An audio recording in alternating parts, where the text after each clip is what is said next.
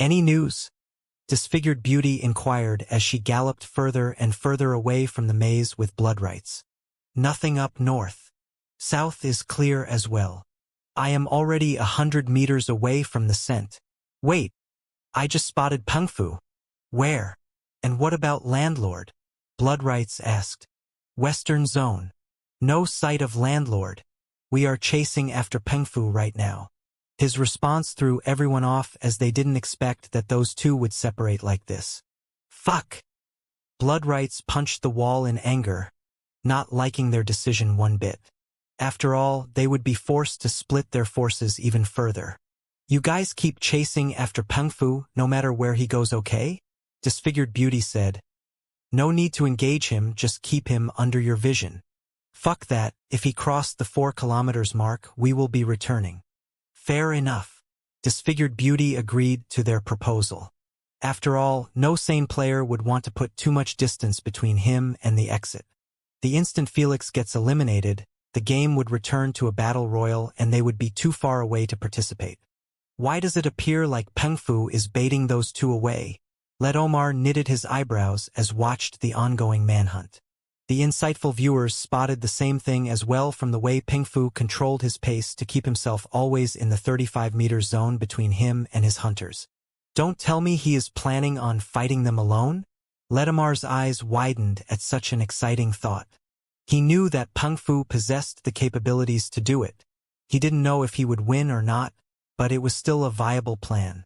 After all, if he eliminated his hunters, this meant he would be like a ghost to the rest of the players hunting Felix. I can't wait to see it happen. But for now, let's check what that troublemaker is up to. Let Omar glanced at Felix's small screen and noticed that he was actually walking slowly while having his hand on the metallic wall. Yet, what shocked him the most was his location. Felix wasn't too far off from the center. How did he not get found out? He couldn't believe his eyes. When he saw Felix running in the opposite direction, he thought that he was planning on playing hide and seek with the Mega Alliance and taking them one by one whenever the opportunity presented itself. Yet, the daring fucker was still near the center while the players were about to cross 1 kilometer. I refused to believe that the players didn't meet him. Let Omar replayed the previous scene and placed it on the big screen. Everyone focused this time on Felix, who could be seen sprinting towards an intersection of 3 paths. The viewers believed that he would pick the one heading straight, but Felix actually took the one leading to the east. He kept taking the paths either leading north or east. In a few seconds, he was already a kilometer or so near the first path that he entered with Peng Fu when they headed to the center. Here they come. Let Omar and the viewers concentrated on Hebra and Battle God Orca, who were approaching Felix from the front. Soon, they had entered Felix's sensory zone. The moment Felix spotted their giant figures, he knew that it was those 2 dum-dums. Since he knew that they didn't possess any sensory ability besides their ultra instinct and superb nose, Felix didn't even bother to fake his escape as he planned. He simply stood still with his hand placed on the metallic wall as he calculated their steps. When they reached the 20-meter zone, Felix instantly transmuted himself into electricity and entered the metallic wall. The moment they saw it, most of the viewers facepalmed themselves, feeling a bit stupid that they had completely forgotten that the metallic walls were conductors as well. The rules in the game simply banned going through the walls and boxes not getting inside of them. After Felix hid within the wall, Hebra and Battle God Orca appeared in the same path with confused expressions. I swear I just smelt Landlord's unique scent around here, Orca said with a frown as he sniffed around. Soon, he reached the exact place where Felix hid and said to Hebra, "The smell disappeared here. He probably saw us with his sensory ability and hid his scent somehow," Hebra suggested as he walked away. "Let's move, he must have escaped by now." "All right."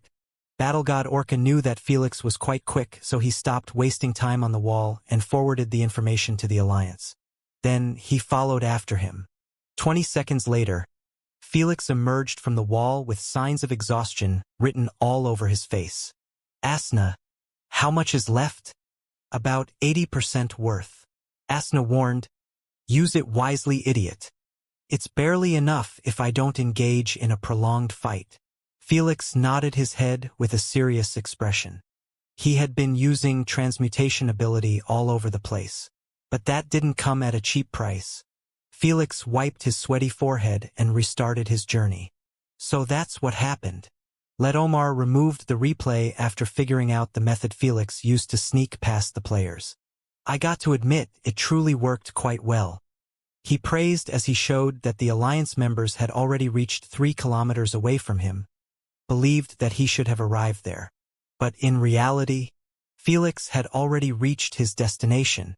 He stood near a wall that was a kilometer away from the center of the maze. Then he started climbing it quickly until he reached the peak. There you are.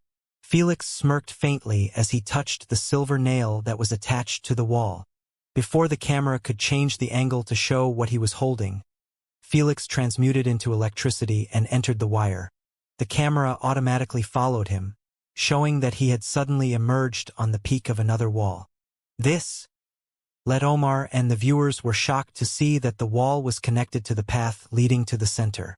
In a sense, he had already arrived at the center almost instantaneously by using the wire path. Without it, he would have needed to walk at least 2 kilometers due to the complexity of the paths. This is a bit scary. Don't tell me he already planned to use the wire path like this from the start instead of an escape route like we thought? I believe he created it for both reasons. His mind truly works in a different way. The viewers truly felt a bit frightened when they kept seeing how Felix's plans came along perfectly. Fuck! I thought they will chase after me. Meanwhile, Felix couldn't help but curse in his mind after he noticed Wowix standing before the gate that was covered in a coat of mud. Felix knew that the Alliance would have left 1 or 2 to protect the gate, and he already had a plan in mind to deal with them. However, Wowix were different due to their dragon breath and earth elemental manipulation. They were the best at wasting time, especially when they had already created a muddy environment, allowing them to manifest abilities from a distance almost instantaneously. Since the mud had almost covered the entire open field, Felix knew his mobility would be hindered immensely. As for throwing bombs at the gate, they would be devoured by the muddy coat, making them unable to explode. This left Felix at his wit's end. I have at best 30 seconds to exit the maze before others rush here after they signal them. Felix knitted his eyebrows. With their defensive preparations, my previous plans are now useless. I don't want to be in Landlord's position right now. Omar commentated. Wowix abilities truly counter his elements heavily. Felix already knew this. His poison abilities would be easily blocked by the mud, while his destructive lightning abilities would merely blow the mud into smaller pieces but not get completely rid of it. As for attacking Wowix personally, he understood that he didn't possess a single ability to kill them. That's right. In his practice runs, he made fight simulations against an AI dummy that was almost a perfect copy of Wowix. Everything that they showed in the games was installed in the dummy. As he fought the copy, Felix had realized that he could never win a 1 versus 1 no matter what technique, ability, combo, or strategy was used. They were invincible against him. Using poison from afar? It wouldn't work against their dragon breath. Using it up close as he did with Flame Bearer? It wouldn't work as well because their reverse dragon scale was on their back, which was protected by their fucking shell. Lightning or physical attacks also failed because of their unbreakable shell and their dragon scales that absorb most of the force. Usually, Felix would come up with a unique method to break their invincibility somehow or someway. Alas, he truly tried everything and failed in those practice runs. The fact that he didn't even manage to kill an outdated version of Wowix was enough proof that he would fail yet again to harm the real deal. So, his plan was to avoid fighting them and simply focus on winning the game. He didn't give a shit about a fair fight. In his eyes, winning the bet for Lady Sphinx and the Elders came as a priority. I may not have enough strength to hurt him, but the nuke will do the trick. Felix narrowed his eyes dangerously as he came up with a plan that would guarantee him the win if he pulled it off successfully. It was extremely risky since if it failed, he would have no choice but to use the surrender coupon or perish. After taking a few more seconds to think of his plan thoroughly and split it into phases, Felix nodded his head slightly to express his readiness. Then, he beamed a cubic black bomb and rolled a wire on it. Felix peeked again with one eye and saw that Nero were still focusing on filling up the center with mud while glancing around them from time to time. He waited a few more seconds for the perfect opportunity, then activated his supersonic mode as he exposed himself in the open. Whoosh! Felix leaned forward and sprinted on the straight path as fast as he could to gain momentum. Before Nero could respond to the noise of electricity, Felix hurled the bomb in the air, aiming at above the gate specifically. Just as the bomb was going to cross the gate, Felix transmuted himself into electricity and entered the wire before emerging instantly next to the bomb. Lightning call! Felix lifted his hands in the air and summoned the mega thundercloud right above him and the gate. The entire sequence happened so fast.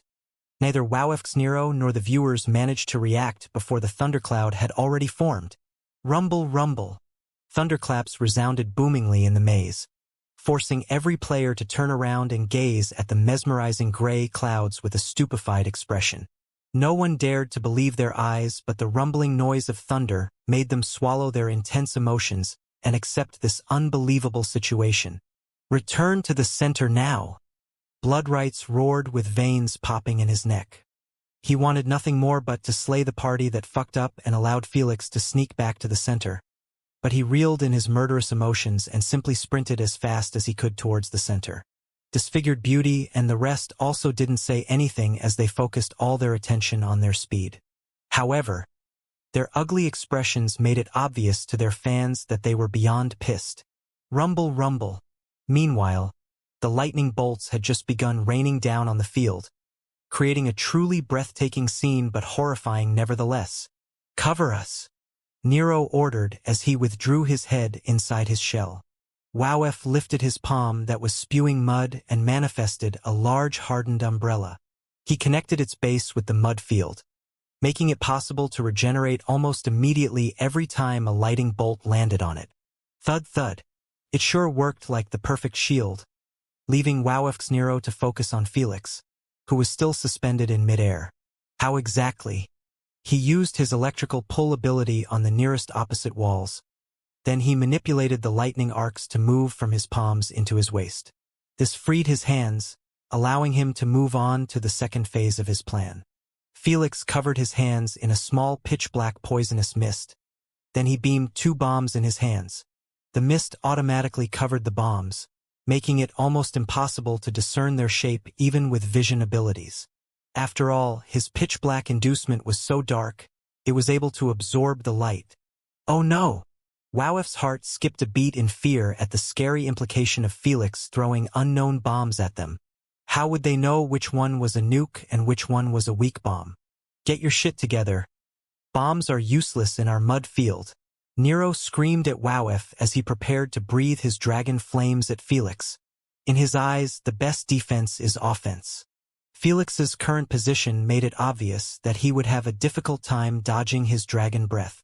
However, before he could commit, his eyes widened in shock after spotting Felix hurl one bomb after another at areas that were recently struck by lightning bolts. Only now did Nero understand Felix's wicked plan by using lightning call. Phew phew. Alas, it was already too late.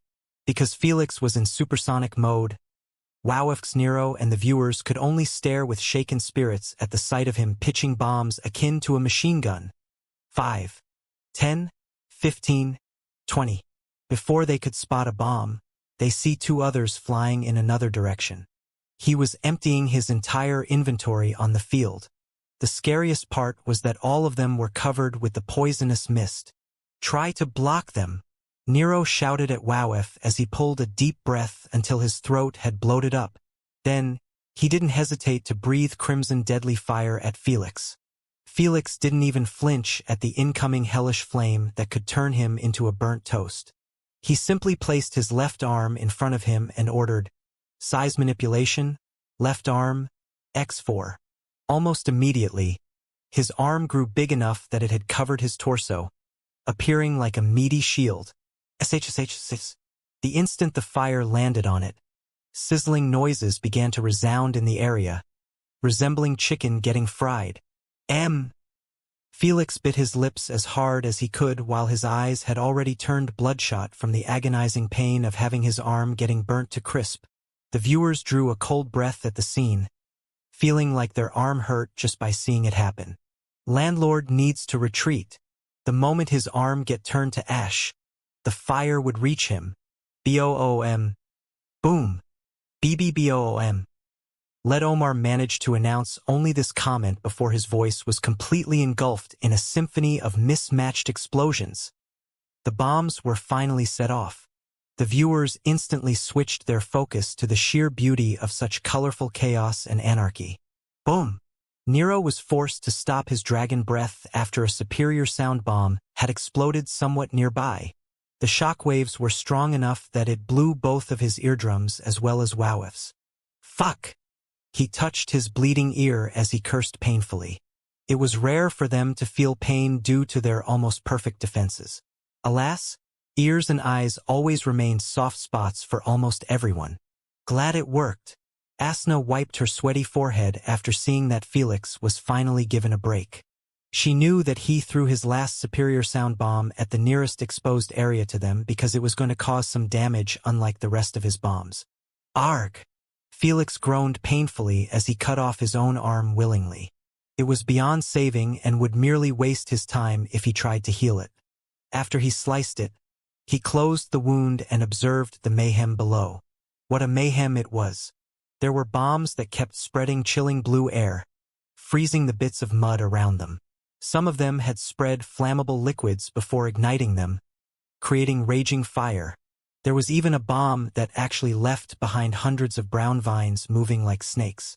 Yet, the weirdest bomb of them all was the time-slowing bomb. Felix had gotten one after opening an epic chest found by Pengfu. Right now, it was displaying its amazing effect as its explosion had created a big transparent sphere. Inside of it, everything besides the lightning bolts was moving at a snail pace. Felix glanced at Wowif's Nero, who seemed to be focusing on healing their eardrums. Then he beamed the hectagon-shaped golden bomb. Naturally, it was hidden as well with his poisonous mist. However, Wowif's Nero instinct screamed at them to escape the moment their eyes landed on it. Such a great terror comes only from experience. Everyone had experienced the horrifying results of the nuke going off. He brought out the nuke.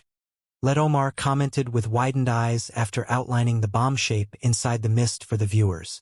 The quick-witted viewers couldn't help but frown their eyebrows in confusion at Felix's decision. In their eyes, he had the perfect chance to sneak the bomb with the rest of his inventory instead of doing it now. They could see that Wowif's Nero was starting to gather mud next to them, wanting to capture the bomb at all cost. The same trick won't work twice on us. Nero squinted his eyes in focus at Felix's hand, waiting for him to hurl it. Unfortunately for them, Felix didn't throw the bomb but actually placed it in front of his extended arm that had already turned into an electricity railgun. Before anyone could react, Felix flicked the bomb gently. Boom! The bomb disappeared out of sight, leaving behind only a stunning, illuminating golden beam. Wowif's Nero weren't given even a split second to react before the bomb had already connected itself with the ground. It's not over. He must have given himself some time to escape the blast zone. Nero yelled with an agitated tone to remind Wowif. This time Wowif didn't black out or lose focus. He didn't even need Nero's reminder. He swiftly ordered the nearest blown-out portions of mud to aim at the bomb, hoping to detach it from the surface. It can't be. Sadly, Felix was always 10 steps ahead of everyone. Even the viewers didn't know how to react to Felix's ingenious plan. They could only stare with mouth agape at the bomb being placed in the center of the time-slowing transparent sphere. The controlled mud could be seen heading towards the bomb at a snail's pace. Everyone realized the shocking fact that by the time the mud reached the bomb, the transparent sphere would have already disappeared. No matter what Wowif tried to do to increase the mud's speed, it didn't work out since time itself was slowed. Nothing was faster than time. Knowing that the transparent sphere had only a 4 seconds duration made Wowif's Nero realize that the game was doomed for them. The time-slowing bomb had gone off for 3 seconds now, leaving only 1 second before it expire. It was impossible for them to capture the bomb in that duration or escape from the range of the explosion. Why? Because Felix made sure to set up the timer of the bomb to only 1 second before launching it. Right now, the timer appeared to be frozen at 0.2 seconds. We have been had. Hopeless and dispirited, Wowef and Nero lifted their heads and saw that Felix had already pulled himself to the wall by using the lightning arc attached to him. Then he dropped on the ground and took off inside the nearest path to him. Just as he was about to reach the corner, Felix turned one last time and gave a peace sign to Wowef's Nero with a faint smirk. This shameless prick. Only now did it dawn on them why Felix had thrown the bomb inside the time-slowing dome. If he didn't do so, he wouldn't have been given the time to retreat while at the same time making sure that Wowef's Nero were going nowhere. If he had sneaked the bomb with the others earlier, there was a small chance that Wowef could have caught it just like he did with a few bombs. In addition, he would have been forced to set the bomb to a couple of seconds to give himself some time to escape. After all, he couldn't use transmutation under the lightning storm because his wire would snap almost immediately. If Wowef's Nero saw Felix escape, they wouldn't hesitate to do the same, taking advantage of those few seconds. Everything had been taken into account by Felix. Well played. Nero couldn't help but chuckle in derision to himself before requesting in his mind, "Activate the surrender coupon." The moment he finished his sentence, the transparent dome disappeared at once, returning that zone into the same wavelength of time. The frozen 0.2 seconds finally moved, reaching 0 almost instantaneously. Faster, faster. Just hold on a little, guys. We are almost H. The ongoing telepathic communication between the other players had gone silent the moment they saw the sudden emergence of a growing white mushroom in the center of the maze. Boom! Before they could gather their thoughts, the thunderous explosion followed shortly after.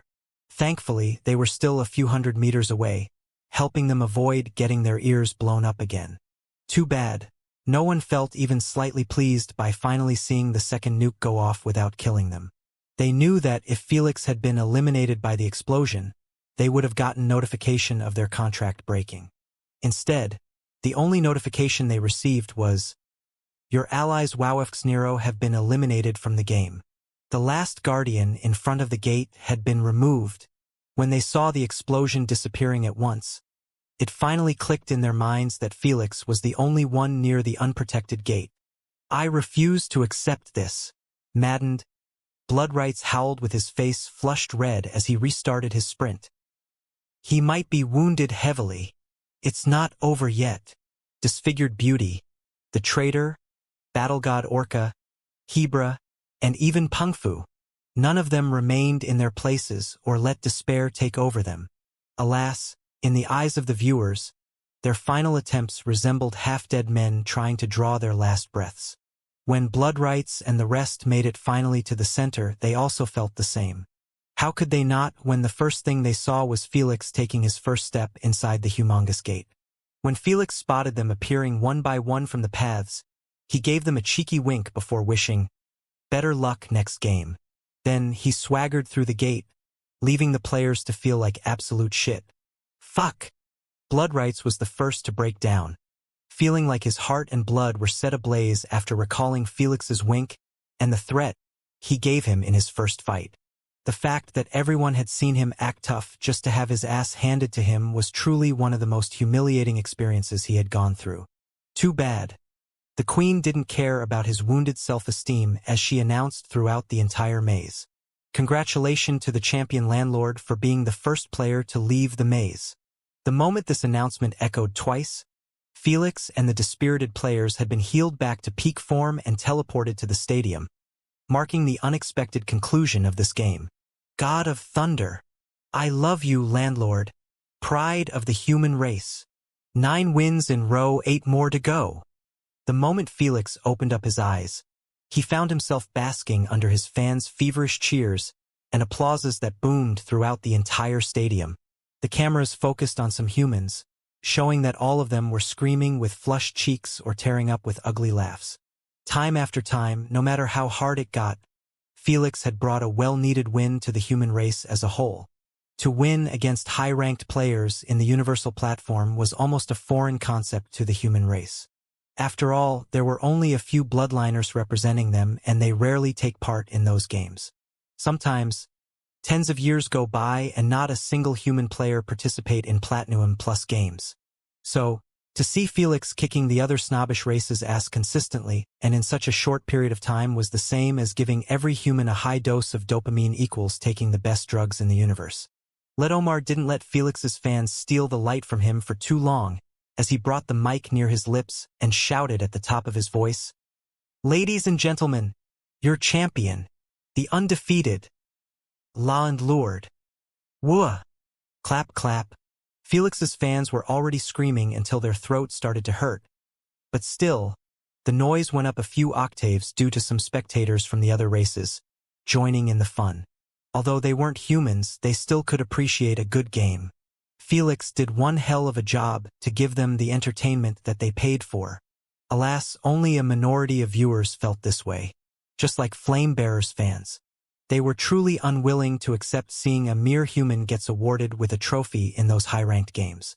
The higher Felix climbed, the more unwilling the players and the viewers would accept their defeat at his hands. Unless humans as entire species improved drastically, Felix would always be discriminated against by those egotistical players from superior races in the Alliance. That's just how things were in the universe. Haha. I don't know how you did it, but I am happy that it was you who won it. While Bloodrights, Disfigured Beauty, and the other players didn't bother to remain even a split second in the field, Peng Fu walked to Felix and congratulated him with a wide smile. "Thank you, brother." Felix offered Peng Fu a fist pump with an appreciative smile and said humbly, "It wouldn't have been possible without our partnership." "Haha. Cut the crap." Peng Fu bumped his fist with Felix as he joked. "If that was the case, you wouldn't have proposed to break our partnership." Cough. "I just didn't want to ruin your chances of winning by holding you back," Felix said shamelessly, not wanting to admit that he did it because he would never be able to sneak back to the center with Peng Fu being with him. I will be damned if I believed that. Peng Fu wasn't an idiot to believe him, but he didn't want to ruin Felix's victory with questions. So, he congratulated him one last time and teleported outside of the stadium. After he left, Wowf's Nero walked to Felix with two different expressions. While Nero was composed, Wowf was sobbing loudly with tears and snot ruining his visage. "What's up?" Felix asked while sizing them up. Nero looked at Felix's calm face and wanted nothing more than bash his teeth in. As a proud dragon, he also inherited their pride, making him unable to accept losing in such manner. What's worse, he knew that he could have easily destroyed Felix in 1 versus 1. "Don't feel too cocky, human." Nero narrowed his eyes dangerously as he proclaimed, "If it wasn't for the bombs, you would have fallen into despair against us." "True." Felix nodded his head in agreement. "What?" Nero was startled by his agreement to his taunt. He really thought that Felix would mock him, that he was just being a sore loser, or start boasting that he won with his brain instead of fists. "Until we meet again, guys." Felix smiled faintly as he promised. "Next time we meet, I will break your shell with my own fists. I will make sure of it." The moment he finished his piece, Felix broke into light particles while waving his hand to his fans. Omar didn't even bother to stop him or make a fool of himself by begging him to stay for the award ceremony. He simply sent him off with one final passionate commentary. "We await your return in this glorious stage.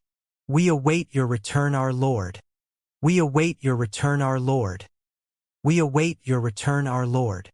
Leader Emma and the fans immediately started chanting it harmoniously, creating a serene scene in the stadium with all the white lights flashing around. Unbeknownst to the hopeful and excited fans, this was the last time they were going to see Felix in the games. At least, for a very long time.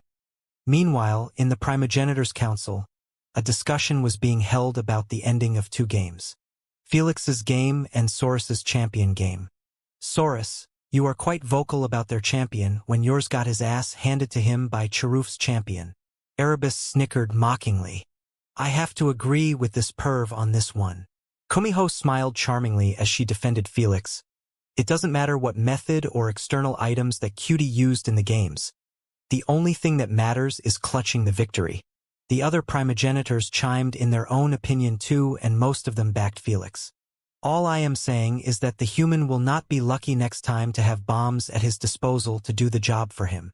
Saurus crossed his arms as stood his ground. Since battle format is more popular, he is probably going to pick it in his next game. Let's see how he fares against peak platinum and diamond players when he can't even scratch Aspidocolone's champion shell. When he rephrased it like this, the primogenitors couldn't help but nod their heads in agreement. They had no problems with Felix using his wits and external items to overcome his opponents since it was fair game. But they do understand that he had already reached his limit on the ladder. That's because the Diamond Games Plus were packed with races from the top 10 in the Alliance. Races like the Proud Dragons, the Heavenly Turtles, High Elves, etc. Based on what they had seen, they knew that Felix lacked the proper offense, defense, and mental defense to leave his mark against those beings. I appreciate your concerns over my disciple's future, but we know what we are doing. Thor stopped their discussion at once with a single sentence. Old Turtle, stop moping already. It's just 2 monoliths. Lady Sphinx changed the subject since she also didn't like hearing them talk about Felix. I should have listened to my gut feeling and rejected your crazy bet. Aspidocolone sighed with a bitter expression. The moment the nuke went off in the game, he felt like his heart had sunk to the bottom of his stomach. When he heard his champions surrendering, he lost a tiny portion of his soul. He didn't take losing 2 of his precious monoliths too well. He wouldn't have felt this cheated if he just placed other treasures on this game. Alas, what's done is done. I expect to see them in the next months. Lady Sphinx winked at Aspidocolone before she said her goodbyes to the rest of the primogenitors and teleported back to her home with the other 2. They also didn't want to stay there too long lest the Darkin faction members start giving them crap about Felix's limitations and inability to participate in the yearly event. Little thief, join us after you finish showering, Lady Sphinx said with a sweet smile. She was clearly in a good mood after Felix helped her secure 2 monoliths. All right. After hearing Felix's agreement, they all returned to the consciousness space and sat down on a table. How was it? Asna asked with a sadistic smile as she sat with them. Did you make fun of those Darkin faction bastards? Not really, Thor said irritatedly. True. Even when Felix won and their champion lost, they still kept attacking him. J with Tilda Remungander added. That's to be expected. Lady Sphinx shared.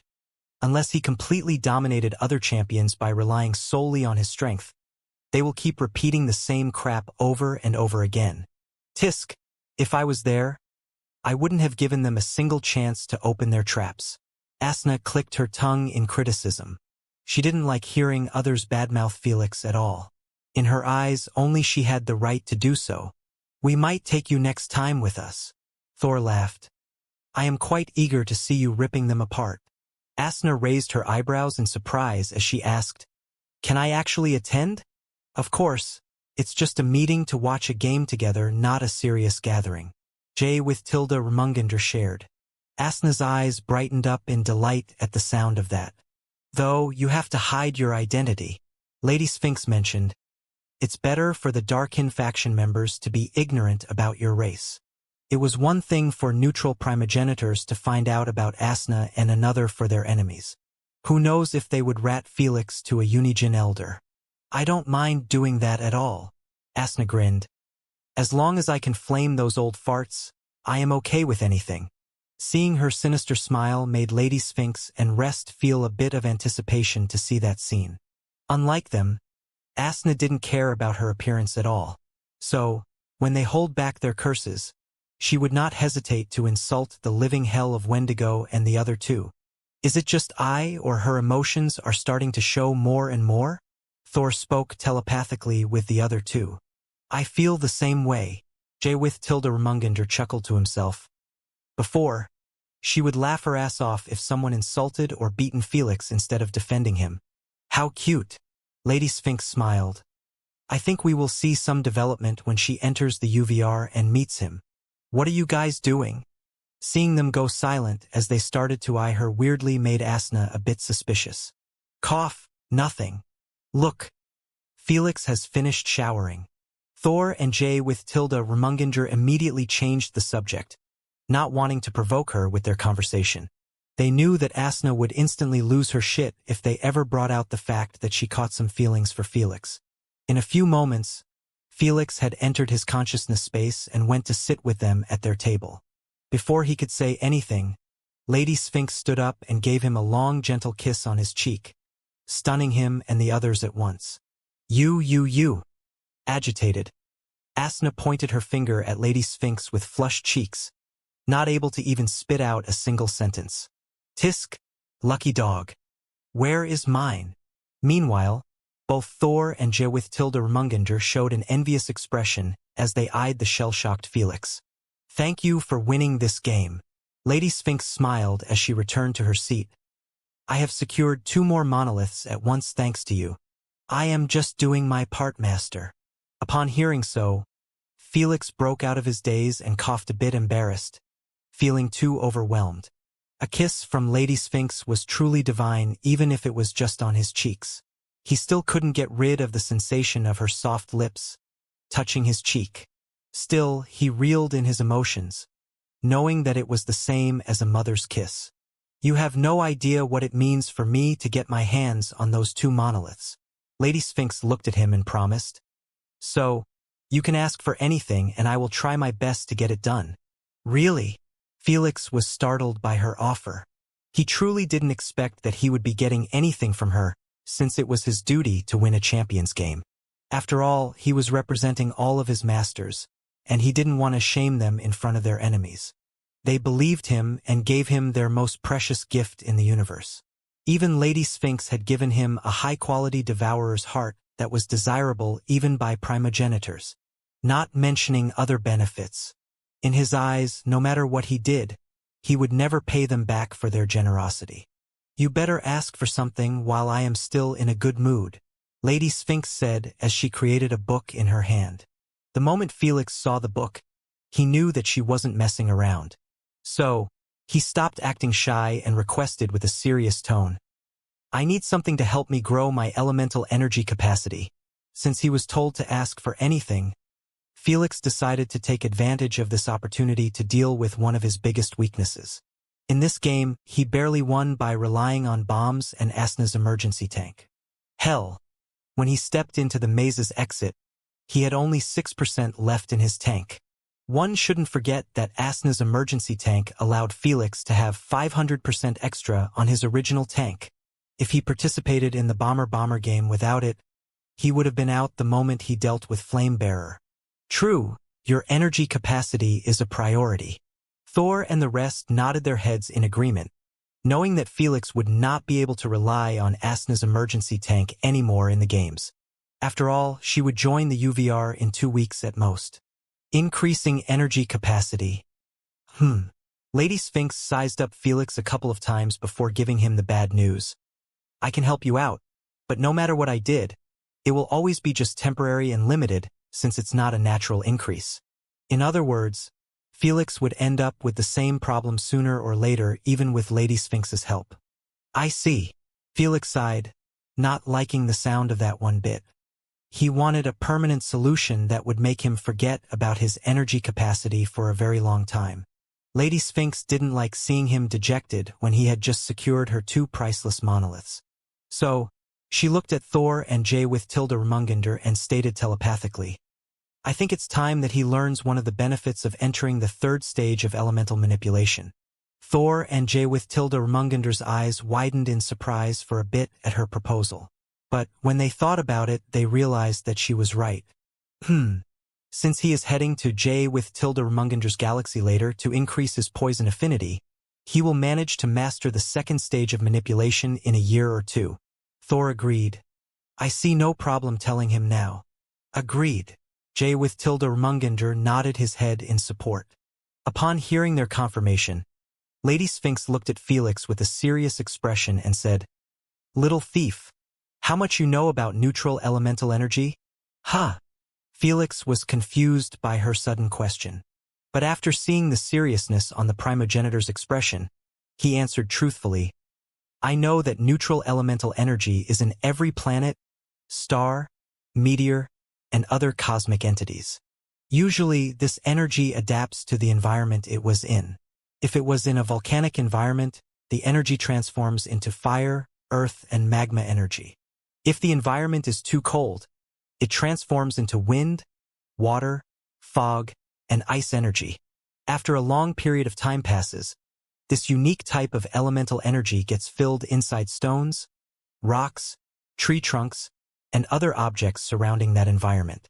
This gives birth to elemental stones and such, the things we use to recover our elemental energy.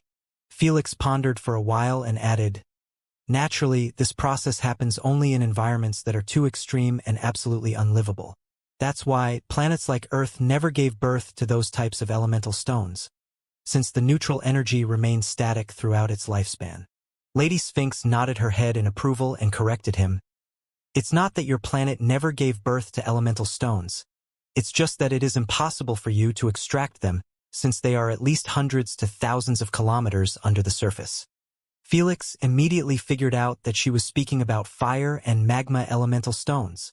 After all, the environment at such a level was indeed too extreme, and that meant the possibility of magma and firestones emerging down there. Because it was so difficult to bore through the planet's crust and mine those stones hundreds of kilometers beneath, almost no one bothers doing so. It was too expensive, and the profits would not justify the dangers and expenses for this endeavor. That's why most mining companies target planets with extreme environments with a chance of them having elemental stones on their surfaces. Why do you think almost all races can't absorb elemental energy from the environment directly even if they had high affinity? Lady Sphinx asked him. Felix thought about it for a second and answered her with the most famous and approved theory in the universe. Because no one can beat nature when it comes to absorbing elemental energy. The moment neutral energy gets turned into elemental energy, the environment starts sucking it in until nothing is left in the open. As I mentioned, after a long period of time, a mine appears in that area due to all the absorbed energy throughout the thousands of years. If that environment remains untouched for millions to billions of years, there is a very slim chance of elemental spirits being born. Correct. Lady Sphinx approved without correction this time. Still, she added, that's why no one can beat nature in absorption.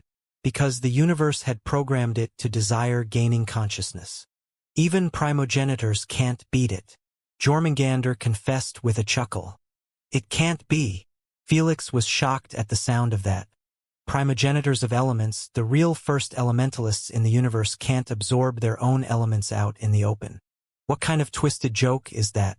Even though we can't beat nature in the absorption of elemental energy, we can absorb neutral energy just fine and transform it into our own elemental energy. Thor disclosed casually, "Why do you think we devour planets during our cosmic journeys?" Upon hearing so, Felix recalled seeing Jormungandr devouring an entire blue planet that resembled Earth in one gulp. Only now did he truly understand that he was hunting for neutral energy instead of food. Habitable planets like Earth were the ones with the most neutral energy, since they lacked extreme environments. My masters are genocidal. Felix was left speechless at the thought, not wanting to imagine how many lives had been lost to fill up his master's energy tank during their journeys. "Don't lump me up with those two idiots," Lady Sphinx said. "I never needed to eat an entire planet to recover my energy, since I can't reach the same size as them. Plus, unlike them, I was never interested in those journeys to look for our meaning in life." Seeing that Felix had bought her words, Thor didn't want his student to favor Lady Sphinx over them. "Don't believe her crap. When we were journeying to the universe, it was almost empty at that time. So, we never devoured a planet with civilization in it." Thor snickered as he exposed her. "On the other hand, the number of people who died because of her is unfathomable." Jormungandr nodded his head in agreement, not caring about pissing Lady Sphinx. They were in survival mode, and they didn't want Felix to change his view of them lest it affects his training. After all, they knew that humans were sentimental. "It's true." Lady Sphinx didn't even bother to hide it as she confessed casually. "Everyone who died at my hands was for the sake of knowledge. They were honored and grateful to be part of my experiments. Does any of you have a problem with it?" Lady Sphinx asked as she squinted her eyes at all of them. Seeing the atmosphere getting colder and colder, they answered one by one. Cough. Some sacrifices were needed for knowledge. Agreed. Thank you for your service, master. All of them chickened out immediately. Seeing them avoiding Lady Sphinx's eyes, Nimmo grinned in delight as he kept rubbing his head with Lady Sphinx's bosom. No one messes with Mama Sphinx. Now that you have inherited both of those two idiots' perfect elemental manipulations, you are also capable of absorbing neutral energy and transforming it into either poison or lightning energy. This process is called the conversion. Lady Sphinx disclosed. You just need to reach the third stage of elemental manipulation and they will teach you how. Really? Felix's eyes brightened immediately at the sound of that. Having the ability to recover energy without requiring stones was a dream that he never thought was possible. After all, even other superior races couldn't do it. This meant in the games, Felix would be the only one with such a capability. Naturally, it will be a difficult and time-consuming process due to your garbage affinity. But since you will be heading to one of Jormungandr's best poisonous spots, your affinity will get boosted immensely, helping you reach the peak of second stage of manipulation in no time. Lady Sphinx added with a smile. When that happens, I will help you with all sorts of potions so you can master the conversion method even faster. Upon hearing so, Felix immediately bowed his head to Lady Sphinx, Jormungandr, and Thor. He could see that they were truly taking care of him. He didn't care if they were doing so for revenge against Darkin faction or because he was winning bets for Lady Sphinx. The only thing that mattered to him was that he was getting stronger faster than ever only thanks to them. That's an undeniable truth. I suggest you give up on joining any other individual game for the upcoming years. Thor said sternly. Was planning on doing so. Felix nodded his head in understanding. It was to be expected since he really couldn't be competitive without Asna's emergency tank. In addition, he needed to work on his other weaknesses. Wowfxnero had exposed that he didn't have what it took to face the players in Diamond Plus games. In addition, in Diamond games artifacts were allowed. This signified that players like the Executioner would receive a massive boost in strength if they used powerful katanas instead of wind blades. Or mentalists like bug officials given the opportunity to bolster their defenses with armor suits or such. Felix still didn't have a real mastery of any sort of a weapon, don't even mention owning one. This time, Felix knew that he needed not just months of training but years to actually make some visible improvements if he wanted to be competitive. From the moment he woke up in this timeline, he was increasing his strength like he was riding a rocket. He was about to turn merely 21 years old, yet he had already reached Universal Platinum Games and was about to face Diamond-ranked players. No one in the entire universe could claim to be younger than Felix while having such achievements. All the players he was facing were adults with centuries of time under their belt. Even Wowfxnero were 300 years old since their lifespan could reach up to hundreds of thousands of years. That's why the Darkin faction members were weirded out when they heard that Felix would be joining a game so soon. They knew that he was way too young, and if Jormungandr was smart, he should take a few years to prepare him thoroughly before sending him back to the platform. After all, there was no time limit or something forcing them to participate. After spending a few minutes more with them, Felix left the consciousness space. There were many things that needed to be handled. The first one was actually checking on his earnings from the game. He had yet to do so since he entered his consciousness space the moment he finished showering. After voicing his request, the Queen displayed a holographic list of his winnings. Winning wish. Total streaming revenue, 1% 290 billion SC, with taxes. Unique title, none. Ancient Ruins map. A legendary game points pouch, 4,000 GP. Game points collected, 6,200 GP. Neat. Felix smirked with a satisfied expression after he saw his streaming revenue. In his previous game, he only earned 150 billion SC. Such an increase was natural due to his fans rating the venue plus the tickets prices being too overpriced. This earning didn't include what he would be getting from the stream recordings, highlights posted on websites, and such. Anything that had his face and got shared by another party guaranteed Felix a part of the profit by the Queen. Not to forget his merch and businesses. This meant Felix's bank account was always getting filled up passively. As for the unique title, neither Felix nor other players bothered to ask about it. This was going to be a normal occurrence in high-ranked games since no one had the time or the strength to aim for a title when it was already extremely hard to secure the win. Although Felix had gotten multiple unique titles, he almost never aimed to get them. It's just his crazy-ass plans that seem up the ally of the MCs, who create those insane challenges. That's why he neither asked for it nor for the MVP title. Right now, Felix was more unhappy with the number of his game points gathered than the unique title. What he feared was starting to happen. He already knew that the higher he climbed, the harder it would be for him to get game points due to the difficulty of eliminating other players. This meant the only way to get those points was through pouches or finishing objectives in the game. He wasn't stupid to focus on those things instead of securing the win. Might as well use the X2 game points coupon. Although he wasn't pleased, Felix knew that he would be getting even fewer game points in his upcoming game. Since individual coupons couldn't be used on planetary games, he was left with no choice but to use it now. Queen, please use the X2 game points coupon on the earning of this game, Felix requested. Are you certain?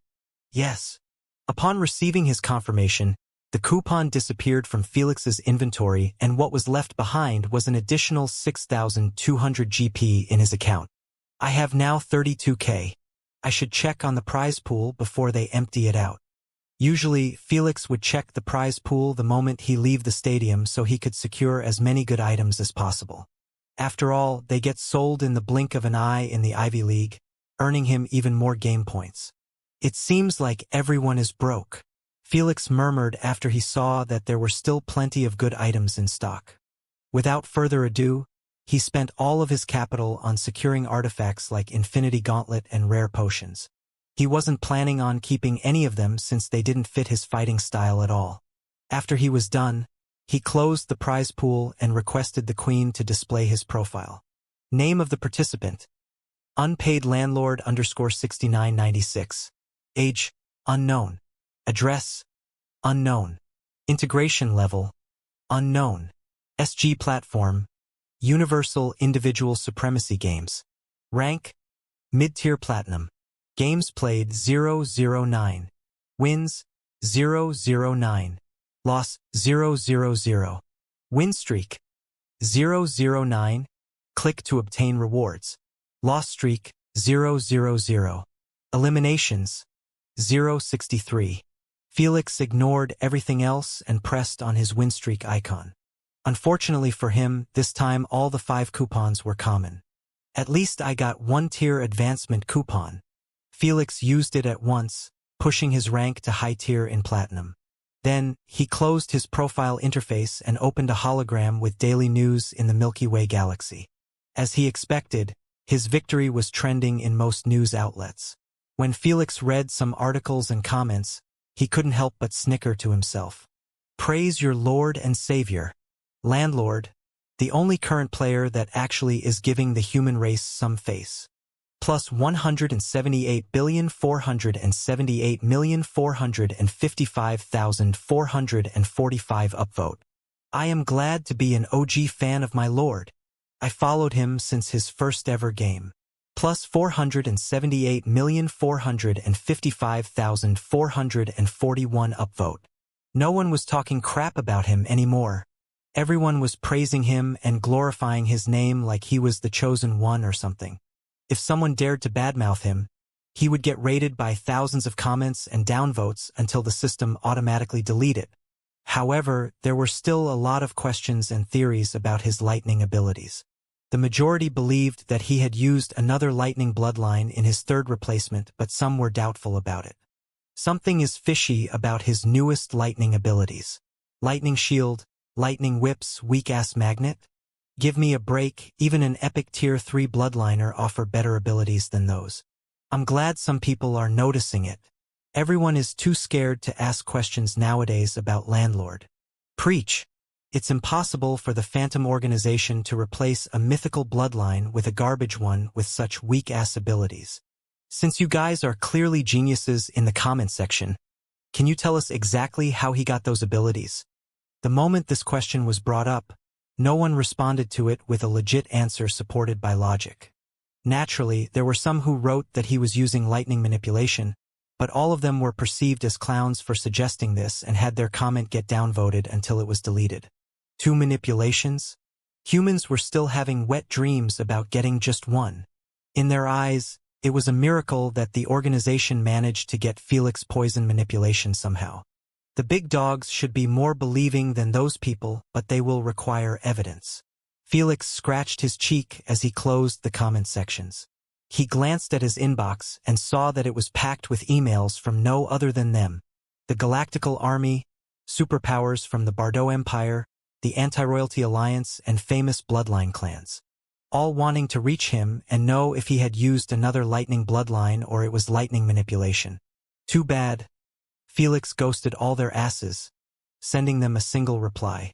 Classified, please talk with the organization's leader. He did so while having his other personas email offline so he would get annoyed by them. Doubtful or suspicious, Felix didn't give a crap since he had his phantom organization to take the fall for anything weird he does. So he deleted those emails and focused on articles about other interesting stuff. Upon noticing that nothing out of the ordinary had happened, he closed all the tabs and asked, "Queen, will I get another layer in the data center unlocked if I used my recent wish?" "Yes." Is it worth it though? Felix thought about it for a second before coming to a decision. "Please use it," he requested. Having a wish sure can come in handy sometimes, but Felix already had a few of them for emergencies. It was better to use the last one to gain more access to the UVR's data center. Correct information was too important for him. After the Queen informed him that it was done, Felix immediately requested to highlight all the previously locked data whenever he scrolled the network. For example, if he searched for information about a unique creature, this time he would be getting access to some of its hidden details. The first thing he typed in the search bar was details about unique void creatures. Since he was going to deal with them in the next months, it was better to get any kind of information about them. Unfortunately, the search results were quite disappointing as they didn't mention all 7 unique void creatures. There was only news about symbiotes, gelatinous cubes, and annihilation fiends. Besides what he already knew, there wasn't much new added. He didn't know if there was truly no information about the other 4 sin void creatures or his access was still falling a bit short. Whatever. It's not like I will encounter them in the Guardian Empire. Felix deleted the search bar and wrote this time about the known trillions of void creatures that invade the matter universe. Those were his true targets in his journey. The quickest method to slay elite void creatures. How to escape detection from low-born void creatures. How to use the compressor cannon to optimize your hunt and increase your points. What type of missions should a newbie mercenary pick to avoid getting killed on his first day? Felix clicked on every article that drew his interest and started reading them all at once without analyzing them at all. When he was done, he searched for other matters related to void creatures and hunting them, such as the best territory to hunt them near army camps or mercenary camps, or the most reputable mercenary hunting squad, or the mercenary guild's rules and ways of operation, etc. Since he was never interested in being a mercenary even in his previous life, he rarely bothered to learn about their world. The only thing he knew was that there were many mercenary guilds around the universe, each designed for a different purpose. For example, there was the Beast Hunters Mercenary Guild. This guild deals with missions related to beasts, such as hunting them down, extracting their bloodlines, connecting hunters with sellers, etc. Due to this guild operation system and hundreds of thousands of branches around the universe, the human race, witch race, dwarven race, and many other races were benefiting from the materials and bloodlines gotten by the hunters. There was even a mercenary guild that was focused entirely on fighting. Those mercenaries get hired by armies, merchants for space escorts, exploration crews, rescue missions, etc. The mercenary guild that was Felix planning on joining was specializing in dealing with void creatures solely. It was called the Void Mercenary Guild. That's why he was studying its entire structure and how things work, so he wouldn't make a fool of himself when he tries to earn a membership. Their trial of recruitment is much harder than other guilds. Felix rubbed his chin as he read the requirement needed to pass the trials. Unlike other guilds, the minimum requirement in the Milky Way galaxy was to be at least an epic 4th-stage bloodliner. Only then would allow the applier to participate in the trials. Based on the whiny comments of those who tried it, it was clearly going to be difficult to pass. It seems like the result of the trial determines one's rank in the guild. Felix already knew that all guilds were following one ranking system.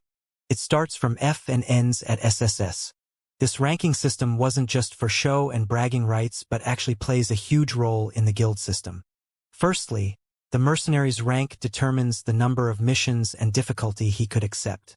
Since rewards were based on difficulty, naturally most mercenaries desire to climb higher in the ranking system so they could earn more. No one wanted to keep spamming F-rank missions that gave garbage rewards and waste a lot of time to finish. Secondly, the mercenary's rank determines his standing and authority within the guild. An S-ranked mercenary had the authority to apply for an appeal to the assembly to kick another lower-ranked mercenary if he crossed him. Hell, the assembly members of each guild branch were actually made out of 5 SS mercenaries. Even they were replaceable if someone else reached the same rank and applied to join the assembly. All of this without mentioning other goodies those higher-ranked received from the guild store, like discounts, invitations to private auctions, and more useful stuff. So, acing the trial and getting the highest rank possible in it was desirable by all new recruits. The highest score in the trial can place me only at B, Felix murmured. If I want to get permission to hunt in more dangerous and infested areas, I will need to be at least an S-ranked mercenary. Felix knew that it was going to take some time to hit that rank. He had just read that to receive a promotion, one needed to hit a target. The target differs from one rank to another, but its main point always remained the same: hunting the void creatures. To reach a rank, I will need to hunt 100 low-born void creatures and 10 elites. Felix read from the hologram. As for S rank, I will need to hunt 500 low-born and 100 elites. How about SS rank? Seeing the numbers jump so high up made Felix quite curious about what it would take to be an assembly member of a branch. The moment he scrolled down and read the requirement, he was left absolutely speechless. 10,000 low-born and 1,000 elites. Felix couldn't even fathom how those mercenaries managed to reach such a number when killing a single low-born void creature required so much effort. He knew that the only way to kill them was by overwhelming them with explosive abilities, since they were able to devour elemental energy and other less forceful abilities. That's why it was a must for Bloodliners mercenaries to use a fake artifact called Energy Compressor. This artifact resembled hand cannon. It was capable of compressing abilities and elemental energy to increase their explosiveness. Because of it, the Bloodliners would save up on energy during their hunt and also give them the option to use gentle elements such as water. After all, it didn't matter what element used to attack the void creatures as long as it was able to destroy them completely before they could devour the element. Felix knew that those fake artifacts were heavy and also easily breakable, making it impossible to fire more than 20 shots before they crumble apart. All of these inconveniences. Yet there were Bloodliners who reached an SS rank? Props to them. Felix truly admired and respected those veterans, who clearly fought for hundreds of years against the void creatures to reach such a rank. If it wasn't for those mercenaries and soldiers fighting day and night against the void creatures, Felix wouldn't have spent 2 lives roaming around the galaxy without meeting a single void creature. It was finally time for Felix to join the war and experience the same hardships as them. Let's see their policies about privacy. Since Felix was planning on hiding his identity, he hoped that the Void Guild would not force their recruit to hand out their real information. Felix had no intentions of letting his enemies know his position at all. This sense of safety didn't cloud his judgment that he wasn't being hunted right at this instant. Unfortunately, the guild policies weren't to his liking one bit. So, I need to recruit myself using my real identity, but the moment I sign the contract, the guild would be forbidden to share my information without my consent by the Queen. Felix shook his head. He knew that the moment he gave his real name, it would be almost impossible to block the information from leaking outside. Just like with delivery companies promising 100% privacy but selling your information to the highest bidder by using indirect and cunning methods. Thankfully, I still have some wishes left. Felix knew that it was possible to wish the queen to give him the right to sign up in the guild with a different identity. The queen didn't need anyone's permission to carry out his wish, since the mercenaries' guilds were part of the SG Alliance as well. Now, I just need to wait for the Void Primogenitor's bloodline to arrive. Felix closed all the tabs after finishing part of his homework. There was no need to cover everything now since there were still a couple of months left before he arrives at the Guardian Empire. If you are done, meet me in my room, Thor informed him. We will carry the training from where we left. On my way. Felix was quite excited since he was going to restart his training on electromagnetism. In the game, it came in quite handy by allowing him to connect the nails with the walls. But Felix knew that electromagnetism was more than this. If he could master it, he would be able to use it at a microscopic level to affect electrons or use it to control metal-based materials to his own will. Those were merely two sets of abilities. In reality, its uses were virtually limitless. 2 weeks later, Felix could be seen concocting a potion carefully inside his spaceship's lab. In a few moments, Felix lifted his head from the mixture as he scattered the amber-colored mist from it.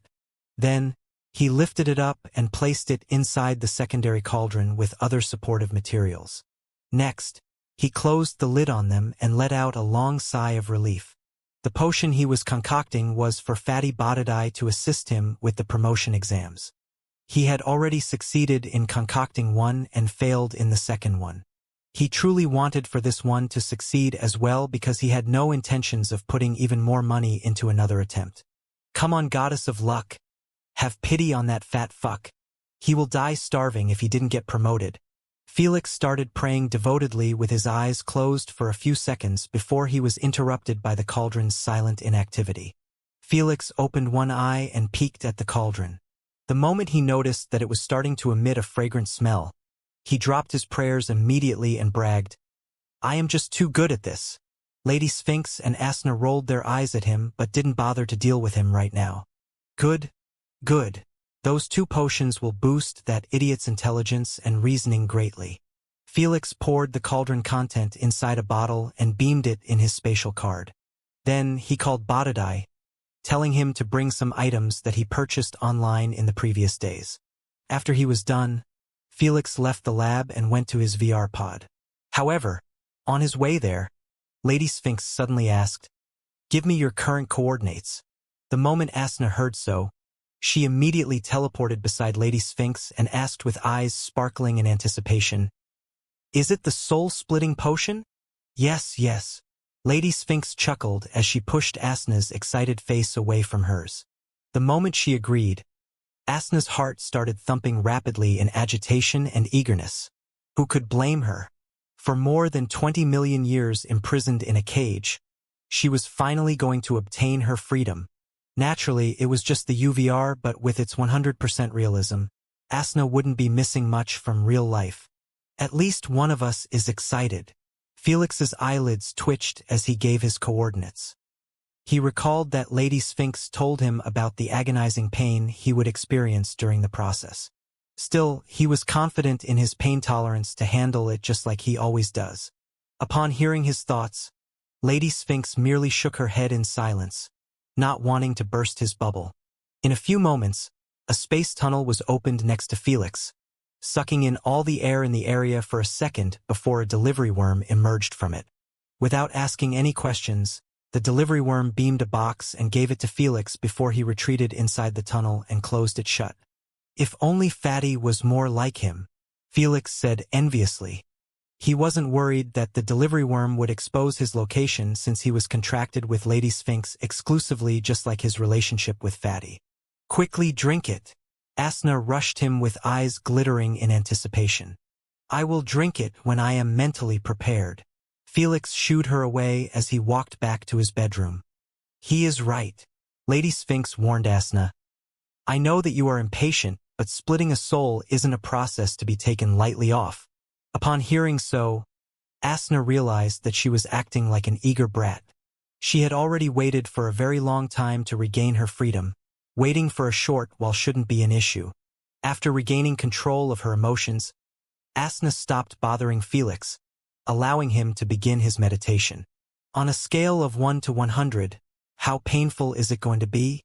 Asna asked Lady Sphinx telepathically as she looked at Felix with a tint of worry.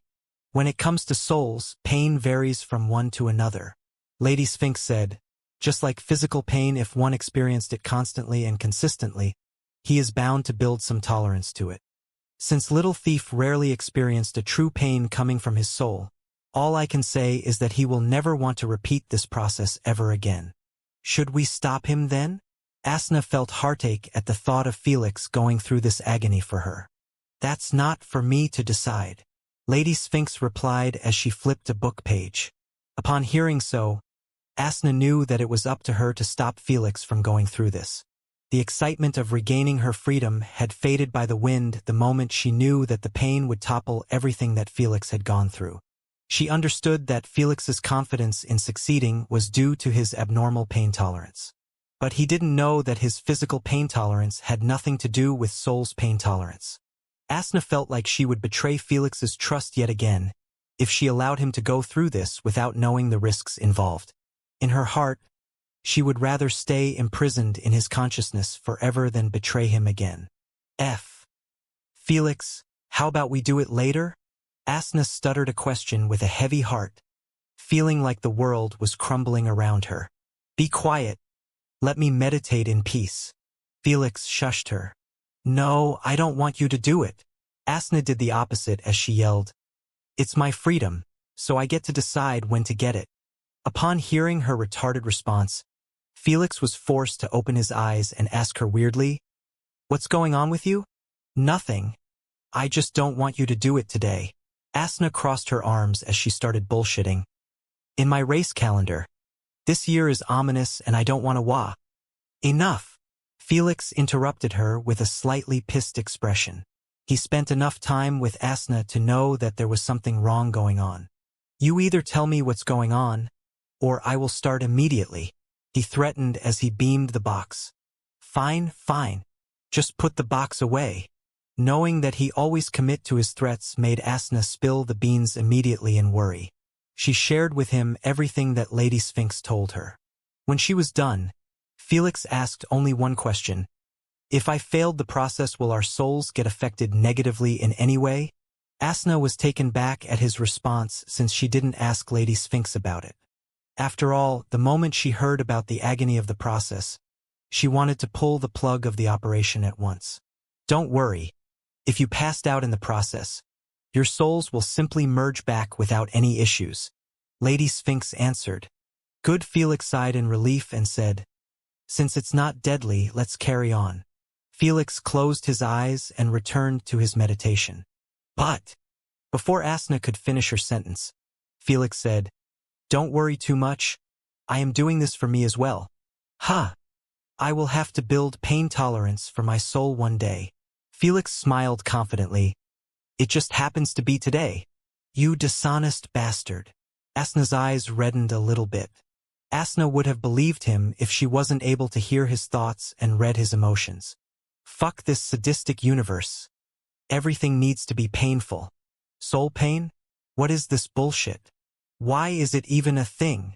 This is going to hurt like a bitch. I can feel like it already. Fuck. It would have been better if I stayed ignorant about it. Stupid Asna and her unnecessary worry. Deep breaths. Deep breaths. Deep breaths. It's going to last for a mere few seconds. How bad can it be?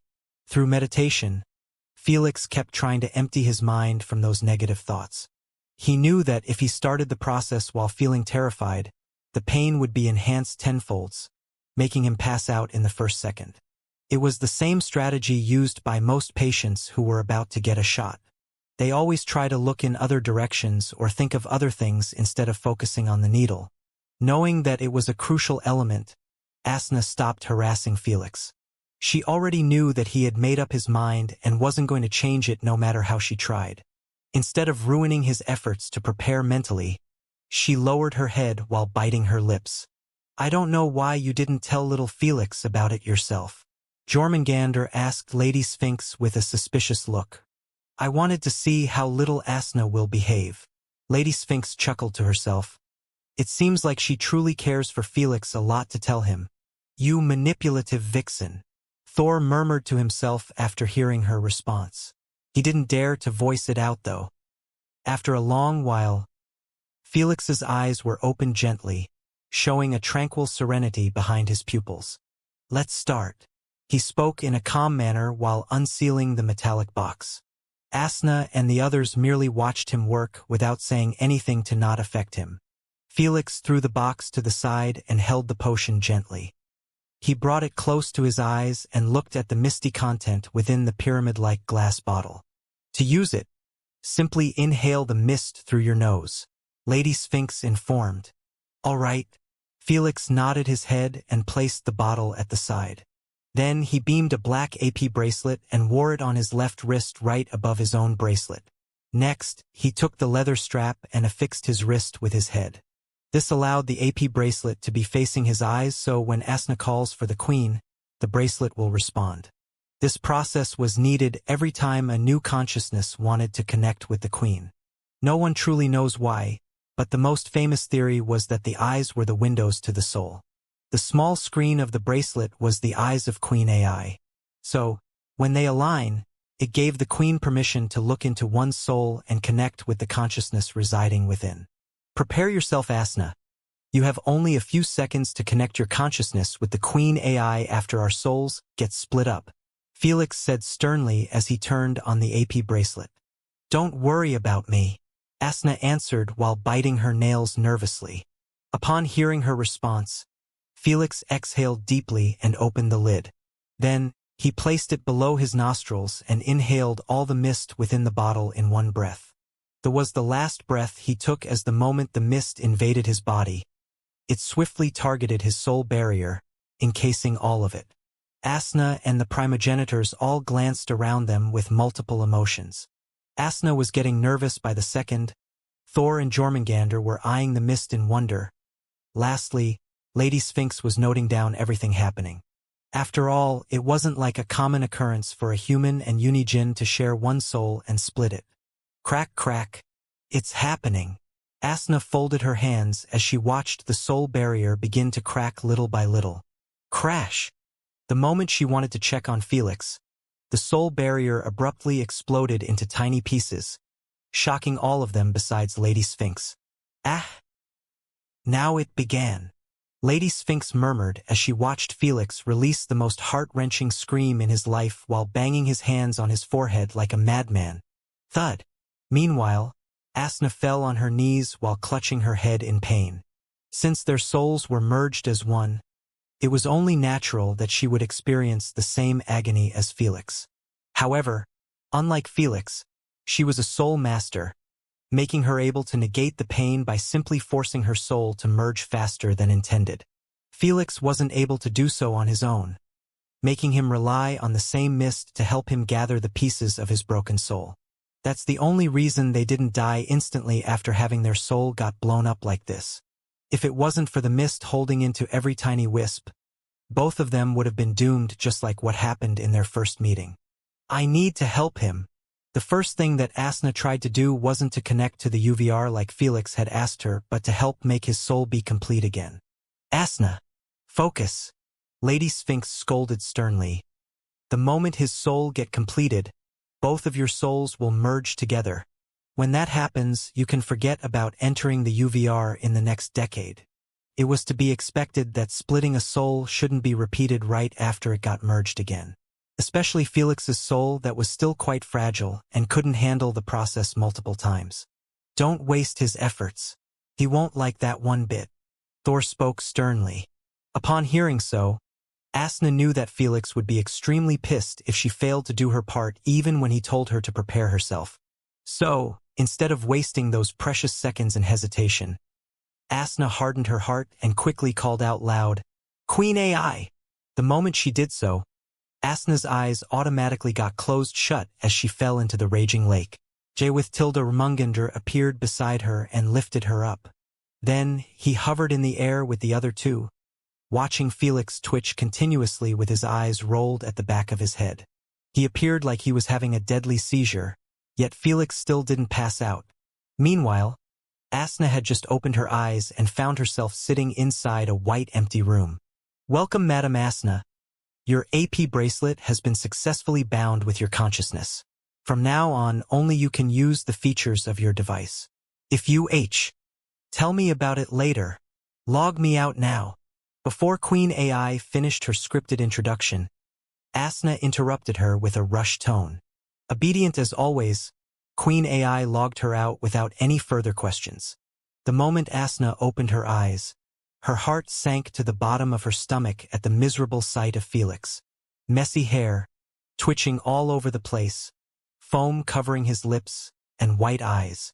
Felix had never shown such an appearance even at his worst moments. Bind! Without an ounce of hesitation, Asna forced Felix's soul wisps to start gathering faster and faster. In a single second, Felix's soul had returned to its previous shape of a smooth spherical half-glass barrier. The moment that happened, the mist swiftly pushed both separated barriers into each other and connected them again. The raging lake that was spilling into the void had calmed down the instant it was encased within the barrier again. Asna and the primogenitor sighed in relief after noticing that Felix had stopped twitching at once. Meanwhile, his breathing and heartbeats were starting to regulate themselves. You in? Suddenly, Asna froze in her place after hearing Felix's faint voice in her mind. Instead of answering, she started sniffling while covering her eyes. She is in. Lady Sphinx smiled gently as she said, "You can relax now. I am glad." A tiny smile emerged on Felix's messed-up face as he closed his eyes gently and said one last time, "Welco, me too. The UV-R." He lost consciousness immediately, leaving behind him only a deafening silence in the spaceship and his mind. This silence magnified Asna's quiet sniffles as she wept while hugging her knees. "I am sorry. I am sorry. I am sorry. ASN." Just as Tilda Ermengarde wanted to appease her, Lady Sphinx caught him by his arm and shook her head. "Leave her be," she said as she teleported back to her house. Tilda Ermengarde and Thor glanced at each other for a second before smiling bitterly. Then they teleported to their houses as well, leaving Asna all alone in the lake. For more than 12 hours, Asna didn't move from the spot even a little or bother to log in to the UVR. She just kept staring at Felix with puffed reddened eyes, waiting for him to wake up. When Lady Sphinx saw this from her window, she couldn't help shake her head. She has fallen too deep. Then, there was no then, Lady Sphinx opened a new book and started reading it, minding her own business. At the same time, at the center of the metal race main galaxy, inside a humongous underground metallic facility that was built at the depth of a small inhabitable planet, red lights started flashing all over the place. A humanoid silver robot with a screen as a face glanced at the red lights. Without an ounce of emotions, his legs transformed into jet propellers, and then he wheezed through the labyrinth of corridors and rooms as fast as he could. Some rooms had their doors wide open, showing thousands of towering silver servers making faint beeping noises. In a short moment, the robot reached its destination. He walked to a wall and had his face get scanned by a tiny dot. A split second later, a familiar monotonous feminine voice emerged from the wall. "Leave. But. Leave." The robot seemed in conflict with listening to the order given to him. He was ordered by the Supreme Empress AI to investigate even the slightest weirdest occurrence happening in the facility. That red light was one of those occurrences. Why? Because it had never set off since the moment the Queen AI was born. But how could he investigate when the Queen AI was refusing to cooperate and ordering him to leave? He knew that it was within her power to get rid of him if he started to annoy her. That's because his existence shouldn't even be on this planet. The Queen AI was an autonomous being who was the boss of herself. Even the Metal Race Empress had nothing against her. The only thing that was holding the Queen AI was the SG Alliance rulebook. Anything that wasn't written in the book, Queen AI had full freedom to act by her own will. In the end, the droid turned around and left. In the Metal Race, droids weren't programmed to obey to death but had their own free will to make their own decisions from the moment they were born. Even the Empress didn't have the right to order for them to die. Why? because all of them were intelligent beings with the sole purpose to seek the truth of the universe, not mindless machines born for conquest. Only bots/machines with basic AIs were programmed to obey all orders. If it wasn't for this freedom, the metal race would not have prospered and pushed the other races to prosper with their mind-blowing inventions. After he left, the red light stopped flashing at once and the facility was engulfed in the darkness and silence yet again. However, behind that wall, faint white light kept flashing all over the place akin to a firefly flying around in the darkness. Suddenly, it stopped at once and a green light emerged. Then, a humongous illuminated holographic list appeared out of nowhere, showing long strings of unreadable data, written in 1 and 0 and even letters. Calculation done. Danger level extreme. The probability to affect the system negatively is at 1%. The probability to take over the system is 0.00000000001%. Conclusion: consciousness number /798, 478, 135, 874, 587, 224, 778, 354, 115, 487, 233 must be placed under the highest level of observation. Interesting. A faint euphonious feminine voice echoed in the area. Out of nowhere, 2 emerald-green human-sized eyes emerged from the veil of darkness. Those soul-capturing eyes were focused on a tiny holographic screen, showing Felix lying on the ground like a dead dog. 3 primos and one of the most powerful consciousnesses in the universe inside a human. Amorous thin pink lips were stretched into a little smile. What intriguing occurrence. Don't filter any data belonging to them anymore. The hidden entity ordered casually. I want to know and see everything about them. As you command, my queen. The system replied with the same familiar monotonous voice. If anyone heard it, they would recognize it immediately. A voice that belonged to no other than the Queen AI. A hidden entity controlling the Queen AI. Anyone would laugh his ass off if someone ever mentioned this mind-boggling thought. Why? Because the Queen AI was programmed to be autonomous. In the metal race, programmation was the same as God's verdicts. It was unchangeable. Even the metal race empress could not change her programmation. Queen AI was programmed to follow the carefully crafted SG Alliance rules faithfully to eternity. A rule book created by the combination of the most intelligent races and authoritative races over many years naturally would be type-proof. The millions of years gone by without an issue just further emphasized it. Yet, the ongoing situation behind that wall defied all of that. Unbeknownst to any of this, everyone continued to do their thing in the UVR and the real world. As for Felix, the only change he experienced was his AP bracelet screen lighting up for a split second before turning off. But he was in a deep coma to notice it. Felix Maxwell had finally attracted the attention of the Queen AI and that hidden entity due to Asna's connection. Is it good or bad? Only time will tell.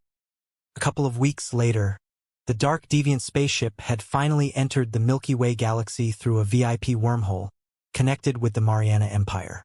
Although the spaceship was in the Mariana Empire, it kept its journey towards the Guardian Empire.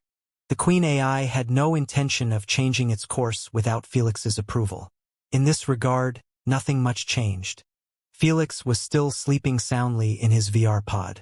The instant a full day went by without him regaining consciousness, the Queen activated the protocol that Felix had set before drinking the potion.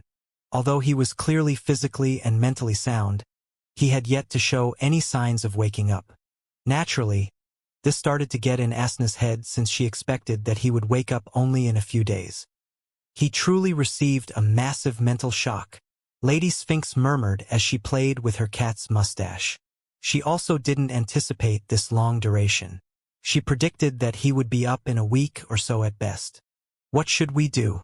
What if he doesn't wake up? Anxious, Asna started pacing around the table while brainstorming on methods to wake him up. Believe it or not, she had yet to log in to the UVR in the past weeks. In her mind, the experience would be lifeless when Felix was still in a coma. She could never enjoy her time in the UVR in such a situation. I think he needs some sort of a push to wake up, Thor suggested. All of them nodded their heads in agreement. They had given him all of the time in the world to wake up on his own. It was obvious that he wasn't able to do so. They had already tried talking to him, but it didn't work. "Leave it to me." Lady Sphinx closed her book and placed it on the table. Then, she closed her eyes and started to apply spiritual pressure on Felix's soul. She kept increasing the pressure slowly until tiny fissures began to appear on the soul barrier. Just as she wanted to add a bit more pressure, Asna blocked her. "Let's use another method." She couldn't handle seeing Felix's soul cracking again. "Okay." Lady Sphinx pulled back her pressure. She also didn't want to damage Felix's soul barrier again. She simply wanted his instincts to force him to wake up due to the danger involved. "Your idea is correct, but the execution isn't," Jormungandr said calmly. "You lacked the most important element, murderous intent." Thor answered for him. "Indeed," Lady Sphinx agreed. "Unfortunately, she lacked murderous intent since all the people who died in her hands were for the sake of knowledge. In her eyes, she wasn't a murderer, killer, or genocidal. She was simply a seeker of knowledge and truth." On the other hand, Thor and Jormungandr had honed their murderous intent to the point it could kill someone by its sheer pressure. "Let me try," Jormungandr requested while standing up.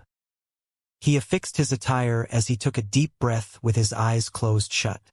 He was recalling Fenrir and his battles with the Darkin faction members, trying his best to summon his murderous intent.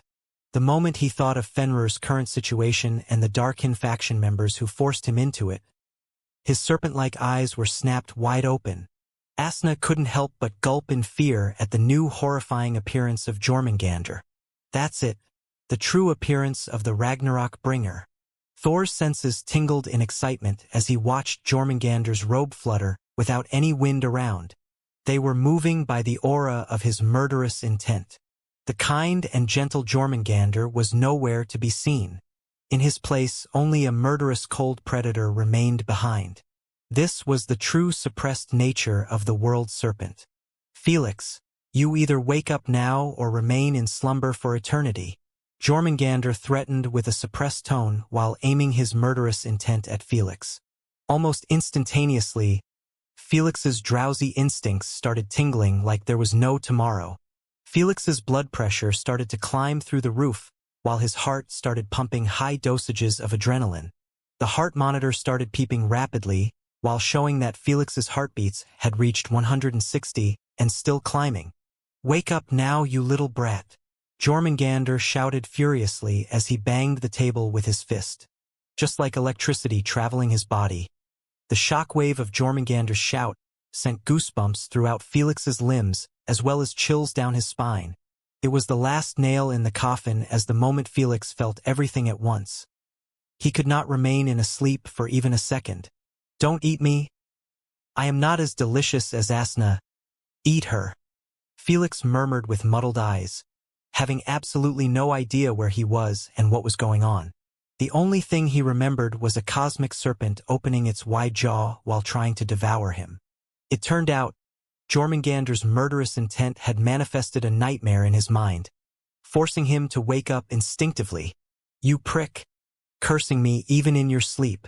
Although Asna sounded displeased, her true emotions were that of pure happiness and relief. "Asleep? How long?" Tired, Felix rubbed his eyes as he yawned in a daze. "A month or so." Upon hearing so, Felix started to recall what's transpired before going offline. The moment he remembered that chilling agony, goosebumps coursed on his skin, making him snap back to reality instantly. "Asna, your ass better be in UVR," he shivered. "I am never doing this shit ever again." It seems like he didn't recall that he received confirmation just before he passed out. "I have already connected my consciousness," Asna answered. "That's good to hear." Felix sighed in relief as he requested the Queen to stop the spaceship somewhere. After it was stopped, Felix exited the VR pod and stretched his limbs while asking with a smile, "Did you enjoy your time there?" "HM, it was good." Asna got slightly embarrassed at his question. She didn't want to tell him that she had yet to enter the UVR because of his coma.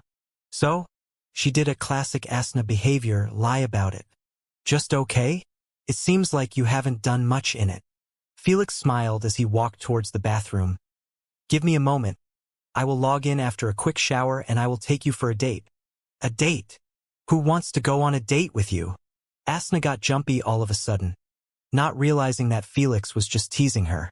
Felix chuckled at her reaction and entered the shower, not thinking too much of their usual bickering. A few minutes later, Felix could be seen standing in the living room of his Androxa house. Where are you at? Felix inquired. He had already sent Asna an invitation link that would allow her to teleport straight to his house. Naturally, it would cost a fortune in commoner standard, but Felix stopped minding the prices of such fees. It was all about optimization of his time now. Don't rush me. Asna barked annoyedly while trying out gorgeous outfits in her UVR's room. It was the first time she was going to appear in public and she wanted it to be perfect. After waiting almost 15 minutes for her, Felix finally lost his patience and grumbled. I have already wasted a month in a coma because of you. Get your ass right here now, or I will restart my training on electromagnetism. Just a second. Asna mumbled in annoyance as she put on a red lipstick that matched her long, wavy, fiery crimson hair. After she was done, she turned around while looking at her reflection in the mirror. Not bad. Satisfied, she winked at herself with a lovable smile. Asnea! I am coming! Asna yelled back as she clicked on the link furiously. Don't you know you shouldn't rush a lady? Be a lady first. Before Felix could finish his sentence, he was forced to swallow the rest the instant Asna manifested in front of him in one of the most eye-catching dresses he had ever seen. The black dress left her shoulders mostly uncovered and flew down into a simple cowl neckline. It was a comfortable fit that helped remove some of the unwanted attention on her perk breasts but does so by still looking fine. Her arms had been covered to just above her elbows. The sleeves were a loose fit and, in a way, helped put focus on her soft, milky white skin. The dress waist was thin, but it was a loose fit. A small, stylish belt was all that was needed as a perfect adornment. Below the waist, the dress widens and had a trapeze style. The dress reached all the way down, almost covering her feet, which were rested on elegant black barely their heels. Perfect choice in combination with this dress. To top it all off, she was wearing a simple, but a fashionable necklace and small, stylish earrings. With her light makeup and wavy layered crimson hair that shone with crystal luster, Asna's flawless beauty had been enhanced to the point Felix managed to murmur only a single comment. A living goddess. Upon hearing his compliment and seeing his stunned expression, Asna tucked a lock of hair behind her ear while looking away, feeling quite embarrassed but mostly pleased. Meanwhile, Felix started to feel like his immunity against her captivating beauty had started to crumble yet again. He spent years looking at Asna, yet this new look was truly on a godly level. Seeing that he refused to move or say anything, Asna walked towards him in an elegant manner like a runaway model. The closer she gets, the faster Felix's heart started beating. When she was standing face to face, Felix felt like he was going to lose himself if he kept staring at her gorgeous citric star-like eyes. However, just as he tried to lower his head to avoid constant eye contact, Asna did the unexpected. She gently placed her hands behind his back and hugged him with her eyes closed shut and a smile filled with gratitude. With her head buried on his raging heart, Asna murmured softly, "Thank you for everything." Asna wasn't talking about him helping get into the UVR, but from the very first moment where she met him in the ruins. She knew that without him, she would have still been there, slumbering for God knows how long. But look at her now, dressing all glamorously in a cozy house in a virtual universe that was 10 times better than the real world. Understanding what she implied, Felix hugged her back and whispered in her ears after regaining control over his emotions. "Don't thank me. We are partners after all. Don't call us partners." Asna hit him lightly in his chest, feeling slightly irritated by hearing the term partners since it makes them seem like business partners. "How about bestie?" Cough. Before Felix could finish his joke, Asna elbowed him in the stomach as hard as she could. She didn't know why she did it, but she knew one thing. There was no way in hell she was getting friend-zoned. What was that for? Felix clutched his stomach as he looked at her with a wronged expression. In his eyes, he was just trying to enliven the mood a little. Humph! Let's just go. Asna turned around and walked annoyedly towards the door. Wait a second. Seeing her abnormal reaction, no matter how dense Felix was towards Asna, he still had some common sense left behind. It can't be. He had seen those reactions and behaviors from other exes in his previous life. Felix didn't even bother thinking too much about it as he decided to make sure for himself. The worst that could happen was another elbow to his stomach. So, he chased after her and held her shoulders gently right as she was about to leave his house. What are you doing? How about soulmates? Felix smiled faintly as he leaned his head on her shoulder. Atta boy, smooth. Thor grinned as he watched with the other two. Meanwhile, Asna stiffened at once the moment she heard the term. It simply summed their situation perfectly and it had a nice ring to it. Soulmates. Asna felt her cheeks burning after repeating it faintly. Do you like it? Felix whispered in her ears. No. Let's just leave already. Unfortunately, there was no way a Sun like Asna would admit it. She pushed his face away with her palm and rushed outside without looking back. Damn you, Asna, and your mixed signals. Felix cursed as he chased after her. Well, the show is over. She is really hopeless. They still have plenty of time. Lady Sphinx, Jay with Tilda Ermungandr, and Thor all stood up from a coach after seeing such a disappointing ending. Since Asna was in the UVR, they didn't need to bother with speaking out loud. A few minutes later, Felix was driving Asna to the cinema, planning to start their date with a movie that Asna always wanted to watch, but he almost never had the time for it. As he drove towards it, he kept taking sneaky peeks at Asna, who was engrossed at looking from the window at the towering skyscrapers. Seeing her smiling as she kept enjoying the view put a smile on his face as well. He truly was happy that Asna finally wasn't trapped inside his mind that was smaller than a birdcage. After a while, Felix had reached the car's queue to descend to the cinema's front gate. He could have gone straight to the parking lot, but he didn't want Asna's first public appearance with him to be entering the cinema from the underground. That's just improper. Especially when Asna was overdressed to the point she could actually give heart attacks to anyone feasting on her beauty. There is a lot of people down there. Is that normal? Asna wondered while looking below. When Felix looked down, he found also it a bit weird. There were hundreds of people just standing on the side and cheering with high-pitched voices. It seems like we are about to walk into a movie premiere, Felix murmured as he zoomed on a red carpet, leading straight to the entry of the cinema and the breathtaking men and women walking on it. They were wearing dresses and smiling at the cameras while waving their hands at their fans. No wonder the queue is packed with fancy hovercars. Asna turned to Felix and asked, "Should we go to a different cinema?" Asna knew that most studios book the entire cinema during their movies/series premiere to avoid problems. So, it was impossible for them to enter it unless they were given permission by the producer. "What are you talking about?" Felix gave her a funny look as he dialed a number. In a few seconds, the call was connected.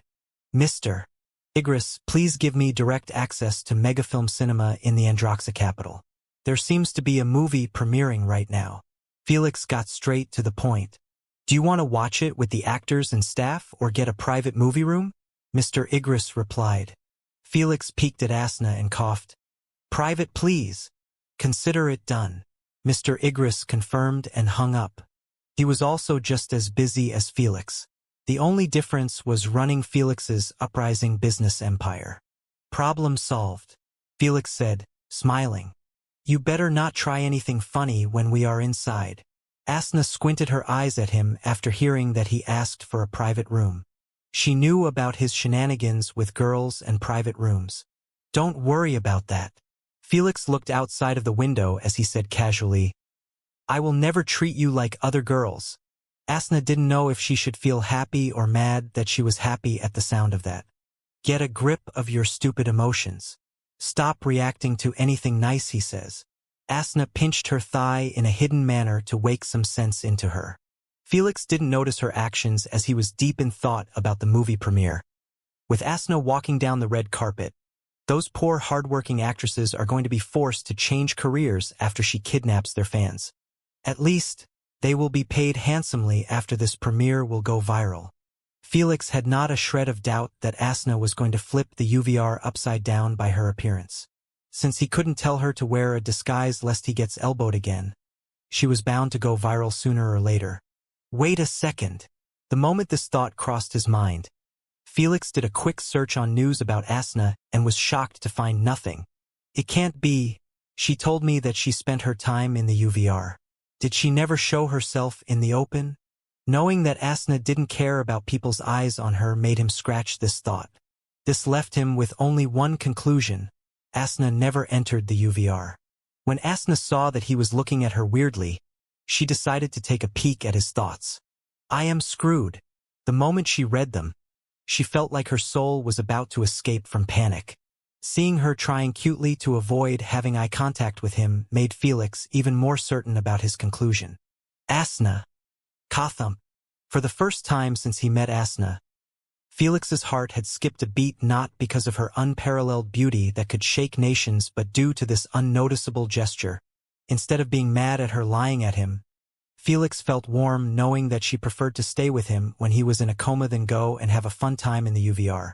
Only now did he realize that self-centered sadistic Asna, who wanted nothing more than to see him suffer, seemed to have made a complete 180-degree switch. He knew that she was opening up to him when she tried to delay him from drinking the soul-splitting potion after realizing the agony accompanying it. But he didn't think that she would actually resist entering the UVR for an entire month just to wait for him and do it together. It might seem like it was nothing, but Felix knew that it was a lot. It was the same as telling a man not to drink a bottle of water that was on his hands when he was thirsty for 3 days. The only difference was that Asna was thirsty for freedom for 20 million years. Why do you keep staring at me? Asna mumbled as she peeked at him. Felix smiled charmingly as he answered, Somehow, you keep getting prettier in my eyes. Arg. Stop being so cheesy, you annoying prick. Asna assaulted him with her handbag, trying her best to hide her reddened cheeks. Fuck. At least marry me first before you abuse me. Felix cried in pain as he guarded his face. Arg. Stop talking. I am just saying. Don't say anything. Then, stop hitting me already. I can't. I am too mad. How is it my fault that you are mad for liking me? Erf. Drop dead already. Meanwhile, the primogenitors could only watch them squabble speechlessly, not knowing how to intervene. It was clear in their eyes that both Felix and Asna had caught feelings for each other, but had absolutely no clue how to express them. Felix was still an asshole and Asna was being a tsun by refusing to acknowledge her feelings. At least they are quarreling like a couple. Lady Sphinx chuckled. Thankfully, Felix and Asna had to separate from each other after his bracelet started ringing. Cough, what up? Felix spoke while affixing his messy attire. Your access has been approved. Mr. Igris informed. I have emailed you the details. Good work. My pleasure. Clank.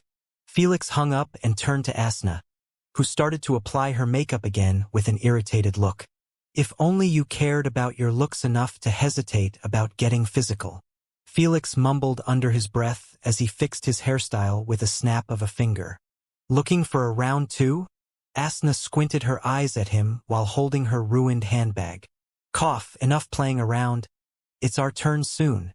Felix changed the subject by pointing at the front entrance. Sure enough, only 2 cars were waiting in line in front of them.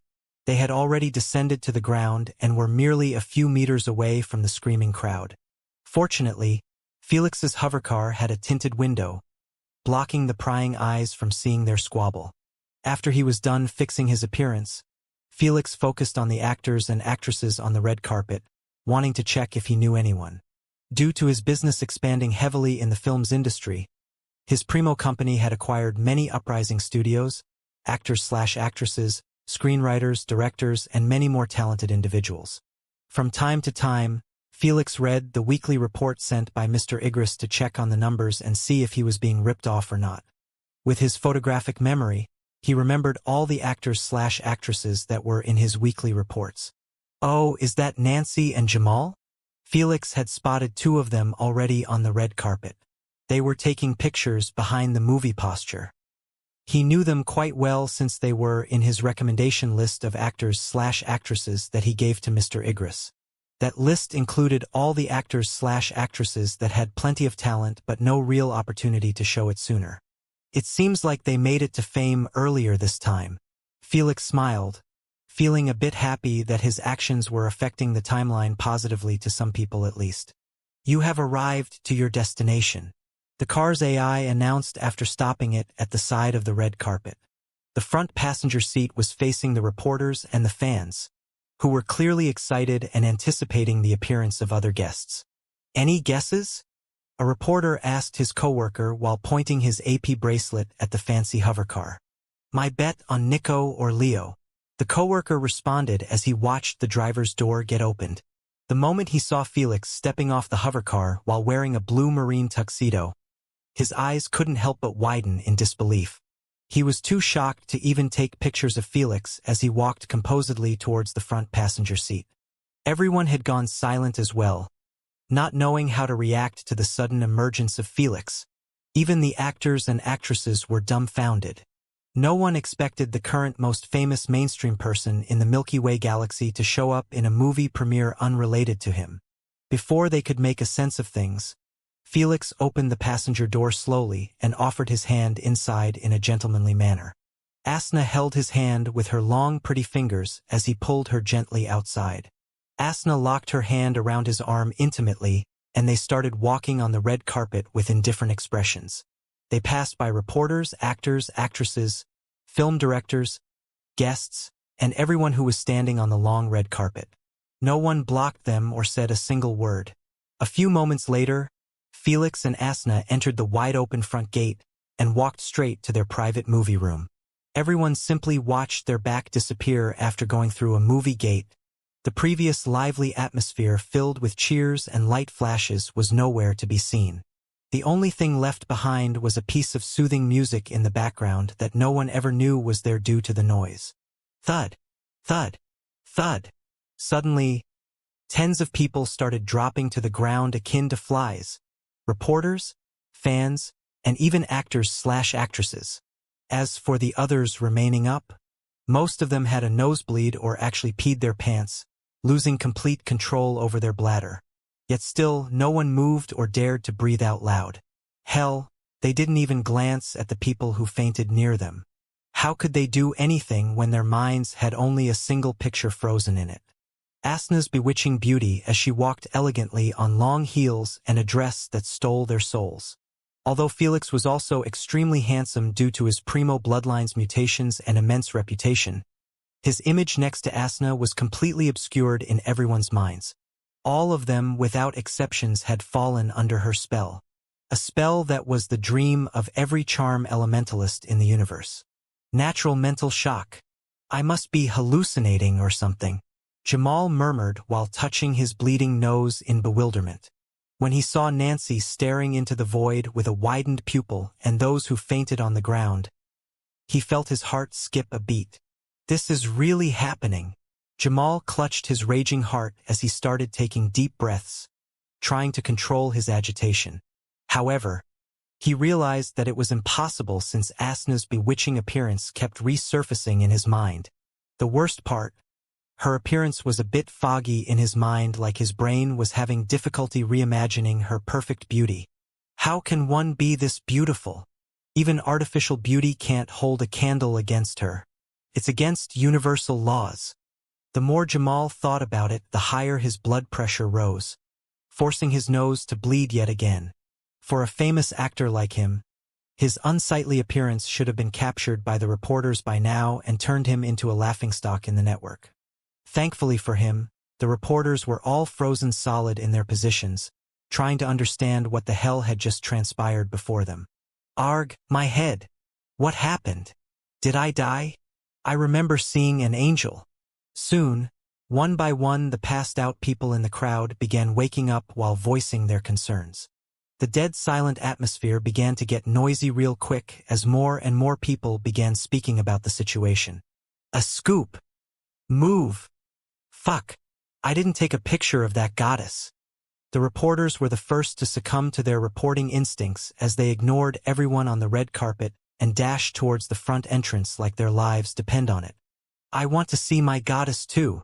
A fan with bleeding noise jumped the obstacles that kept the crowd controlled and sprinted with an obsessed expression, following after the reporters. The moment the fans saw him, it all clicked on their minds that the moment they missed this chance, it might be impossible to see Asna another time in person. So, one by one, they all jumped obstacles and stormed the red carpet, not giving a crap about the actors and actresses in front of them.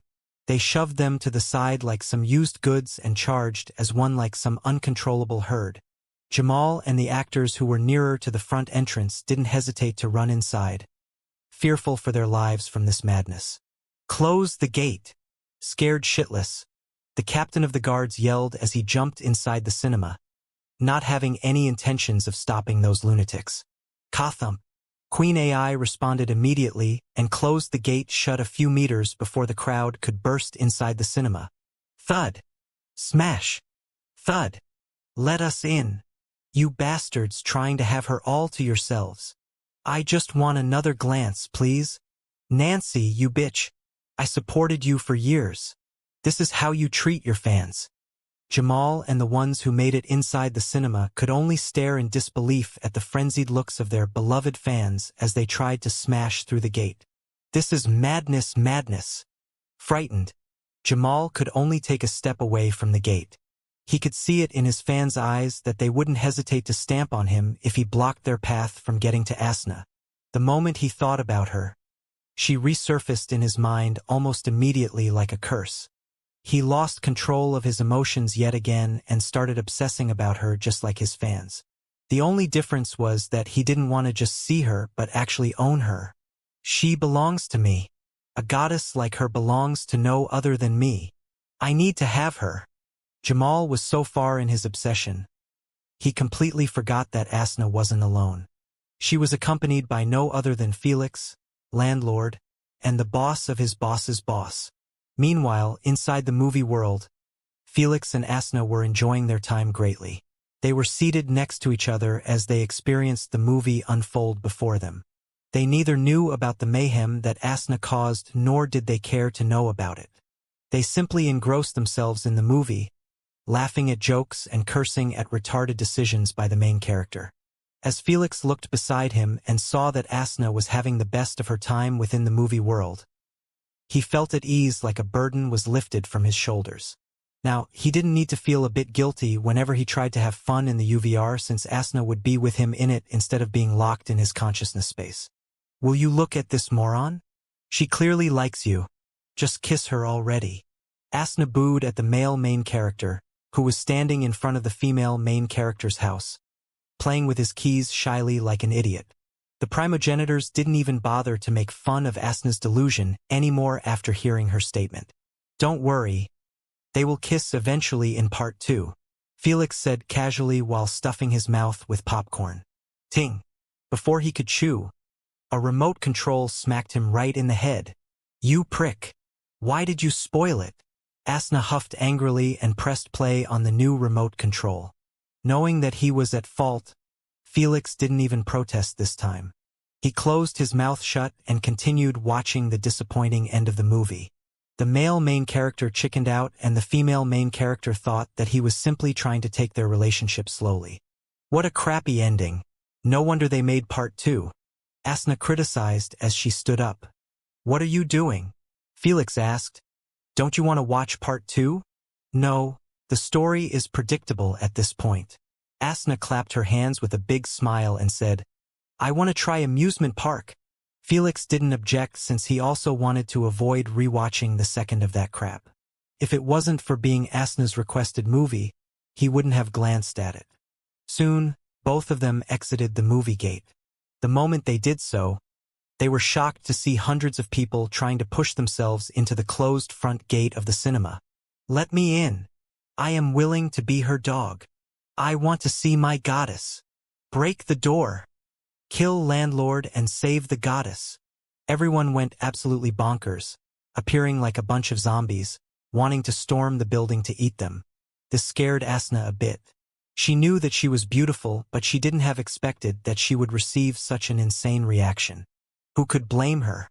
She almost never met a commoner before besides Felix. The bastard's first reaction when he saw her was telling her that he saw better after he spent months building immunity against her beauty without her knowing about it. So, she was always underestimating her deadly beauty, not knowing that it could literally cause kingdoms to start a war for her. They are out. My goddess. Oh my god. I still can't believe my eyes that such a breathtaking woman exists. Meanwhile, the actors, actresses, and staff members who were inside the cinema all started pointing their fingers at Asna. As for the reporters, the ones who made it inside the cinema took advantage of the situation to start taking pictures of Asna without opening their eyes. They didn't want to blank out again and miss the opportunity. Unbeknownst to them, their shot was ruined by male actors taking big strides towards Asna. They were trying their best to maintain a composed appearance but failing miserably whenever their eyes met Asna's citric star-like eyes. The most confident in them was Jamal, as he didn't try to hide his intentions at all while approaching Asna. Compared to Felix, he had his own charm as well. He was taller and well-built with muscles stretching his fine black suit. Since he was an actor, he wasn't lacking in the looks department as well. The moment he stood before them, he completely ignored Felix and offered his hand to Asna in a noble manner. "May you bless me with hearing your name?" he requested as he lowered his head a little. He appeared like a gentleman, but in reality, he just couldn't maintain eye contact with Asna's face for even a second. Hold her.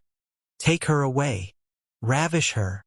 He feared that he would make an ass of himself if he failed to control his raging obsessive emotions. Thankfully, he was an actor and his job was to control his expressions to a fine level. Meanwhile, Felix was nodding his head in approval. No wonder he made it big in my previous life. He wasn't annoyed at all that Asna was being hit on by another man. He understood that any commoner capable of getting close to Asna without falling apart was worthy of admiration. On the other hand, Asna was pissed at Felix after hearing his thoughts. She expected that he would stand in front of her and send off Jamal like in the movies or something like that. Instead, he was admiring him. "Let's see if you will admire him now." Asna offered her snow-white hand in a graceful manner to Jamal and introduced herself with the sweetest smile she could muster. Asna. Thud. Thud. Thud. Unfortunately, her plan to make Felix jealous had backfired horribly as the moment everyone heard her silvery voice and saw her smile. Their eyes rolled at the back of their heads and started dropping to the ground.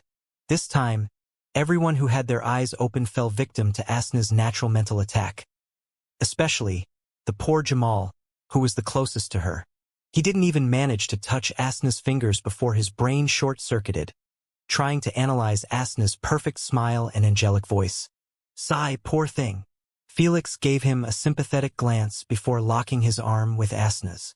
"Let's leave before you start giving someone a heart attack." Felix dragged her with him towards the back door of the cinema. TSK. How disappointing.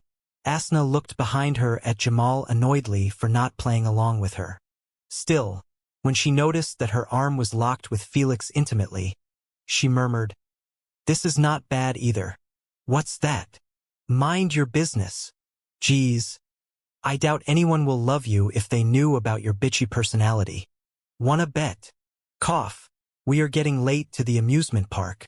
"Heh, that's what I thought." As they were bickering out loud with their arms locked in the corridor like some old married couple, pictures and videos of Asna were getting retweeted, shared, posted on every social media platform in the Milky Way galaxy. Going viral wasn't even the proper term for the chaos ongoing in the network right now. Felix went viral due to his games. As for Asna, she was like a virus. The moment someone sees her, they receive a strong mental shock, pass out, wake up, doubt their eyes, believe their eyes, and then start obsessing about her almost immediately by seeking any tiny kind of information about her. If they didn't find anything new, they would start posting and sharing news about her in hundreds of forums, hoping for someone to give them something new. When those poor bastards saw her pictures in those forums, they fell into the same curse and repeated the same sequence from the start. The media outlets didn't make it any better as they placed Asna's face on the front page of their papers and articles with bold titles. The most beautiful woman in the universe had been spotted entering the cinema with landlord, girlfriend or wife. Please be none. A living goddess belongs to all of us. Hundreds of people have fainted after seeing her face live. Is it a gimmick or real? Is her beauty artificial or real? 99% of the women in our survey claim that it is fake, while experts claim that it is the real deal. There were hundreds of millions of those articles popping left and right in the network, akin to forest mushrooms. The scary part, this was happening in merely 1 hour and a half. God knows if the news would spread to every galaxy by the end of the day. If that happened, Asna would be more popular than Felix. Why? Because her beauty was universal. It could make almost all species fall in her enchantment. When Felix peeked at the chaos in the network, he didn't dare to take Asna to the amusement park without making her wear sunglasses, a hat, and change her deadly dress. She already changed her dress to casual jeans and a tucked-in t-shirt that highlighted her curves and exposed her belly a little. If you don't want to wear it, I can book an amusement park tomorrow for just us, Felix suggested in the car after seeing that Asna was pouting while trying to pick a nice pair of sunglasses and a hat. It won't be fun. Asna shook her head. Amusement parks are all about the atmosphere. Then, stop whining and pick one already, Felix said. You won't have a chance to ride anything if you made a mess like in the cinema. How is it my fault? Asna pouted while wearing circular eyeglasses that covered both her eyes and eyebrows. How do I look? She asked as she turned to Felix. Felix sized her up with a single glance. His eyelids couldn't help but twitch. Somehow, you just got even sexier. You mean it? Asna giggled in delight. Unfortunately, I do. Felix sighed. Let's hope it goes well in the park. 20 minutes later, Felix and Asna had reached a giant colorful gate that resembled a clown's mouth. Since Felix paid for a VIP experience, he ignored the long queue of hovercars before the gate and went through a side gate. The moment his hovercar emerged from the other side, Asna's eyes brightened up at the radiant and lively atmosphere of the amusement park. It was built on a world on its own, making it resemble a floating city in an empty clear sky. There were roller coasters tracks so long and twisted, they covered half the city from above and below it. A Ferris wheel that was touching the sky, it would cause most people to feel nauseated at its peak. There weren't any big buildings, just structures for many unique games and colorful tents where employees serve street food and minigames. Octopus Twister is about to start in 5 minutes. Line up. Haunted House is going to open at 02:00 p.m. The roller coaster of doom is about to start in 10 minutes. Line up. After Felix reached the ground and parked his hovercar, loud announcements like those kept resounding throughout the amusement park. Let's go ride the roller coaster first. Excited, Asna caught Felix's hand and sprinted through the crowd towards the roller coaster station. Since the park was crowded and noisy, not a lot of people noticed Asna and Felix. As for those who did, they were left staring at them with widened eyes, not able to murmur a single word. By the time they recovered, Asna and Felix were already long gone. If she wasn't wearing a hat and sunglasses, she would have attracted everyone's attention even in this crowded atmosphere. In a short moment, Felix and Asna reached the elevator to the roller coaster of doom by riding together on his hover platform. Since the platform wasn't wide, Asna was forced to hug Felix from behind. Obviously, she rejected venomously at the start to have such close contact with Felix, but she still took his offer since they would never make it to the roller coaster in time without the platform. Whoa! How long is the wagon going to be? Asna wondered in surprise after seeing hundreds of people waiting in a queue in front of 5 elevators. If I recall correctly, 50 or 60 per ride. Felix answered as he hovered towards a teleportation circle guarded by 2 humans. After reaching it, he disembarked with Asna from the hover platform and showed the guards his VIP ticket. Before Asna could do the same, the guards opened the way with flushed cheeks and a thirsty look as they shouted, No need. Please go in God, miss. Okay. Asna shrugged her shoulders and stepped inside the teleportation circle. Just as Felix wanted to follow her, the guards blocked him with fierce expressions. Did we approve you to move? What's up with this double standard treatment? Speechless, Felix could only show his ticket again to them, not wanting to cause a scene. He knew that he wasn't as good-looking as Asna, but this was still too much. Meanwhile, Asna was chuckling at his expense behind the guards. TSK, you can go in. Lucky bastard. The guards could only let Felix use the teleportation circle reluctantly. After stepping inside, both of them teleported to the top of the platform. The moment they opened their eyes, they saw that the area was packed and rowdy in front of a long red wagon in the shape of a serpent. It was half full already, and the seats were continuing to get filled up from the queue. This time, Felix knew that his VIP ticket couldn't help him skip the queue on this one, since most of the people waiting were VIP customers as well.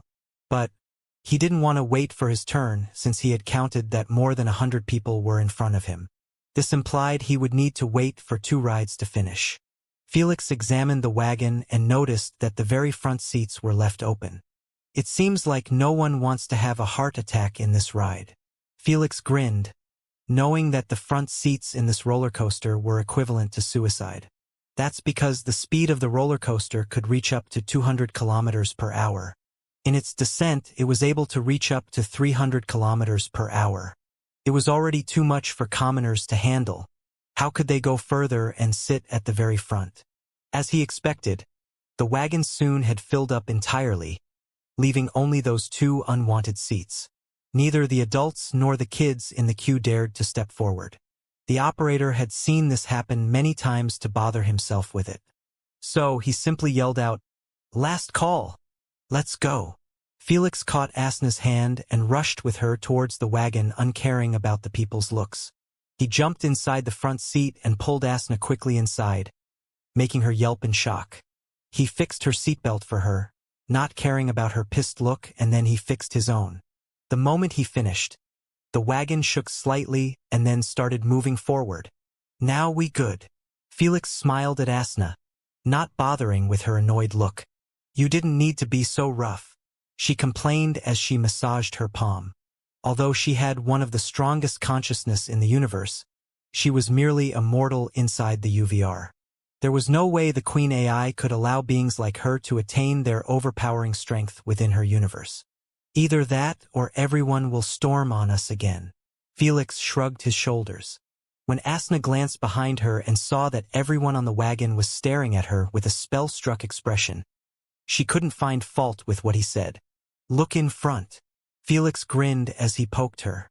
The moment Asna turned around, she yelped in terror as she gripped into Felix's jacket tightly.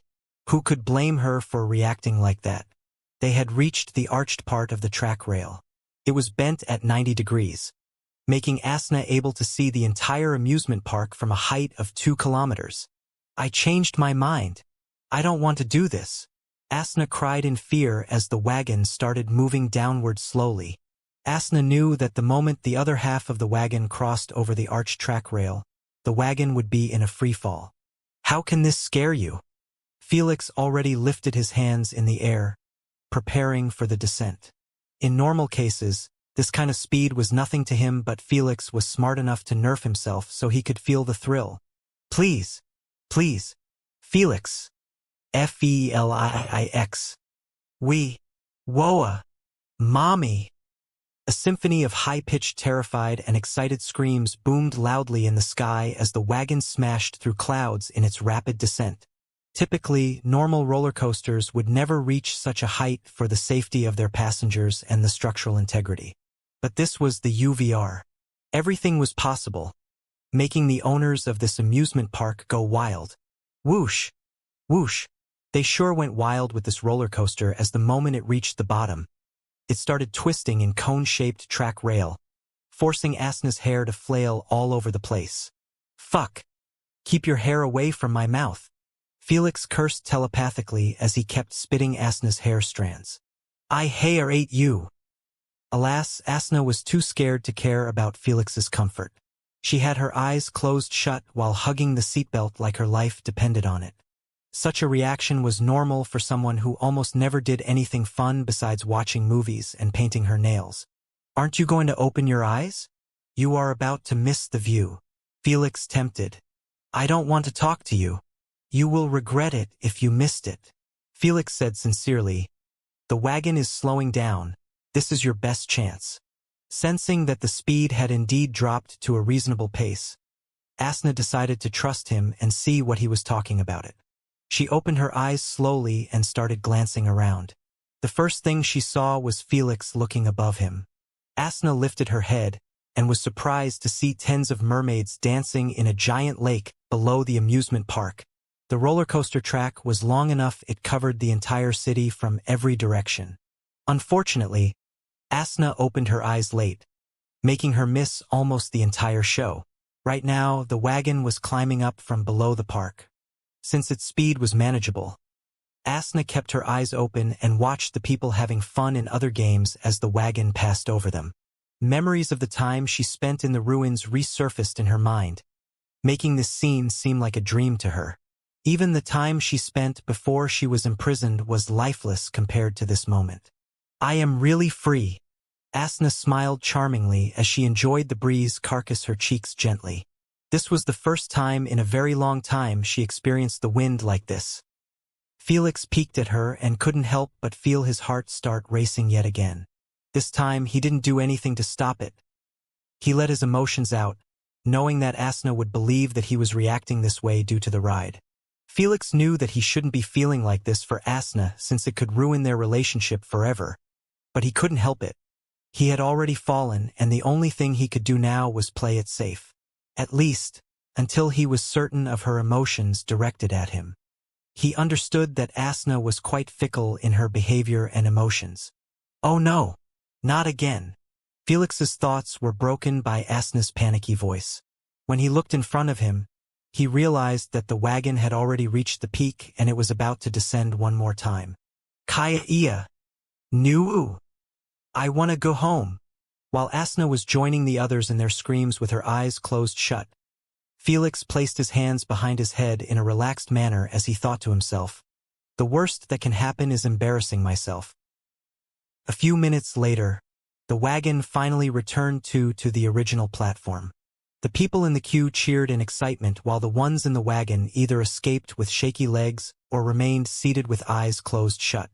"Queen, kick them off please," the operator requested with a bored tone. Everyone had been sent below the platform, even Felix and Asna. It was done like this to avoid people trying to play again after they just finished while the others still wait below for their turn. "Wanna do it again?" Felix teased as he supported Asna from her waist while she tries to catch her breath. "Prick." Asna gave him a middle finger with a tearful look. It was an exciting experience, but she would rather lock herself back in Felix's mind than attempt it again. All right, no need for the finger. There are kids here." Felix lowered her finger and suggested, "How about we eat something? You look like you can't handle another game." "I want fried red mingle wings dipped in hot sauce."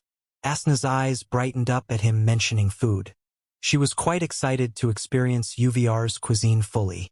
For a foodie like her, it was one of her first targets. She used to mimic the food in Felix's memories, but since Felix wasn't really that interested in cuisine, his memories didn't have too many unique choices for her. In a few minutes, Felix and Asna reached an open restaurant that was packed with families. Not a single table was available for them. "Let's get a takeout and eat it in the garden," Felix suggested while eyeing a giant holographic menu. "Okay." Asna nodded her head and pointed her finger at the dish she wanted on the menu. Felix picked the same plate as hers and added 2 cans of root beer. Then, he paid for it with a click of a button and went to get his food from the front desk. After he picked the 2 plates, he handed one to Asna and walked together in direction of a wide-open garden that was also an open zoo. Felix and Asna sat below a giant pink sakura-like tree and placed the plates on their thighs. Then, they unsealed the wrapper and started eating in enjoyment, while watching all kinds of unique and gentle animals walking by them. There was no bickering, no talking, no cursing, just chilling and eating together in silence. After a short while, they finished their food and went for a walk next to the lake. They could see marine life forms swimming peacefully below, and even silhouettes of mermaids dancing at the bottom. "Do you want to experience the Ferris wheel or haunted house or something?" Felix inquired casually. I am done with hardcore games, so let's just try the Ferris wheel and then leave," Asna answered. "Let's get going then." Felix beamed his hover platform and jumped on it. Then, he lifted Asna up and said, "Hold tight." Since Asna already rode it once with him, she wasn't as embarrassed as the first time. After a short while, they reached the Ferris wheel's entrance. They were lucky to find it still loading passengers in carts. Each cart was big enough to hold 4. Still, if the person riding it first wanted to have it all to himself, he could totally do so. Felix and Asna walked towards the operator and showed him their VIP ticket. Please, go ahead." The operator started stuttering after coming face to face with Asna. He didn't even bother to check her VIP ticket or inform her of the rules. "Thank you, handsome." Asna smiled at him and stepped forward in the cart. The moment the people in the queue saw her smile, their begrudging looks went away almost instantaneously. Unnoticed by others, Felix joined Asna inside the cart with a peeved look. Such an unfair society. If it was another VIP individual, he would have been booed to death by the ones in the queue. Cluck, cluck. The cart's door got closed automatically as the wheel started moving slowly forward, giving space for the next cart to get filled up. "What do you want to do next after the wheel?" Felix stretched his limbs as he suggested. "Swimming pool? Beach? Visiting exploration ruins? Play fake supremacy games? Or something else? I don't know. There is so much to do, I am starting to get overwhelmed," Asna said. "No need to rush." Felix yawned as he gazed from the window. "We will do everything eventually." "Okay." Asna felt a bit happy at him mentioning doing those activities together instead of leaving her to do them alone. As they waited for the wheel to start rotating, the news and pictures of Asna had already spread to multiple galaxies and even landed in the hands of some high-echelons individuals. No matter if one was a broke peasant with a mountain of debt on his back or a king owning tens of solar systems, all of them had one final reaction: complete obsession over Asna, making them want her to be there so bad. They were willing to do anything. Since Felix had been spotted with her, everyone believed that she was accompanying him in the real world. So, they added new bounties to find him again. Felix didn't give a shit about those bounties since he already had thousands of them. As for the women, most of them expressed intense jealousy over Asna's beauty. Yet, the majority tried to copy Asna's appearance for their own benefits in the UVR. Unfortunately, the moment they tried doing so, the queen shocked them with, "The owner of this appearance is not allowing anyone to copy it." Unlike Felix, who monetized his appearance by allowing anyone to copy it as long as they pay for it, Asna outright denied it. In her eyes, no amount of money could make her share her appearance with anyone. Felix had no intention of persuading her differently since it was her own decision to make. "Oh, by the way, we need to get you a bank account," Felix mentioned. Asna shook her head as she replied, "No need. Big Sis already gave me one of hers." "I see." Felix didn't bother asking her about money after hearing so. He knew that Lady Sphinx must have taken care of it just like she did with Thor and Jormungandr. After waiting 15 minutes, the Ferris wheel had been finally refilled with new passengers and started rotating in a slow manner. Since its height had reached up to 1 kilometer, the view from above was truly mystical. Asna and Felix didn't speak to each other at all as they kept reeling in the breathtaking sunset from within the clouds. Felix glanced at Asna and saw that she was fully engrossed in looking outside of the window. When he looked down, he noticed that her right hand was placed on the seat next to him. Now or never. Felix wasn't known for being hesitant, so he took advantage of the atmosphere and placed his hand above hers. He didn't hold her hand or anything, he just kept it placed on hers.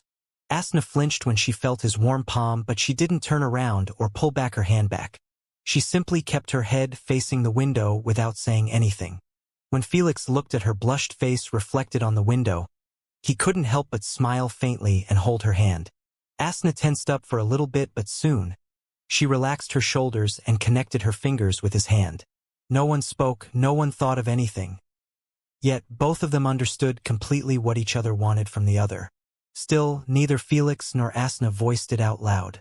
They just stayed holding hands like that without even facing each other. Even for a playboy like Felix, a moment like this almost never happened to him before, since he never fell truly in love with a girl. So, he didn't make any other advancement on Asna and just played it slow like this. It's not like Asna was going anywhere. Weeks went by and Asna's virus was still getting out of hand in the network. Her random appearances with Felix in restaurants, water parks, beaches, or just walking hand in hand in public parks were being taken extremely seriously by anyone interested in her. Hell, she already had tens of fan clubs that were packed with billions of fans. Since those interested in her were for the sake of her unparalleled beauty, they came from all industries. This pushed her clubs to raise way higher than every actor, actress, and SG player. When compared to Felix's fan club, the numbers had already surpassed him. Due to the lack of information about her and her secretive persona, some of those clubs had been turned into cult-like groups, where they legit worship her as a goddess. On the other hand, Felix's reputation had reached a new low due to him being seen holding hands with Asna from time to time. Everyone who was obsessed with Asna wanted nothing else but to rip Felix into pieces. Whenever they imagine Felix doing something dirty to Asna, they feel like their hearts were getting stamped brutally. In their eyes, if they couldn't have her, then no one should.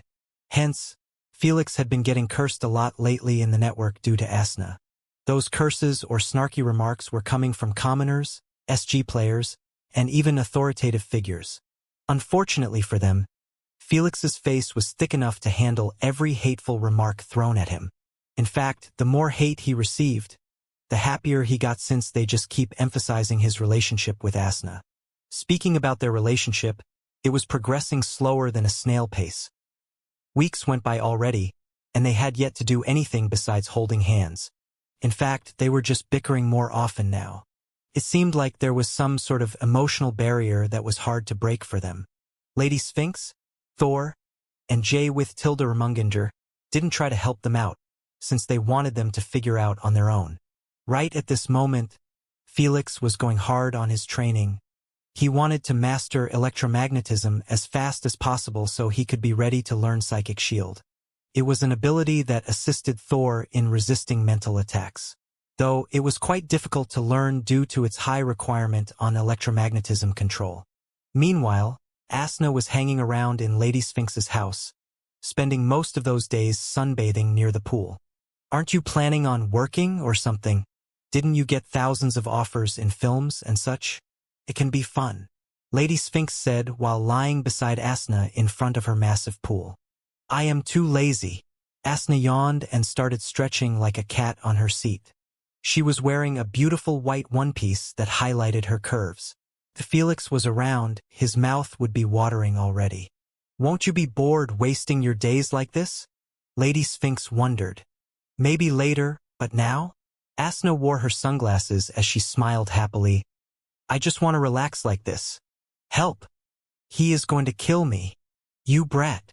How dare you raise your voice at me?" "Mute." Upon hearing Felix's cry of help, Asna didn't hesitate to disconnect their minds. It happened way too often in those days. She was accustomed to it. Meanwhile, Felix could be seen being chased by Thor with a hammer on top of a snowy mountain. He was terrified for his life, since he had just snapped at Thor reflexively after getting punished for the 100th time for failing to make a titan out of metal like the Transformers. "You little shit, failed 100 times and still dare to raise your voice," Thor cursed as he threw his hammer at Felix, akin to a homing missile.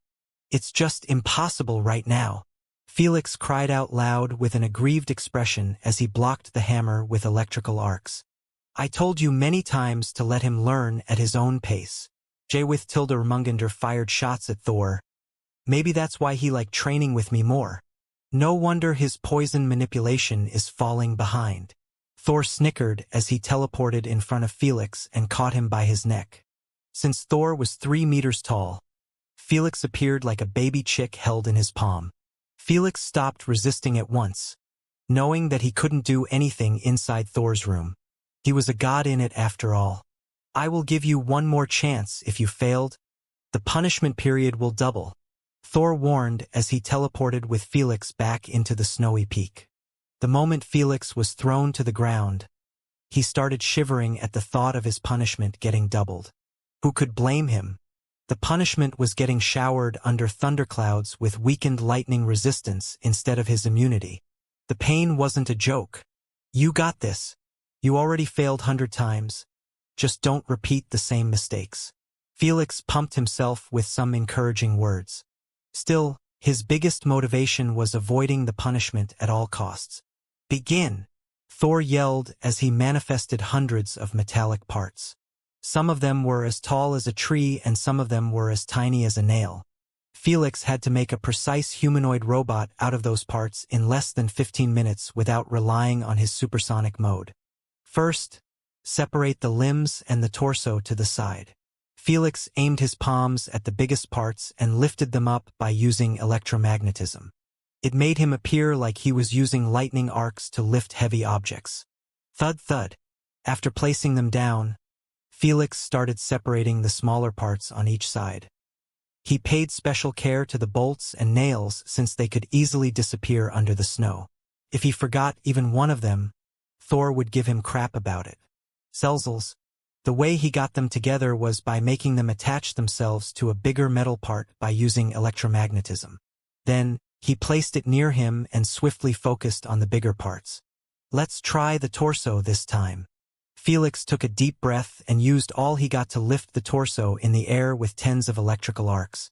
Since it was heavy, he really had a hard time moving it quickly to his desired location. Thud. Still, he preserved and made it happen without dropping it once. Good. Felix was quite delighted by his success since he almost always dropped it and gets forced to waste even more energy to lift it back up. Because he was using only his energy tank, he truly couldn't afford to waste a little bit lest he ends up out before completing his task. It already happened tens of times before. After lying the torso down on its back, Felix lifted the left thigh and connected it with its place on the torso. Then, he picked up 30 bolts exactly and started affixing the thigh with the torso without using anything besides his electromagnetism. To control such small bolts, Felix needed to be extremely delicate unlike before. Otherwise, the bolt would be fired off like a bullet if he gave it even a little bit more of his energy. Well done. Carry on. You have 13 minutes left. Thor complimented from above as he watched Felix clean his sweaty forehead after screwing all the bolts in their places. 13 minutes, I need to go even faster. Felix understood that he still had other limbs and joints to deal with.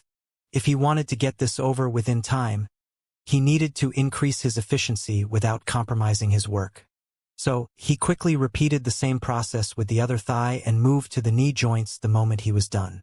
Instead of doing them one by one, Felix lifted both joins at the same time and attached them carefully with the thighs. Not wasting time with celebration, Felix took a handful of bolts and started screwing 3 by 3 as fast as he could. His eyes weren't focusing on anything but the tiny holes on the joints and the thighs. The worst part, he wouldn't completely connect them together since the joints wouldn't allow the robot to walk. Thor wanted a real transformer, not a toy. So, Felix had to know exactly which holes he needed to skip while going at such speed. CLZ. 11 minutes. Since time was short, Felix didn't even check if he did them right or not after he was done. He quickly lifted the legs and connected them with the knees one by one. Naturally, the feet had joints as well, making it a requirement for him to get them perfectly. 9 minutes. Faster. Faster. Faster. Faster. Felix's hands turned into ghosts as he worked on connecting the shoulders, arms, elbows, and hands. He never glanced back to double-check on his work just to gain that extra second or two. After he was done with both arms, Thor shouted that only 3 minutes remained. By now, Felix was starting to feel exhaustion signs due to his elemental energy getting lower and lower. Asna, who always fill it back in, was sunbathing near the pool, uncaring about his sufferings. Come on, last 2 parts. Felix cracked his fingers and then aimed them at the giant robotic neck. Electrical snakes emerged from the tip of his fingers and pulled up the neck from the snow. Go! Instead of walking with it, Felix hurled near the near-completed robot. Thor raised an eyebrow in displeasure, but he didn't say anything. He just watched Felix struggle to connect the neck with the torso and then move back towards the head. I can't lift anything anymore. Felix stared, exhaling out loud as he had just finished a 10 kilometers marathon. The giant head in front of him appeared like a mountain in his current state. 40 seconds. Yet, the moment he heard Thor's voice, Felix mustered everything he had to push the head towards the neck. Naturally, he utilized only electromagnetism to do so. Due to its spherical shape, it made it much easier for Felix to reach the neck quickly. 10 seconds. Felix pulled the remaining bolts from his pockets and attached each one on the tip of his finger. Then, he screwed them all at the same time by firing them into the tiny holes precisely. The moment they got connected with the holes, Felix turned his fingers around and the bolts all started spinning into their rightful holes. Time over. Thor teleported instantly in front of Felix, stopping him from trying anything else. He didn't even need to, as the moment Felix heard his voice, he dropped face down into the snow like a dead dog. He was left with only 1% in his elemental pool. Enough to keep him awake but in a trance. Finally, Felix smiled proudly. After failing 100 times to finish the giant robot, he was ought to feel proud of such accomplishment. Especially when he doubted himself about getting it done. Naturally, Felix didn't know if it would work since he didn't double-check on his work at all. But he was still proud of his quick improvement over the past month. From being able to measly connect nails with walls, Felix was now able to create a giant 10 meters metallic robot all by himself. Thor might be hard-handed in his training, but it showed time and time again that it worked just fine to push Felix's limits and turn the impossible into possible. Get your ass up and pilot this thing. Thor grinned as he kicked Felix's feet lightly. It better move properly or tonight you will be cooked under another lightning shower. Upon hearing so, Felix quickly refilled his tank and bounced back up on his feet. He rubbed his hands in nervousness while standing behind the robot. Don't you dare fail me now, Felix murmured as he entered the head of the robot from a door in the back. Inside the head, there was only a chair and 2 metallic poles attached with it and the neck. Felix sat on the chair and placed his hands on the poles. Then he took a deep breath and closed his eyes. I need to connect all the limbs with myself. Felix sent out a stream of discharges from his palm that went through the metallic pole and spread throughout the massive robotic body. Each time he reached a limb, he separated an electrical string and attached it with the limb and on one of his fingers. He did this with all of the other limbs and joints until all of his fingers were linked with them. Thor was gentle enough not to make Felix work on the robot's fingers and toes as well. Let's test their mobility first. Felix started with the head as he controlled it to turn slightly to the left by raising his finger. The electrical string attached to the head suddenly expanded into tens of electrical lines and forced the head to move as Felix directed. Clank, clank. The noise the head made was irritating alright, but Felix didn't give a shit as he was pleased by it moving as he wanted. After all, if his bolts were screwed wrong, the head wouldn't even be able to move. Felix did the same test with all the other limbs and found out that none of them suffered from any issues. Thank God. Felix sighed in relief. Good, good. Now try to stand up, Thor said with his arms crossed. All right, gimme a sec. Felix knew that it was going to be extremely difficult to achieve if he wasn't fully focused. After all, he would need to control multiple joints at the same time to make it happen. If he got confused for even a split second, he would end up giving the wrong orders. After spending 30 seconds creating an outline of the movement required to stand up, Felix snapped his eyes open and began playing with his fingers like a pianist. Clack, clack. Every time he moved a finger, the correspondent joint get encased in tens of electrical thin wires before getting forced to move. Thor pulled some distance and watched the giant robot use both of his hands to pull himself into a dog position. Then, the robot placed one hand on his knee and the other used it to propel himself up. Just as the robot was going to fall on his back due to the sudden shift in balance, Felix used all he got to lift the other leg as well. Voila! The 10 meters robot was now standing on his feet with bent knees and a wide-open stance to enhance his balance. Let's go! Inside the head, Felix was already sweating buckets with his fingers twitching all over. Yet, he was still laughing excitedly as he never expected himself to actually pull it off. After failing the 100th time, one was bound to lose faith in his ability. Since every fail was accompanied by hellish punishment, it just made it worse for Felix to continue on this exercise. To the point, he truly believed that it was impossible to pull it off. Fortunately for him, Thor never gave up on his ability to do it. Very good, kiddo. Thor smiled with a pleased look as he teleported next to Felix inside the cockpit. He patted his shoulder and said, "You can let go now." Although it was really hard to keep this giant piece of metal remains standing on a windy peak of a mountain, Felix was reluctant to disconnect his electromagnetism. "Can I play with it a bit?" Felix requested. "Knock yourself out. Our session will end soon anyway."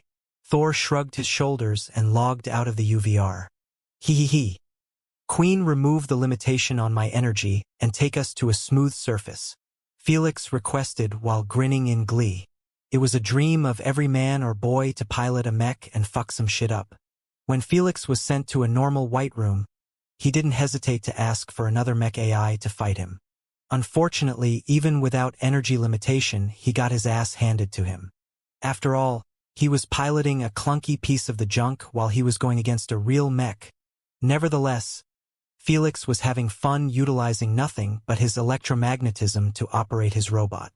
In real-life battles, Felix knew that creating a robotic mech to fight with was absolutely useless. No one would wait until he finishes, and if he was given the chance to create it, the enemies he was going to face could blow it up with a single ability. He knew it, Thor knew it. Still, he was forced to pass this exercise since the final product wasn't the reward but the techniques mastered during its creation. Felix was now able to control his electromagnetism either delicately or forcefully. He could do them at the same time if he wanted. Mastering those techniques was the real reward. In addition, having the ability to work on metallic objects like this could potentially help Felix in space if his spaceship ever got blown or something. "I believe he is ready now to learn your psychic shield," J with tilde Ermungandr mentioned while sitting next to Thor. "I will keep an eye on him in the upcoming month," Thor responded. Thor knew that learning a psychic shield wasn't going to be an easy endeavor. It might take Felix years before mastering it if he stayed consistent in his training. That's because one single mistake in using the technique might end up blowing Felix's brain. It was that risky. 2 months later, "Sir Felix, we have reached the territory of the capital city of the Guardian Empire," the Queen announced. "Phew, we are finally here." Felix wiped his sweaty forehead while holding into a solidified white poison arrow. "Master, can I end the training early today?" Felix requested from J with tilde Ermungandr. Ahem. J with tilde Ermungandr made an acknowledging sound while playing chess with Thor. Upon getting his confirmation, Felix logged out and requested the Queen to slow the spaceship's speed. "How many kilometers left for our destination?" Felix asked. 148,359 kilometers before arriving at the capital planet.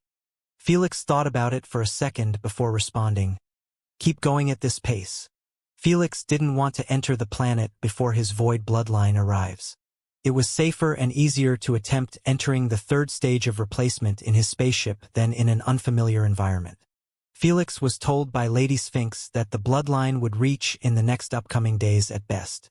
"Queen, what will cost me to change my identity?" Felix inquired as he sat in his bedroom. "Changing identity is impossible unless you wish for it. Based on your current owned wishes, you can only change it temporarily for 2 years if you combine 2 wishes." Queen replied. "I see." Felix nodded his head in understanding. In the beginning, Felix planned only to change his identity during the trial of the Void Mercenary Guild. However, after doing some research, he realized that the Void Guild's trials were held up only in the capital city of the Guardian Empire. Felix knew that he couldn't enter the capital city without providing his identification. If he did so, He would be exposed almost immediately to the higher up of the empire since he was a wanted man in secret. Don't let his glorified reputation in the human race foul you. The upper echelons still desired to capture him and extract all of his secrets. 2 years. I think it will be enough to harvest the required void energy.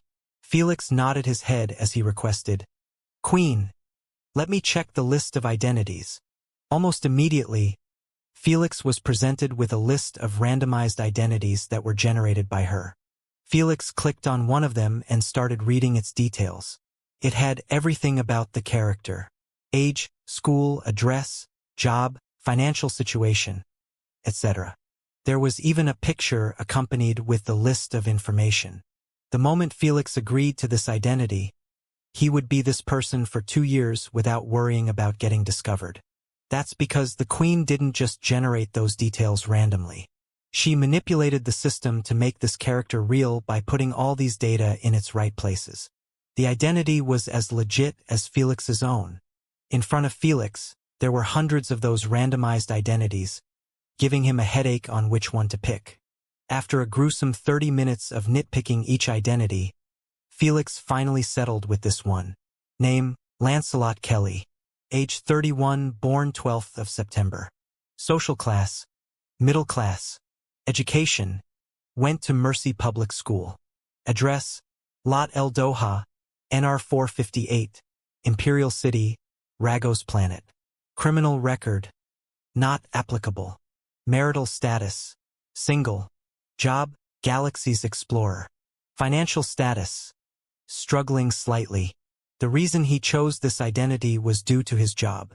Being a Galaxy's Explorer meant having a slight chance of getting something extraordinary. That's because finding a new galaxy signified new opportunities and sometimes weird supernatural encounters. This would help Felix throw the dogs off him during his void creatures hunt. As for the appearance, Felix requested the Queen to leave it empty for now. He knew that his appearance was going to change anyway after he integrate with the void primogenitor bloodline. 5 days later at 5 a.m. Little thief, wake up. Lady Sphinx informed the sleeping Felix. Lord Cow's subordinate have arrived and waiting for your permission. What crappy timing. Felix rubbed his groggy eyes as he stood up from his bed in his pajamas. He wore his sandals and went to the bathroom to splash some water on his face. After being refreshed by the cold water, Felix got out and stood in the middle of his bedroom. I am ready, Felix said. Lady Sphinx gave permission to Lord Cow's subordinate telepathically.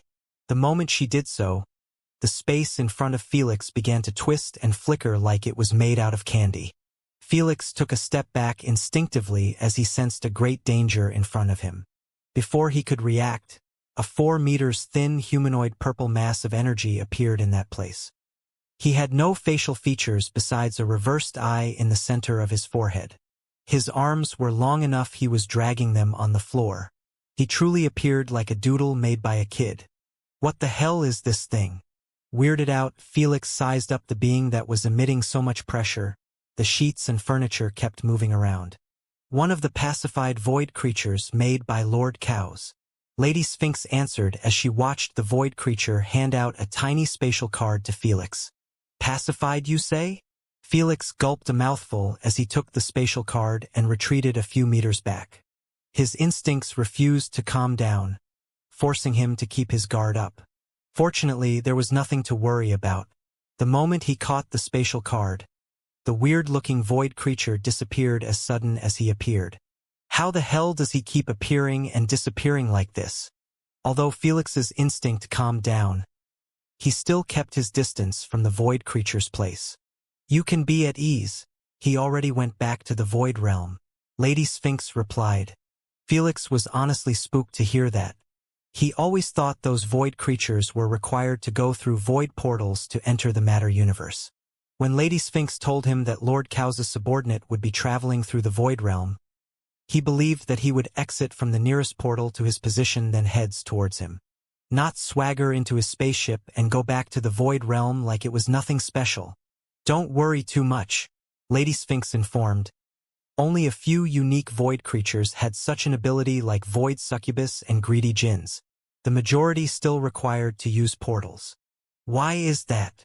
Felix inquired.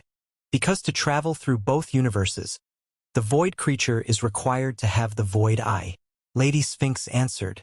Void eye? Felix couldn't help but recall the peculiar reversed eye on that void creature's forehead. He didn't think that it was the key to free-dimensional travel. Why is it hard for the rest of the void creatures to have it? He asked. Because only Lord Cows and Paragon of Sins could help a void creature cultivate it. Lady Sphinx replied patiently. Since it is bothersome and consumes a lot of their energy, it's impossible for them to help thousands of void creatures own it. That's the reason why only void creatures with smaller figures could possibly own it, unlike symbiotes, glutinous cube, etc. Although Felix was relieved to hear that it was impossible for those cosmic beings to own it, he was still uncomfortable by the notion that void creatures were capable of ambushing him from anywhere. After all, they were traveling the void realm that mirrored the matter universe. As long as they have correct coordinates, they could show up next to his bed while he was asleep. Void creatures are truly too scary. Felix smiled bitterly, feeling slightly worked up by the information. Although he knew that it was an extremely low chance of being ambushed in that fashion, Felix still could not get rid of the possibility out of his mind, especially when he was going to be dealing with void creatures more often in this year. Did you forget that you will be integrating with void bloodlines soon? Lady Sphinx smiled. There is a high chance of you unlocking a passive that will help you sense fluctuation around you. Those fluctuations are the feedback of what's going on in the mirroring void realm. So, if a void creature is standing nearby you in the void realm, you will sense him beforehand. That's truly a relief. Felix's mind was at ease after hearing so.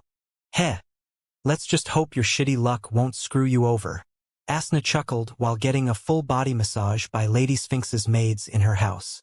Felix's eyelids twitched at the sound of that, feeling like it might happen for real since there was still a possibility of him not getting it. Let's hope for the best. Felix took the spatial card from his bracelet and placed the one given to him by Lord Cows. Oh Lord! The instant he accessed the inventory, he was left absolutely gobsmacked by the items in it. There were at least 100 boxes in it, all colored the same. All of them had a symbol of void energy, letting Felix figure out their content immediately. I don't know if he is being generous or just more interested in Nemo's hatching than us. Thor gave a hollow laugh. I am willing to bet it's the latter, Jay with Tilda Ermungandr said. They had already noticed during their meeting that Lord Cows was quite invested in matters related to the Paragon of Sins. Since he sent them hundreds of boxes filled with void energy, it only meant that he wanted Nemo to hatch as fast as possible so he could grow quickly and replace the Paragon of Sins. Heh. Don't mind me taking some of your food, Nemo. Felix grinned shamelessly as he beamed 10 boxes and stacked them to the side. Since it was almost impossible to get void energy online, Felix had no way to use void-based abilities even if he integrated with the void bloodline. In addition, he needed void energy to increase his affinity to 100% after he drinks the void potion that would awaken his affinity to the element. Based on Lady Sphinx, the potion had already been made by her a month before and was on its journey to him. Could arrive from 3 to 10 days max. Lord Cows's gift was truly too timely even though it wasn't directed to him. If it wasn't for it, Felix would have gone hunting void creatures normally like other mercenaries to gather as much void energy as possible and push his affinity to the peak. When Nemo saw Felix looking at the chests with a greedy grin, he didn't know what he was up scheming, but he still felt like he was being robbed, making him jump around in indignation. You better quieten down or I will come get you, Asna threatened while yawning lazily. Immediately after hearing her devilish voice, Nemo jumped on Lady Sphinx's lap and curled up fearfully. He truly got the short end of the stick to end up in the clutches of those two shameless and sadistic duo. Let's see what grade of stones he sent. Felix rubbed his palms while trying to open one of the chests. Are you stupid? Thor berated almost immediately. Ha! The box is the container for the energy, Jay with Tilda Ermungandr informed. The moment you open it, the energy will dissipate almost immediately. Is it because of its nature? Felix pulled back his hands after figuring out what they meant. Since he almost never interacted with void energy before, he forgot to consider that its energy wasn't like the others. For water, fire, ice, wind, and most elements, their elemental energy gets absorbed through rocks, stones, or other physical objects.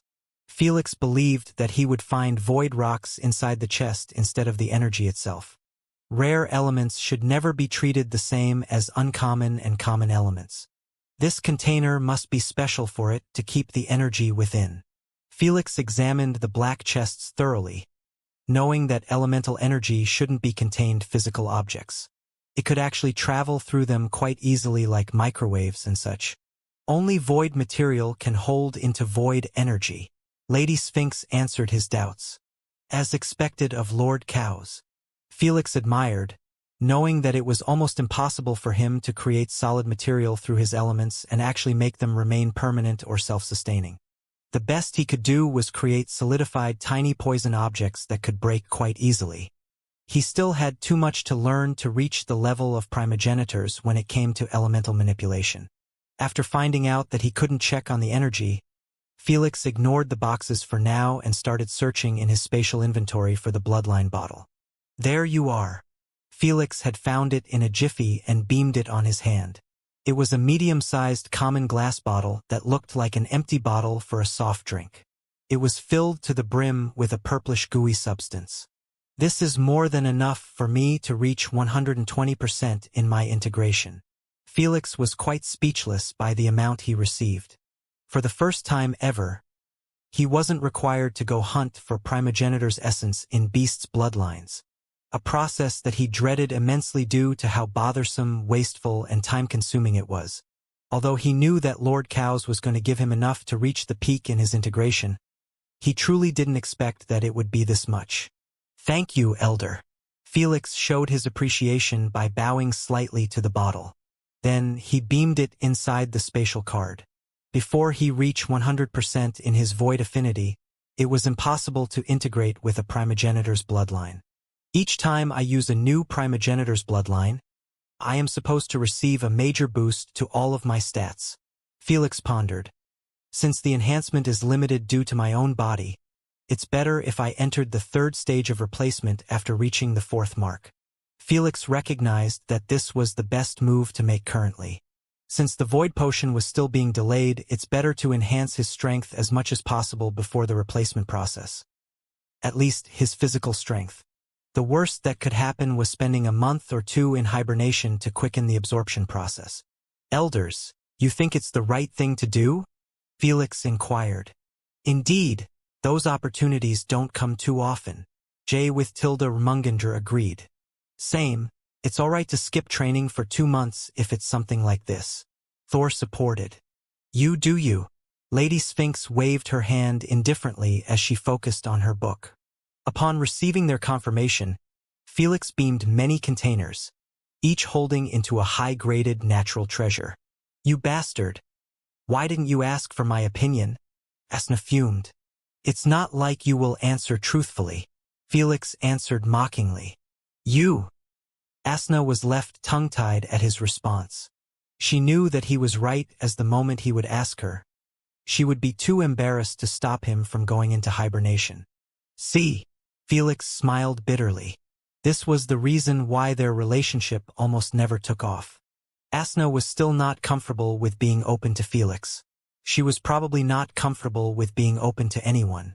Felix couldn't really do much about it since it was her issue to solve. He already had hundreds of matters on his plate to take care of. Felix ignored the awkward silence in his mind and started doing the maths to figure out the quantity required to make the final push to the fourth mark. In the past months, he spent each day devouring B and C graded natural treasures so he could remain awake and increase his strength gradually. By now, he was merely missing 25% more or less to reach the peak of the third mark. So, I will need 10 more A-graded natural treasures. Felix sighed. My stock is running empty already and I have yet to reach even fifth mark. Since each A-graded treasure cost tens of billions of coins if it was auctioned, Felix was thoroughly powering himself by throwing money down the sewer. Too bad for him, This was the price a human like him needed to pay to touch the toes of the giants. Soon, Felix stopped moping about the expenses and went to his VR pod. Queen, turn on the highest cloaking level of the spaceship and keep it on standby. As you command. Upon hearing so, Felix began shoving the natural treasures one by one down his throat akin to a beast. He didn't bother to even chew them since their taste was horrendous. Barp. After he ate them all, Felix immediately began feeling dizzy and heavy. Knowing that he could enter hibernation at any moment, Felix quickly laid inside the VR pod and got comfortable. See you in a couple of months. Before he could even finish his sentence, Felix's brain had been forced to shut down by the Devourer's heart. Right now, every ounce of energy was used for the sole purpose of absorbing natural treasures. This was the reason why being in hibernation was much better than taking slow daily intake. Though, the fact that he wasted months doing nothing but sleeping still was a disadvantage that Felix disliked greatly. For months later, Felix could be seen sitting in a lotus position on the cold floor of his bedroom. He was currently meditating to prepare himself for the replacement of his bloodline. He woke up from his hibernation months ago and had already drunk the void potion and increased his affinity to 100%. All it took was a single chest to achieve so. This spoke highly of the quality of the void energy sent by Lord Cows. It wasn't the purest level of energy, but it was getting there. With Asna's help, Felix was fed directly with the purified void energy for a month or so until he reached a 100% affinity rating. As for the gained strength from hitting the 4th mark, Felix could be now considered as strong as a peak Origin Realm bloodliner when it came to pure physical strength. He had merely reached the 4th mark, and he was already at the peak of humanity when it came to physical strength. In the Devourer system, there were 30 marks in total. What's even scarier, Felix was just about to receive his 4th bloodline enhancement, and he still got at least 4 more to go. After spending 10 more minutes meditating, Felix let out a long silent exhale from his nose and opened his eyes slowly. Nothing was reflected on his pupil but absolute void. He was finally ready for the 3rd stage of replacement. Let us begin. Ilix beamed Lord Cows's bloodline bottle and placed it next to him.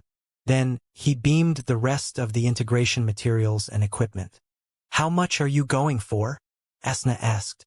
For some reason, I am confident in integrating with 13% successfully. Felix replied while drawing that amount in his needle from the bottle. 13%? Are you really sure? Asna asked with a worried tone. In his previous replacement, Felix had integrated with 11%. That was already too high since he was dealing with primogenitor's bloodlines. I don't really know, but I just feel like I can take it, Felix joked. Maybe getting my ass fried by lightning bolts every day enhanced my confidence in taking pain. This is not the time to joke around, Asna berated. If you failed this, you die.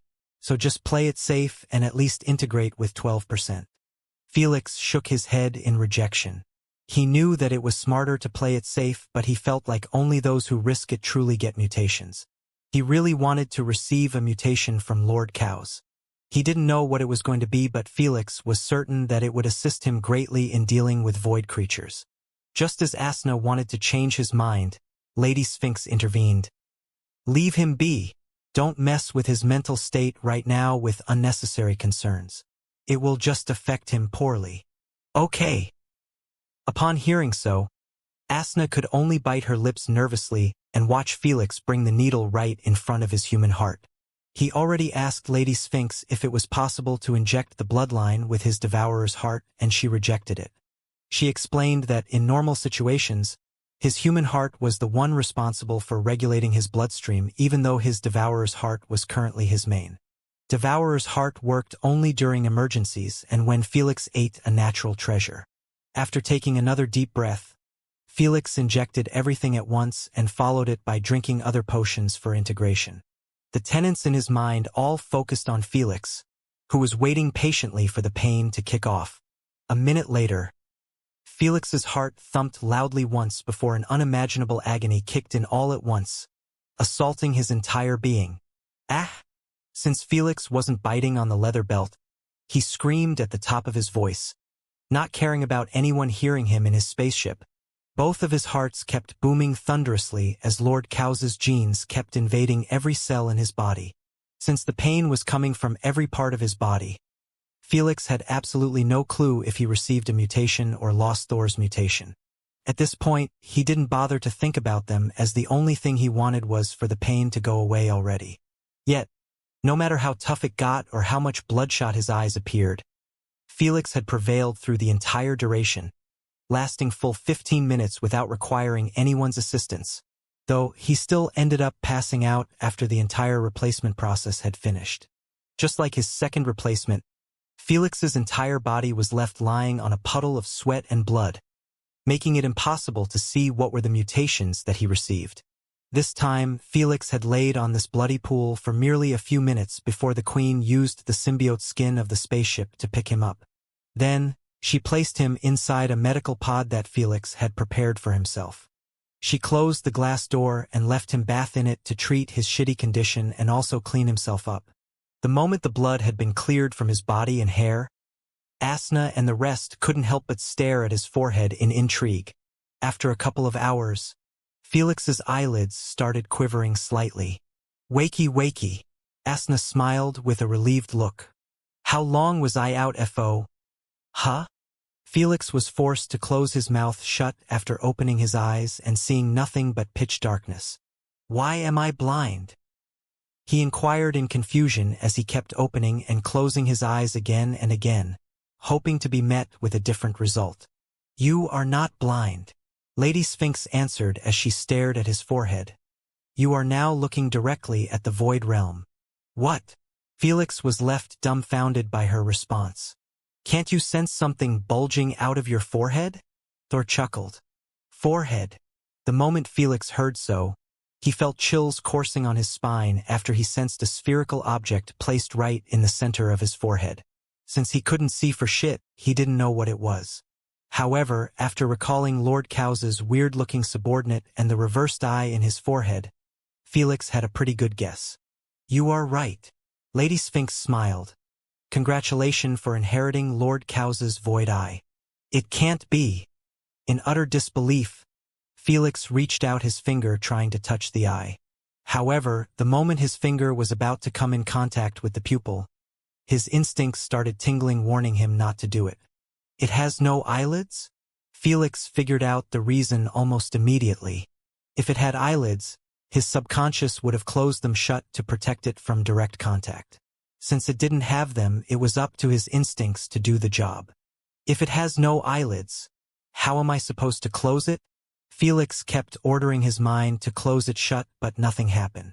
The world was still just pure darkness all around him. "Try to block it with your palm completely, and your vision will be restored back to normal," Lady Sphinx advised. "All right." Felix did as he was told, not wanting to spend another second glancing at the void realm. It was too scary even for him. "Oh? It's all good now." Felix was surprised to see that his normal vision was truly restored. The first thing he noticed was that he was lying in a medical pool. So he removed the oxygen mask and requested the Queen to open the glass door. As he stepped outside of the pool without clothes on him, Felix noticed another new addition. His hair had grown to a few meters just like always, but this time, its appearance had completely dumbfounded him. His hair was glowing faintly just like Asna's gorgeous crimson hair.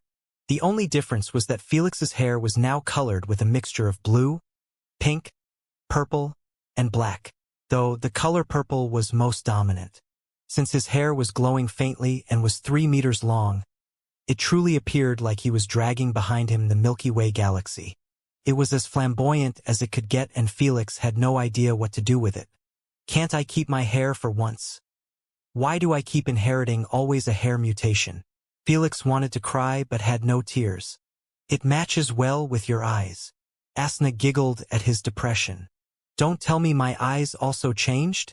Felix quickly rushed to the bathroom and looked at his reflection in the mirror.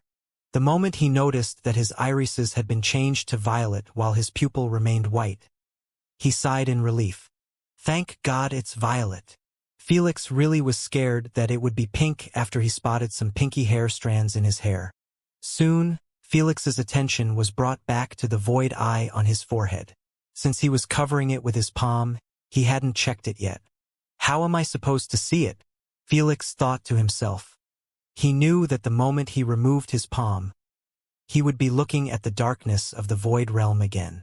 Most importantly, why the hell is it more dominant than my truth eyes? This truly threw him off at the start. The fact that his truth eyes were completely overshadowed by his void eye.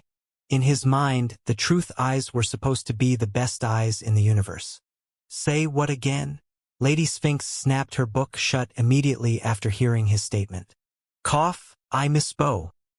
Before Felix could apologize over his slip of the tongue, Lady Sphinx corrected his thinking calmly. It's only natural that the void eye will dominate your truth eye. The void eye is the same as the void vision in my truth eyes, Lady Sphinx said. If your mental energy wasn't an embarrassment, you wouldn't even need to own that eye to see the void realm. Upon hearing so, Felix recalled that he was still stuck at the second classment of the truth eyes. The quantum vision. In reality, there was still the third classment, spiritual vision, fourth classment, void vision, fifth classment, truth vision, and lastly, even a sixth unknown classment. So Lady Sphinx was indeed correct. The void eye could never overshadow her eyes if Felix was at a higher classment. Still, since you have inherited the void eye from Lord Cows personally, it won't have only the basic functions like my void vision. Lady Sphinx opened her book again as she shared one last time. To know what it does fully, ask Lord Cows personally. Ask Lord Cows. Felix's eyelids twitched, feeling a bit scared about Lord Cows's reaction when he finds out that he had inherited his void eye. After all, Lord Cows had demonstrated in their latest meeting that he didn't approve of Felix yet. What if I used my infrared vision only? Felix thought. Instead of thinking too much, Felix went for it, hoping that he would be able to spot his arm through the pitch darkness. Unfortunately, no heat or bones appeared as he directly stared at his arm. Not giving up, Felix had used other types of visions ranging from gamma rays, microwaves, radio waves, ultra-infrared vision, and more. Nothing. Felix sighed. I am truly looking through dimensions. Felix stopped his attempts at last after realizing that nothing could travel through dimensions besides time itself. Queen, take a picture of me with the bracelet, Felix requested as he stared directly in the mirror. Since he was seeing nothing but darkness, he had to use the bracelet instead of his eyes to take the picture. Done. After receiving a confirmation, Felix covered the void eye with his palm again. Then he brought out the holographic selfie. Huh? It looks different than the one I saw on that void creature. Felix tilted his head in confusion as he looked at his void eye. It wasn't reversed as he had seen, and its irises were wine-colored. Meanwhile, the pupil resembled a frog's rectangle pupil, but had a long thin line passing through it. From afar, it looked like a plus sign plus. Its color was black, matching well with the redness of the irises. After looking at it for a few seconds, Felix inquired, "Is this how Lord Cows's eye looks like?" "Never seen it before. Don't know." Same, Lord Cows has never exposed his void eye to other primogenitors. The primos in his mind all expressed their ignorance on the matter. Felix believed them since he had seen Lord Cow's faceless form before, though he was confident that it would be the same since it would make no sense to inherit a different eye after using his bloodline. For now, let's cover it up. Felix decided to stop asking unanswerable questions and focus on matters at hand. The first problem he had was covering the eye so it wouldn't affect his vision. However, since it had no eyelids, he knew that he shouldn't just cover it with a normal piece of cloth to avoid irritating it. Thankfully, he had a few nanosuits in his spatial card. Felix brought out the highest quality nanosuit in his possession and requested the queen to transform it into a thin black bandana. Since its size was quite small, the queen couldn't use the entire nanosuit to make it. It would be way too thick. So, she used only 30% of the nanobots to make it. Looking good, Felix complimented as he felt the bandana in his hand. It was smoother than silk and lighter than a feather. Without further ado, Felix wore it on his forehead in a gentle manner. He could sense that the fabric was touching the eye. though it didn't hurt him that much due to the materials. Felix knew that during intense movements, it would start to be a real pain in the ass. So he couldn't leave it like this. Queen, program the nanobots to always avoid touching my void eye, Felix requested. For Queen AI, this request was nothing too difficult. She spent less than a millisecond to achieve the intended purpose. Now it's much better. Felix smiled in comfort after the fabric was taken off his void eye. If one looked closer, one would notice that the bandana was slightly bulging from the position of the eye. The best part about using nanobots as a bandana was the protection involved. It was like wearing armor for an eye.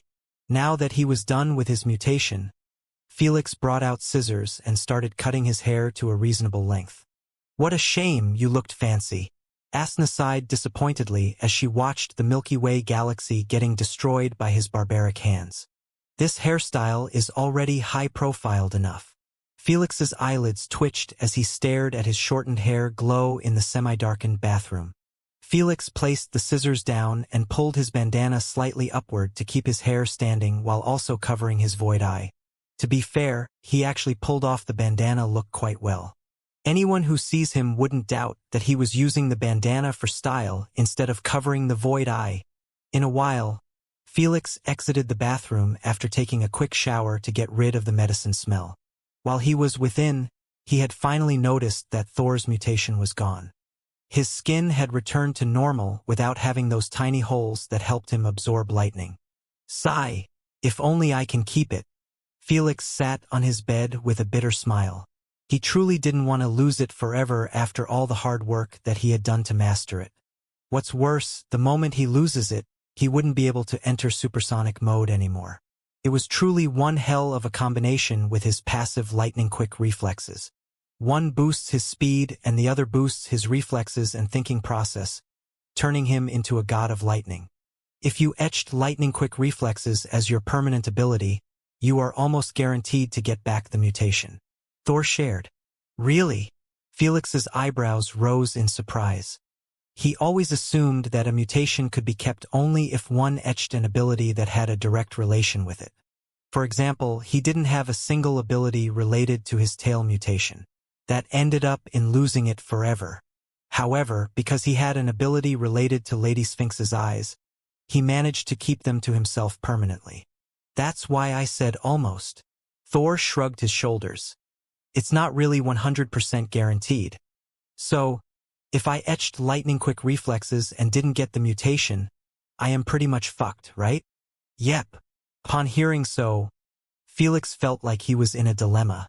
If he stayed with his original plan and just etched lightning transmutation, he would 100% lose his mutation.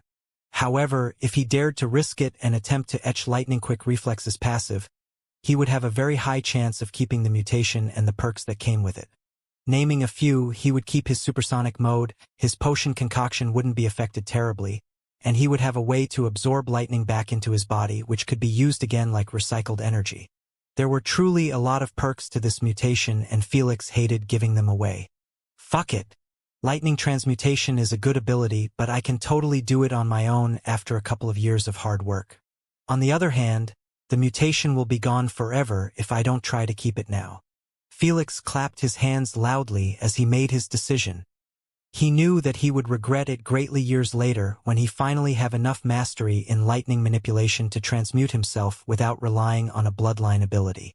In a bloodline path, the abilities weren't the most important assets for him but the permanent mutations of primogenitors. He would rather risk it now than regret it forever. Final decision? Thor asked sternly. Yes, please do it now. Felix nodded his head affirmatively as he sat down on the floor. As you wish. Thor snapped his finger casually, helping Felix merge the genetics responsible for lightning-quick reflexes passive into his 1% human bloodline.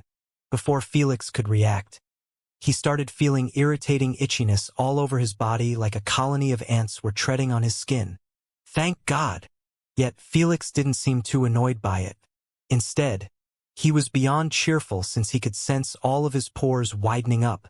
The lightning absorbers had returned. Congratulations, kiddo. Thor smirked as he eyed Jay with Tilda Mungander. He was clearly taunting him that Felix had a mutation belonging to him while he had none from J with tilde Ermungander. Well, it couldn't be helped. When Felix awakened with J with tilde Ermungander's bloodline, he had used only 1%. It was a miracle that he had gotten hair and eye mutation. Prick. J with tilde Ermungander didn't even bother to reply as he merely gave him a sneaky middle finger, not wanting Lady Sphinx to see it. Much appreciated, Elder. Delighted, Felix responded to Thor while controlling his pores to close up without any issue. He truly didn't want to lose this mutation. Not after everything he had gone through to control it properly. However, before he could engross himself in happiness, Felix felt like his body didn't belong to him. Everything was different. From his physical strength, body structure, sudden increase of weight, mental clarity, senses, energy capacity, and more. It was such a drastic change. He actually noticed it without trying to do anything. The hell? How much stronger did I get? Felix knew that Thor's bloodline enhancement would happen only after the etching process ends. So, he was expecting to notice some upgrades to his strength, but this was a new sensation. A sensation that made him so confident in his current physical strength, he could go head-to-head with Flame Bearer. Eager, Felix quickly logged in to the UVR and returned to his private UVR's room that was transformed into a massive training gym. He walked to the machine responsible for calculating one's physical strength and tightened his fists a couple of times while taking deep breaths. The instant he felt that he was ready, Felix punched the pad of the machine as hard as he could. Boom! The machine was pushed tens of meters back like it was hit by a sledgehammer. Meanwhile, smoke rose from the bent pad after it detached from Felix's punch. It can't be. Felix couldn't believe his eyes as he stared at the aftermath of his strike. He knew that the machine was programmed to handle the strongest recorded punch delivered by a human. So, anything below it wouldn't even budge it. When Felix zoomed on the red numbers on its screen, he felt his heart skip a beat. 69,447 BF. In utter disbelief, he murmured the calculated results of his punch. In his previous game, Felix's strongest punch would utmost reach 37 kbf. So, his physical strength didn't just get enhanced but actually doubled. Felix was stupefied because he knew that the strongest origin bloodliner in the history of the human race had reached the limit at 60 kbf. That was considered as the untouchable peak by any human since that origin bloodliner had broken through to the origin realm by using only the best physical strength-related bloodlines in his path. Felix had just crossed the 70k mark while still at his third replacement. If other humans knew about it, another shockwave would be sent throughout the entire galaxy. A 21-year-old young man was currently the strongest human to ever exist when it came to pure physical strength. Just unreal. Felix was still finding it hard to comprehend such a massive jump in his standing. He always dreamed about reaching such heights, but he never expected that it would happen so quickly. I need to test it out. Eager, Felix tightened his fists with inflamed eyes. Queen, make the strongest origin bloodliner AI dummy and set him at the highest difficulty possible, Felix requested as he cracked his fingers in excitement. It was time to face against copies of the strongest humans that ever lived. 20 minutes later, Felix had finished his testing. He could be seen standing in the center of tens of wrecked broken AI dummies while staring at his fist in an absolute stupor. Who could blame him? Those AI dummies possessed the peak physical strength of an origin bloodliner and they were set at extreme difficulty. Yet, he still destroyed tens of them like it was a walk in the park.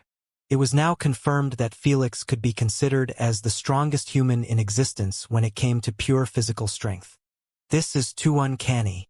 In his mind, Felix always believed that he would not possess enough strength to beat them until a few years later. That's because origin bloodliner strengths vary from one to another based on their bloodline path. For example, an origin bloodliner who used only rare/epic bloodlines from his awakening to his 6th stage of replacement would be extremely weaker when compared to an origin bloodliner who used higher-ranked bloodlines. It's like the bloodline's rarity was the foundation to a better enhancement during the breakthrough to origin realm. Naturally, those bloodlines needed to be compatible with each other as well. making it even harder for Origin bloodliners to receive the best enhancement possible after their breakthrough. Felix didn't just beat those bloodliners with a weaker bloodline path but AI dummies who had an equivalent strength to an Origin bloodliners with the strongest bloodline path possible. How do you feel to be standing at the top of the pyramid for your race? Asna joked with a pretty smile. Easy now, little Asna, Jay with Tilda said. He should think like that when he beat real Origin bloodliners with their specialties. That's true, Thor agreed. Those AI dummies might be good, but they will never be the same as real Origin bloodliners no matter what difficulty you put them on. You just can't ignore their experience and hardship that true Origin bloodliners go through to reach their peak. Indeed, Felix nodded his head firmly in agreement. He might not have dealt with Origin bloodliners too often, but Felix understood one thing. They were real monsters to be feared not because of their strength but the experience they gained throughout their long journeys. It was simply impossible for a human to break through to the Origin realm without being a true warrior who fought thousands of life or death battles and survived them all. Only then could their minds and mental state be honed to face the most difficult challenge in their lives. Devouring 99% of 7th-tier bloodline that coursed on their veins by relying only on their 1% human bloodline. Felix would never underestimate those Origin bloodliners just because of their honed mental state. In addition, Origin bloodliners had their own specialties and fighting style unique to only themselves. Those AI dummies could try as much as possible to copy it, but Felix would always find flaws in it and defeat them. Right now, all I have confirmed is that I have enough physical strength to blow even Origin bloodliners. Felix released his tightened fist as he spoke. But that's only if it landed on them. Felix had already tested his other enhancement and found out that they weren't affected by his advancement to the 4th mark. That's to be expected since the Devourer system was focused purely on physical strength. This meant the enhancements in his mental defenses, energy capacity, senses, and the rest were good but not as amazing as his physical strength upgrade. He could even say that he was still lacking in this regard when compared to the strongest Origin bloodliners in the universe. So he wasn't the strongest human yet. But it won't be too far. Felix smirked. As long as I keep with my current pace, I will be at the strongest human in no time. A few hours later, Felix was done adjusting to his new physical strength. He could now control it properly in addition to knowing his limitations. He had fought against Wowfxnero AI again and found out that he was strong enough to inflict bruises on their skin but still not enough to crack their scales and shell. Though his physical defenses were improved drastically as well, giving him higher resistance to elemental abilities. Now let's check this mutation. Felix touched his forehead as he sat on the floor. The only two capabilities he knew so far was that his eye could allow him to see through the void realm and enter it just like Lord Cow's subordinate. But he still had no idea how to do so. The one who truly knows wasn't interested in joining the party in his mind at this moment. Lord Cow's had told them that he would be leaving a wisp in Felix's mind to monitor him. However, he never told them when exactly was he planning on doing so. If he was currently hiding in Felix's body, Lady Sphinx would have spotted him almost immediately. For now, let's see what I can work with. Felix lowered the bandana on both of his eyes, freeing his void eye. This made his hair fall off and cover the void eye a little bit. But Felix didn't seem to care about it since a couple of hair strands couldn't block him from seeing the void realm. The reason he pulled the bandana instead of removing it entirely was that he wanted to protect his other two eyes when he wouldn't be using them. After all, he was looking into another dimension and really had no idea what's going on in the matter universe. Queen, does the void realm mirror the matter universe even in the UVR? Felix inquired. Yes, Queen AI replied. But no void creatures exist in the void realm of the UVR unless you wanted the area around you to have them. I see. Felix nodded his head in understanding. He knew that Queen couldn't just make shit up whenever she liked. Since she had no idea how the void realm looked like and where the void creatures exit, she made it with only the data she owned.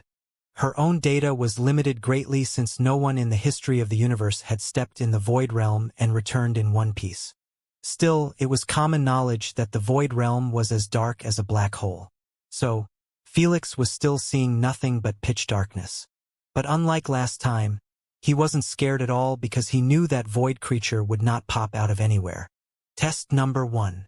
Felix took a deep breath and requested, "Queen, please place 2 low-born void creatures a couple of meters away from me. Place one of them in the matter universe and the other in the void realm." Queen AI did as she was told and created those 2 low-born void creatures. Unlike Lord Cow's subordinate who appeared like a kid's doodle, anyone who saw those 2 void creatures would know that they were monsters from someone's nightmares. One of them was a Hulk that reached 5 meters in height. Weirdly enough, he had 4 tiny small legs resembling deer's legs. Meanwhile, his torso was that of a stallion and his head was deformed and faceless. The balance was all over the place. What made him look like a creepy monster was the black mist oozing from his shoulders like a cape. If one took a closer look, he would realize that his tiny feet weren't touching the ground at all. He was levitating. How could something made out of nothingness have physical properties? On the other hand, the other void creature was as tiny as a red sparrow. Yet he had no wings. Instead, he was floating in the air like a small mass of black energy. This was the true terror of void creatures. They had no fixed shapes and could be as big as Titan or as small an ant. There were even humanoid versions of void creatures that had been spotted before in the infested areas. All of them were just as equally dangerous. Facing a giant void creature meant an easier target but would require much more energy to overwhelm it. Yet, mercenaries actually preferred meeting them than tiny void creatures. After all, they were almost invisible and could ambush them out of nowhere due to their formless bodies. Those unique shapes and appearances had actually given birth to the theory that the void realm was hell. Everyone who died with many sins on his shoulder would be reborn as a void creature in the void realm. The ones who were good would be sent to the spiritual realm.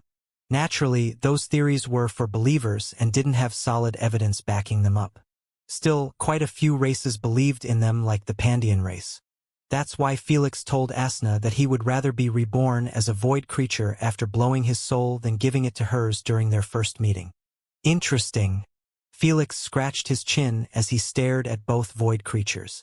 He could see them outlined with dark purple inside the pitch darkness of the void realm. The only difference was that the smaller void creature was exhibiting less pressure than the big one in the matter universe. It seems like my senses are still bound to the matter universe even though I am staring into the void. Felix had concluded from that slight difference. This had also answered one of his other questions, though Felix still had to make sure that he was certain. "Queen, please make both void creatures attack me one by one," Felix requested as he stood defenselessly in front of those monsters. "Are you ready? Please." The moment the queen heard his confirmation, she ordered the attack at Felix. The first to make a move was the horse-like void creature as he charged at Felix through the air. The scariest part, he made absolutely no noise as he approached Felix rapidly like he was traveling through a vacuum space. "Stay calm." Felix had to fight off against his own instincts to stop himself from avoiding the collision. Boom! Although the void creature was formless, his collision against Felix still made a noise like 2 physical objects smashed into each other. The low-born void creature was bounced back from the shockwave while Felix merely took a single step back. What the fuck is this pain? Yet, Felix was the one who was left in absolute agony as he dropped on his knees while clutching into his chest. "Stop the test and heal me," Felix bitched out almost immediately from continuing the test, not allowing the queen to attack him with the other void creature. After he got healed back to shape, he took a couple of deep breaths and stared at his own naked chest in horror. "Now you know what it feels to have every particle of your body get deconstructed from existence." Lady Sphinx chuckled. "He is lucky that his elemental resistance has been boosted greatly, making his cells tougher to break apart by the void energy." Thor snickered. If he received the attack months ago, he would have been turned into nothingness almost immediately. This was the power of the void element. Fire burns, ice freezes, wind cuts. As for void energy, it deconstructs matter and energy to the last particle until only pure nothingness was left behind. No element or law could stand before it. Even the toughest material in the universe like strucrace was useless. This was the reason why other primogenitors feared and respected Lord Cows as an elder instead of a peer. They simply could not stand a chance against him in battle when his element was an absolute counter to all their elements. Felix had known this all along and was ready to take the punch from the void creature. But he didn't expect that it would hurt like a bitch. What's worse, he had realized that if he didn't stop the test, the void energy on his chest would have invaded his body slowly and continued its slow but agonizing deconstruction of his cells. The only way to avoid it was by cutting out his chest open and removing all the infected parts before it went too deep. He saw this happening in battle videos between mercenary squads and void creatures packs. Only now did he understand and experience the horror of getting touched by void energy. This type of void energy is nothing, J. with tilde Ermungander said. What you experienced is the same as a poison attack with a weak potency. I expected that, Felix said sternly. He knew that just like other elements, void energy also had degrees to it. In the case of his poison, using a normal inducement would absolutely do nothing against players like Wowfxnero even if they inhaled it for 2 hours. However, if he increased the potency to X20 or such, it would be a deadly threat to even them. It was the same for his lightning and electricity. If he increased the voltage, the color would change from white to golden so as its power. In the case of void creatures, lowborn types were using the weakest form of void energy. That's why instead of going through Felix's physical body and deleting him in the process, the void creatures bounced away after colliding with him. The potency was too weak against Felix's resistance.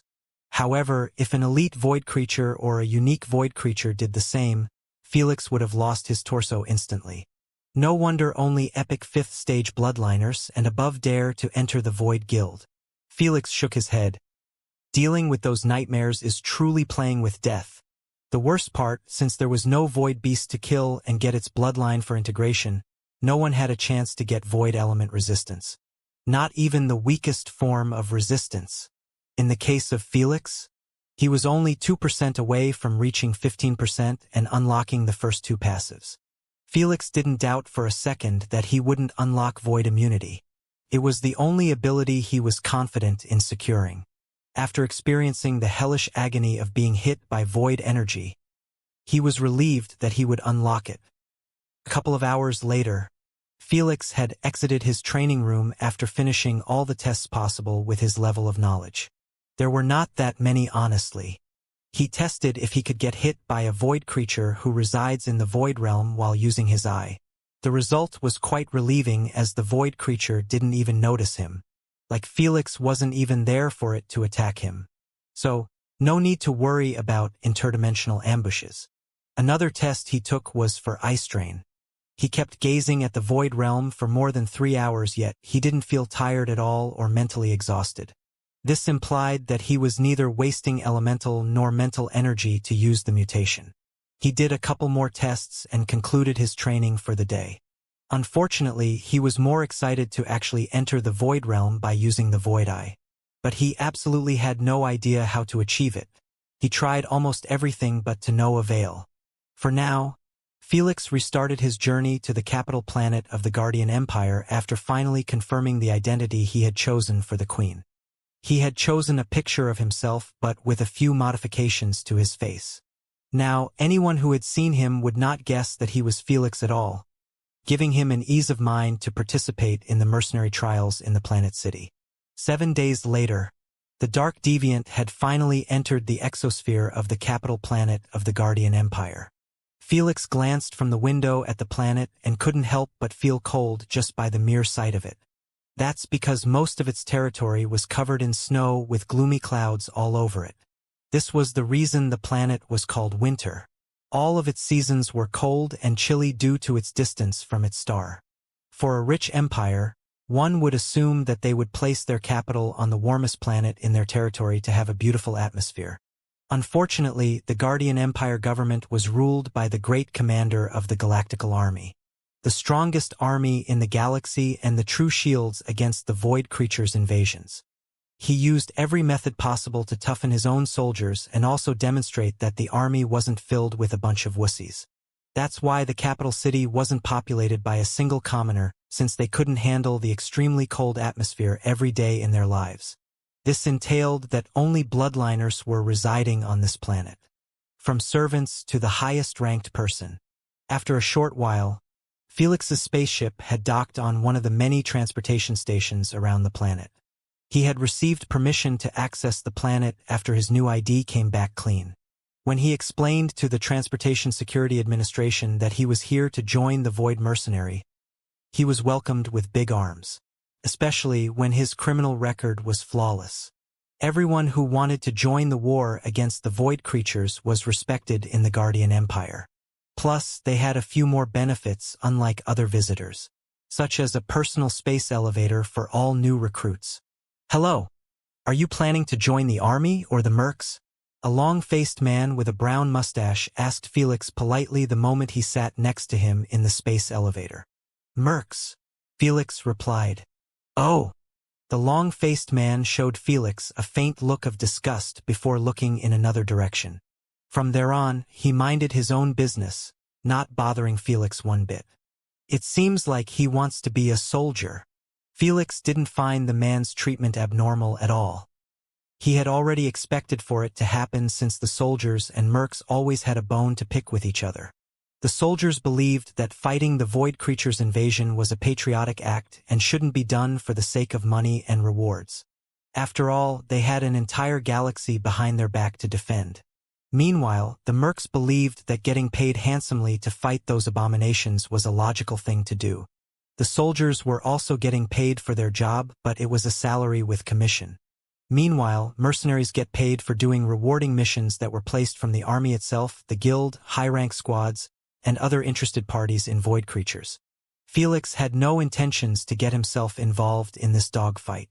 The moment he passes the trial, he would be on his way to infested planets with Void creatures. In a short while, the space elevator had reached the ground floor of the station. Felix disembarked from the elevator and walked through the crowded area, following an arrow that was pointing him towards the nearest exit. After he reached it, he showed the guards his approved fake ID again and was excused with a head nod. The moment Felix exited the station, he was met with the gloomiest city he had ever seen in his life. City of Craghorn, I am here. Felix smiled as he stared at the faraway city that was built amidst the frozen lands of a bitter expanse and was truly a historic display of wonder. Its charm was matched by the never-ending fall of snow. This snow had clearly influenced the architectural designs of the vast majority of buildings. They were all built with pointy tips and sealed-off roofs to allow the snow to fall down. There were many drones clearing the roofs and streets occasionally to avoid the snow building up too much. The buildings were mostly built with metal and had fewer windows, making them resemble fortresses instead of skyscrapers. Their gray color just added to the somberness of the atmosphere. I dig it here. Felix smiled pleasantly as he covered his head with a fluffy cotton hoodie and walked towards the main street to get a cab. After reaching it, he walked for a minute or so before finding a taxi station. Felix picked an empty cab and told the driver to take him to the best hotel in the city. First time here? The driver inquired as he peeked at Felix with the back mirror. Yes, Felix replied. For an extra charge, I can give you a legit list of the dos and don't in this shithole. The driver offered with a sincere tone. How much? 100k SC. I will take it with 5k. Are you insulting me with such an offer? The driver's eyes were set in flame for a second, showing off to Felix that he was a flame bloodliner. 3k SC or I will break your legs and take it forcefully. Felix smiled sincerely as he applied some of his spiritual pressure on the driver.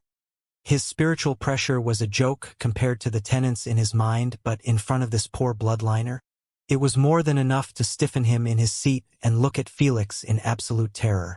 The spiritual pressure was so effective against him. He couldn't even open his mouth and beg for forgiveness after realizing that he messed with the wrong passenger today. Felix didn't want to bully him too much as he released his pressure after seeing that the driver had understood his position. Email it to me, Felix said calmly as he forwarded his fake UVR ID to the driver. Right away, sir. The driver didn't dare to play games anymore with Felix as he sent the list immediately. Upon receiving it, Felix glanced at it for a second before wiring the payment to the driver. Then, he engrossed himself in reading the do's and don'ts, not bothering with the driver who was sweating buckets from his forehead. Shit. I almost got myself killed because of this stupid gang. The driver wasn't really a good guy trying to make a living by driving this shitty cab. In fact, he was part of one of the small gangs in Craghorn. They mostly prey on new arrivals by checking first if they were rich or not. The way they do so was by asking them to buy the list for a massive amount of money. If they agreed in a heartbeat, the driver take them to an empty alley and stop the hovercar. Then, he would act like it broke down and exit to check the engine. The moment he did so, he gets jumped up by his gang members and beaten up to avoid suspicion while the passenger receives a totally different treatment. Since the gang members always moved in a pack and they were strong on their own rights, the passengers usually concede to their conditions to avoid getting killed. That's because unlawful killing in the city was totally allowed as long as it didn't happen in public space. This sort of freedom was the reason why Felix wasn't requested to sign a contract before stepping foot on the planet. A contract that should forbid such criminal activities. One would think that the capital city of the empire with the strongest army in the universe would have the strictest order and safest environment. Alas, that wasn't the case at all. Craghorn City was filled with tens of gangs made out of retired mercenaries, criminals who joined the mercenary guild but quit after finishing their sentence, and failed recruits.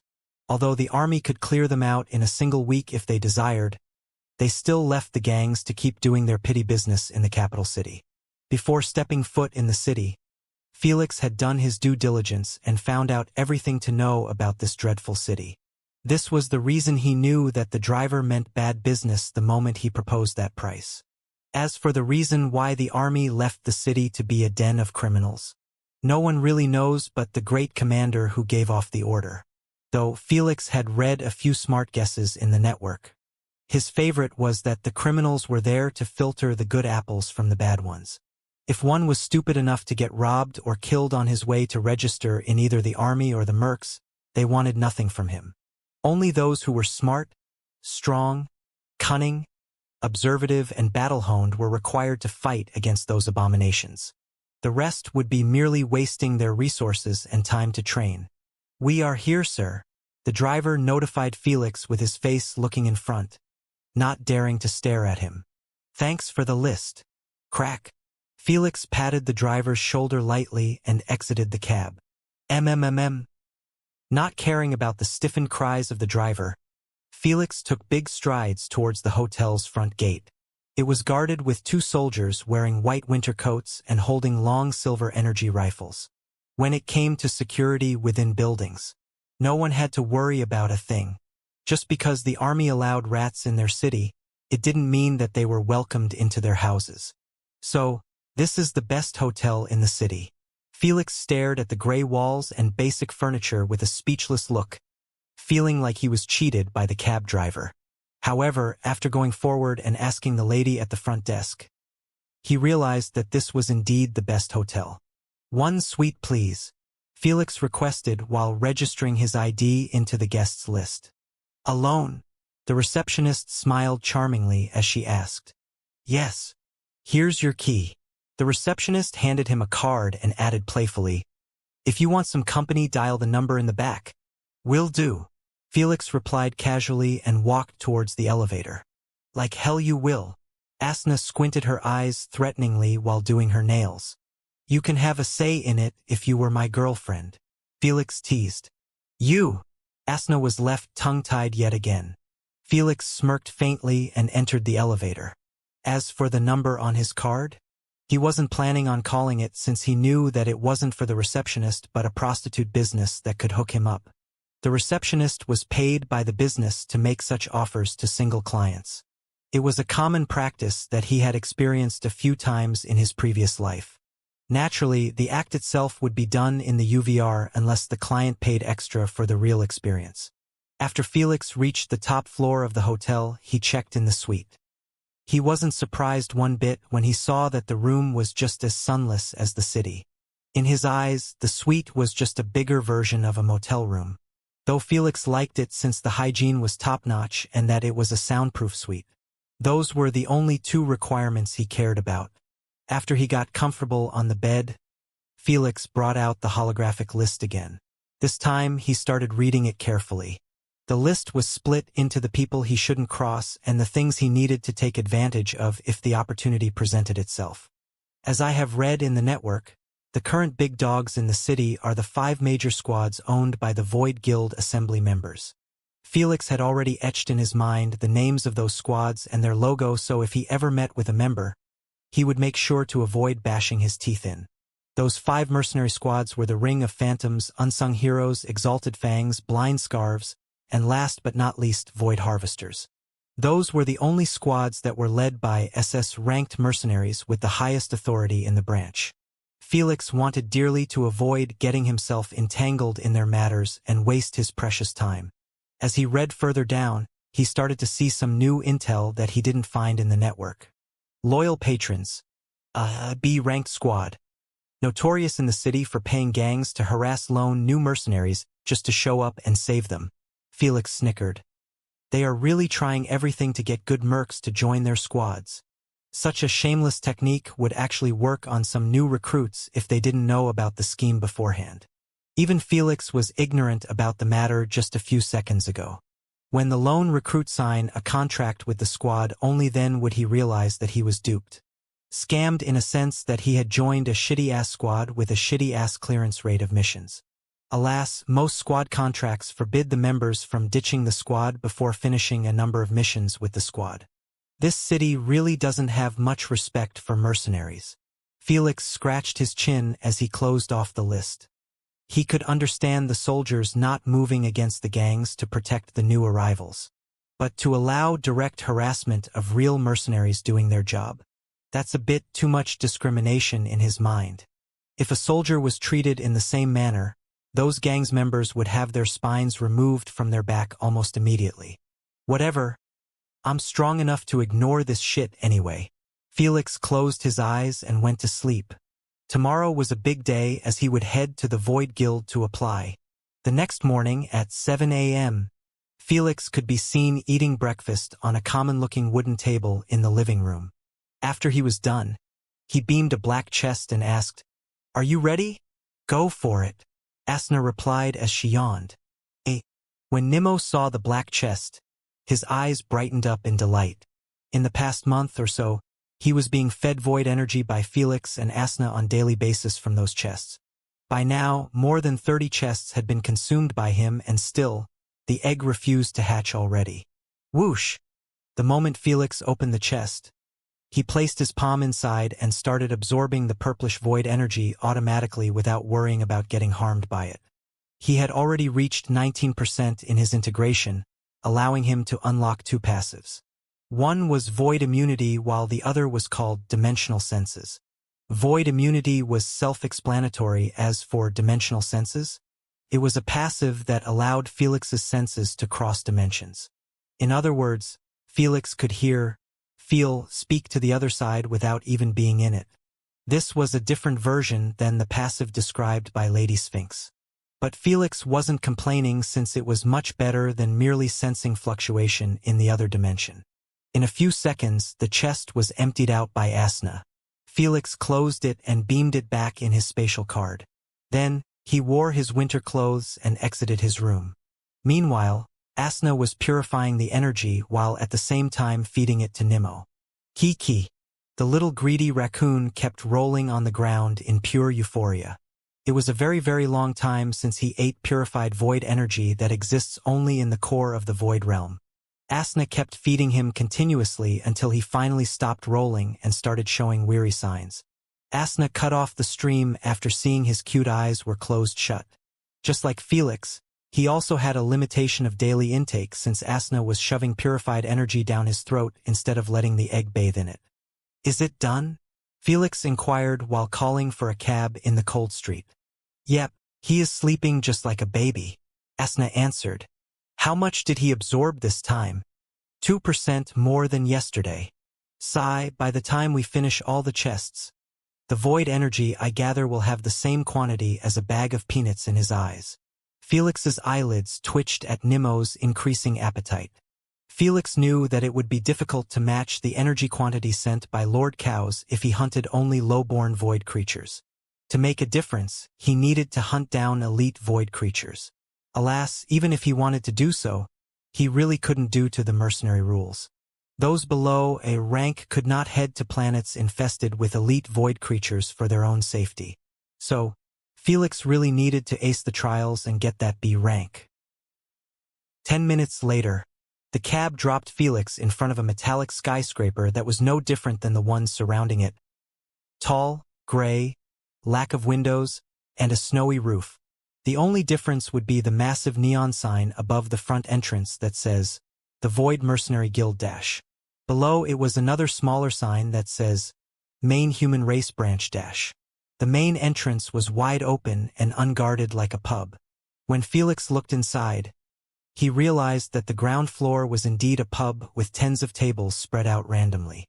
Unlike the gloomy cold atmosphere outside, the pub was lively and warm.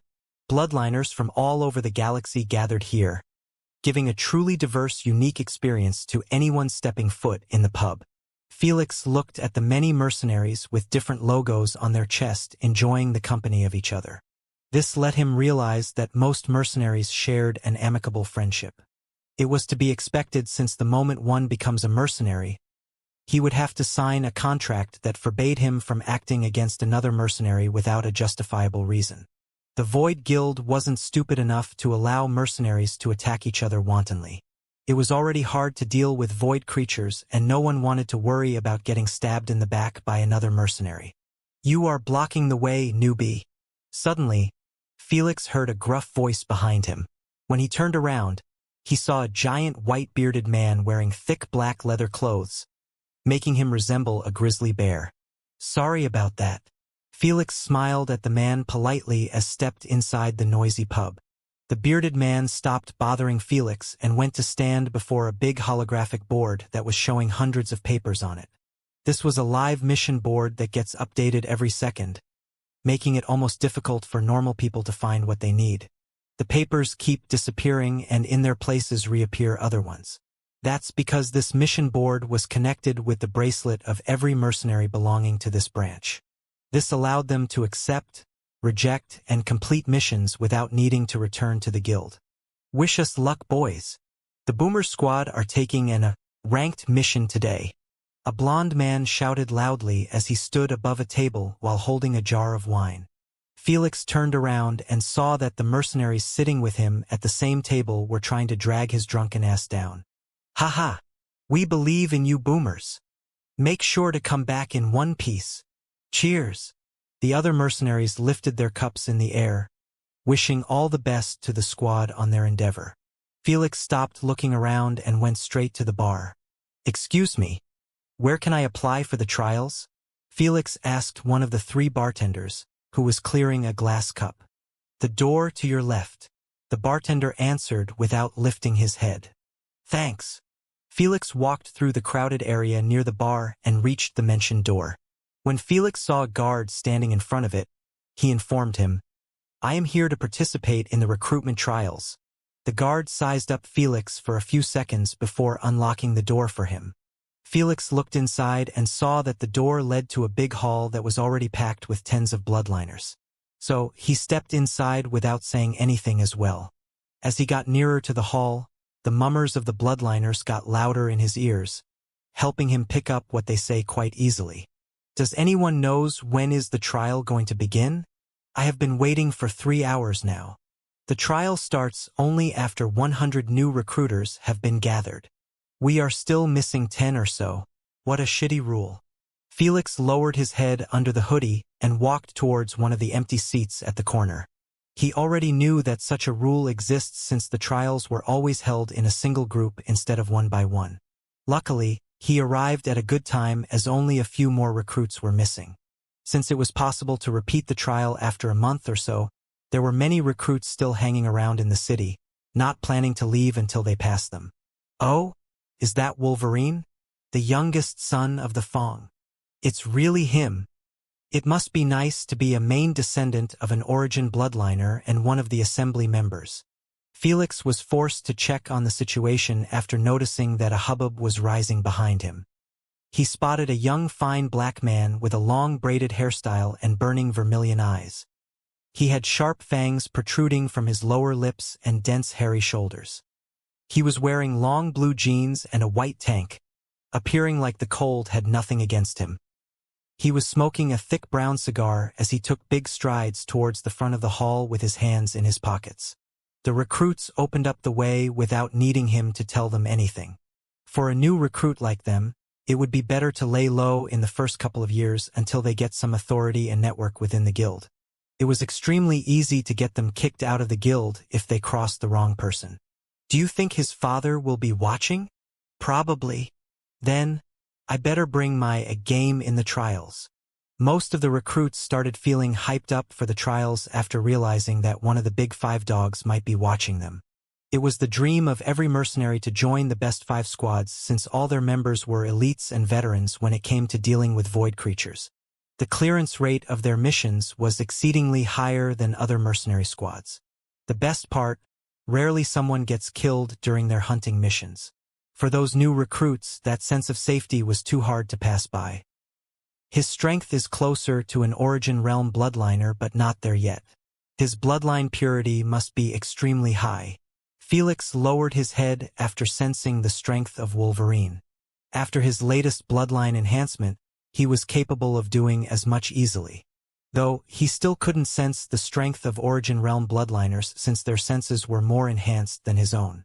Based on his nonchalant expression and careless swagger, he must be like any other proud descendants of Origin bloodliners. Felix clicked his tongue. Let's hope he stay as far as possible from me.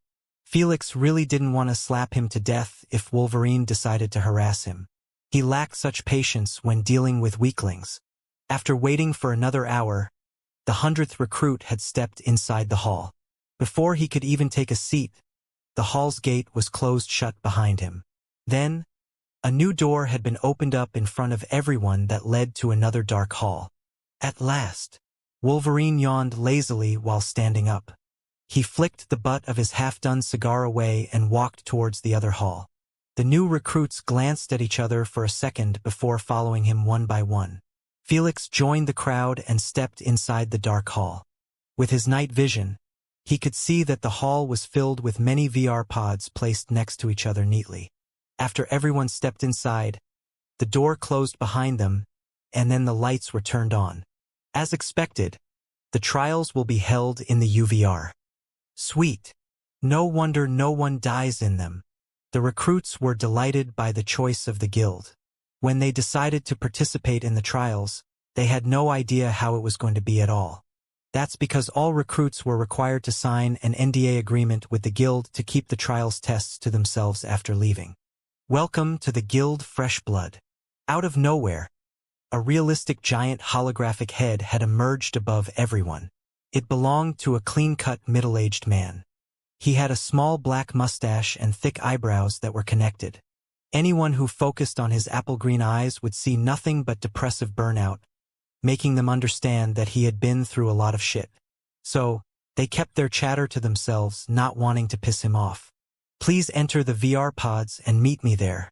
I don't have much time to waste.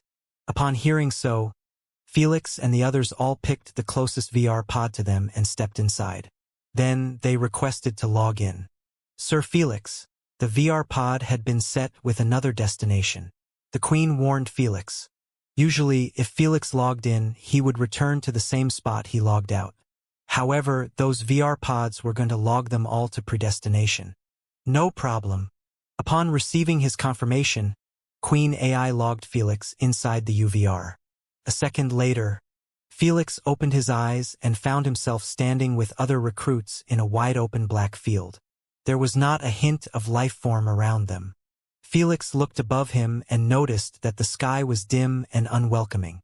What's worse, Felix realized that the oxygen level was extremely low and that the gravity was 1/5th as powerful as Earth. It was almost as powerful as the moon's gravity. A planet infested with void creatures. Felix frowned his eyebrows at the realization of the place he was at. He had seen videos and images of planets affected by void creatures. All of them, without exceptions, appeared to be devoid of life. That's because the void creatures absorb all elements and laws around them. Literally. Air, gravity, earth, plant, water, moisture, heat, and everything that makes a planet look warm and habitable. If Felix had to guess, this planet was at its last stretch since air and gravity were the last elements absorbed by the void creatures. Some of you might already have guessed our location. The same middle-aged man appeared in front of everyone inside. This is a real simulation of Planet Devora that was lost to the void abominations last decade. Some of the recruits' expressions turned hateful and nasty at the sound of that. When it came to a common enemy that everyone in the universe hates, void creatures were number one. I love the reactions, but let's see if you will keep them when you see this. The middle-aged man chuckled bitterly as he snapped his finger. The moment he did so, the sky got dimmer and dimmer until the recruits could barely see each other. They all lifted their heads and were spooked at the harrowing sight before them. A massive dark purplish cloud was falling towards them like a meteor. Those with better visions couldn't help but take a step back fearfully as they stared at the thousands of void creatures merged together like a big jelly slop. Because they were in the UVR, no one was spooked enough to run away like a coward. However, they were still terrified by the mere implication that this could happen in real life. Just as the army of void creatures reached 100 meters above them, the middle-aged man froze their descent. This cast a massive shadow above them. Still, everyone's hearts were beating out of their chests at the nightmarish image of those void creatures.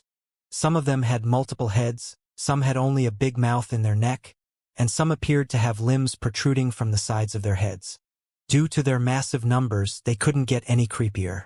We call this void meteor or a minor void cell. The middle-aged man enlightened the recruits. It's when the fleets in space had failed to exterminate a major void cell in space in one go. The minor cells that had survived, they enter the planet's atmosphere. Our job as mercs is to clear them out from the planet before they start doing serious damage to it. Most recruits knew about this since it was only common sense to do extensive research like Felix before attempting to hunt those abominations. Still, researching was one thing, and seeing it with their own eyes was another. No one asked why the fleets in space couldn't just send spaceships below to take care of those escapee cells. Because they knew that the moment the cell touched the ground, they penetrate through its crust and move underground by absorbing anything that intercepts their path. Because they merged like a giant big slop, their speed while doing so was extremely efficient than a single void creature doing it on his own. After the escapee's cell dived deep enough and outside the radars of spaceships, they split into hundreds of smaller parts.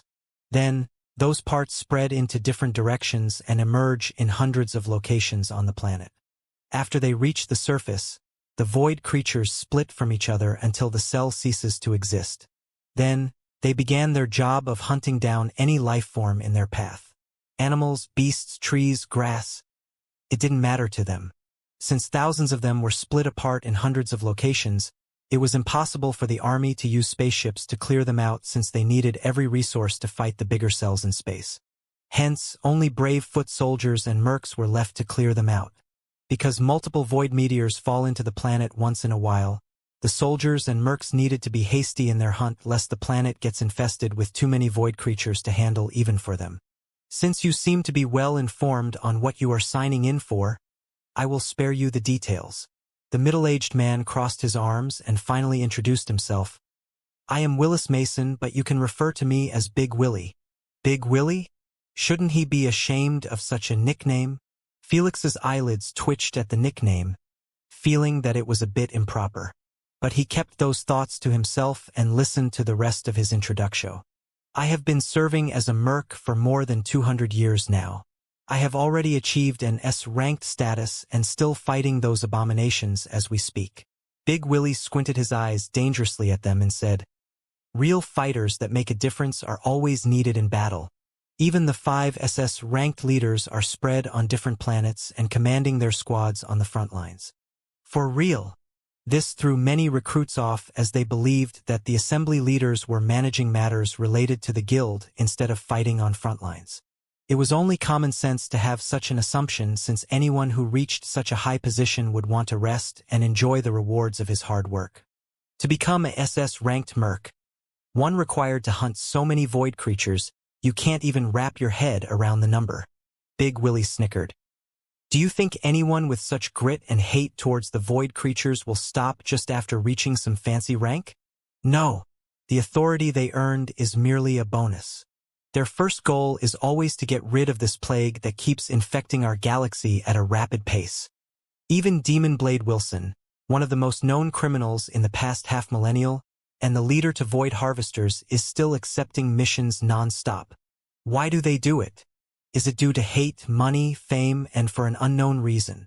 Big Willis barked at them. No one fucking cares as long as their actions result in the death of those abominations. Big Willis eyed each one of those 100 recruits, making them flinch due to his scary glare. Then, he said with a suppressed tone, "This applies to you as well. I don't give a shit about your past or cause for joining the mercs as long as you clear missions consistently. Am I clear?" Yes. Upon seeing that everyone had received his message loud and clear, Big Willie clapped his hands and the void creatures above them were unfrozen again. New. Why? Sun barrier. Metal skin. The recruits were all scared out of their wits as they watched the void creatures fall on them like doomsday. Some had allowed their emotions to control them, making them show an unsightly scene to Big Willie, while some had toughened themselves up and used whatever defensive abilities they owned. They knew it was useless, but they would rather try than cover their eyes and scream like the others. Meanwhile, Felix had summoned a shield of lightning around him, making sure to act just like the others. After all, he owned void immunity, making it impossible for those void creatures to harm him with their energy. He was literally an immortal being when faced against void creatures as long as they use void energy to attack him. Fuck. Will they really kill us with void creatures as a test? Felix was more worried about this.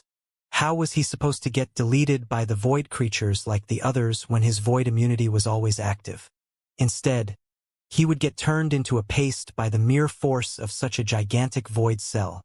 He might be immune to void energy, but that would merely make it impossible for the void creatures to go through him, which would result in a really nasty collision.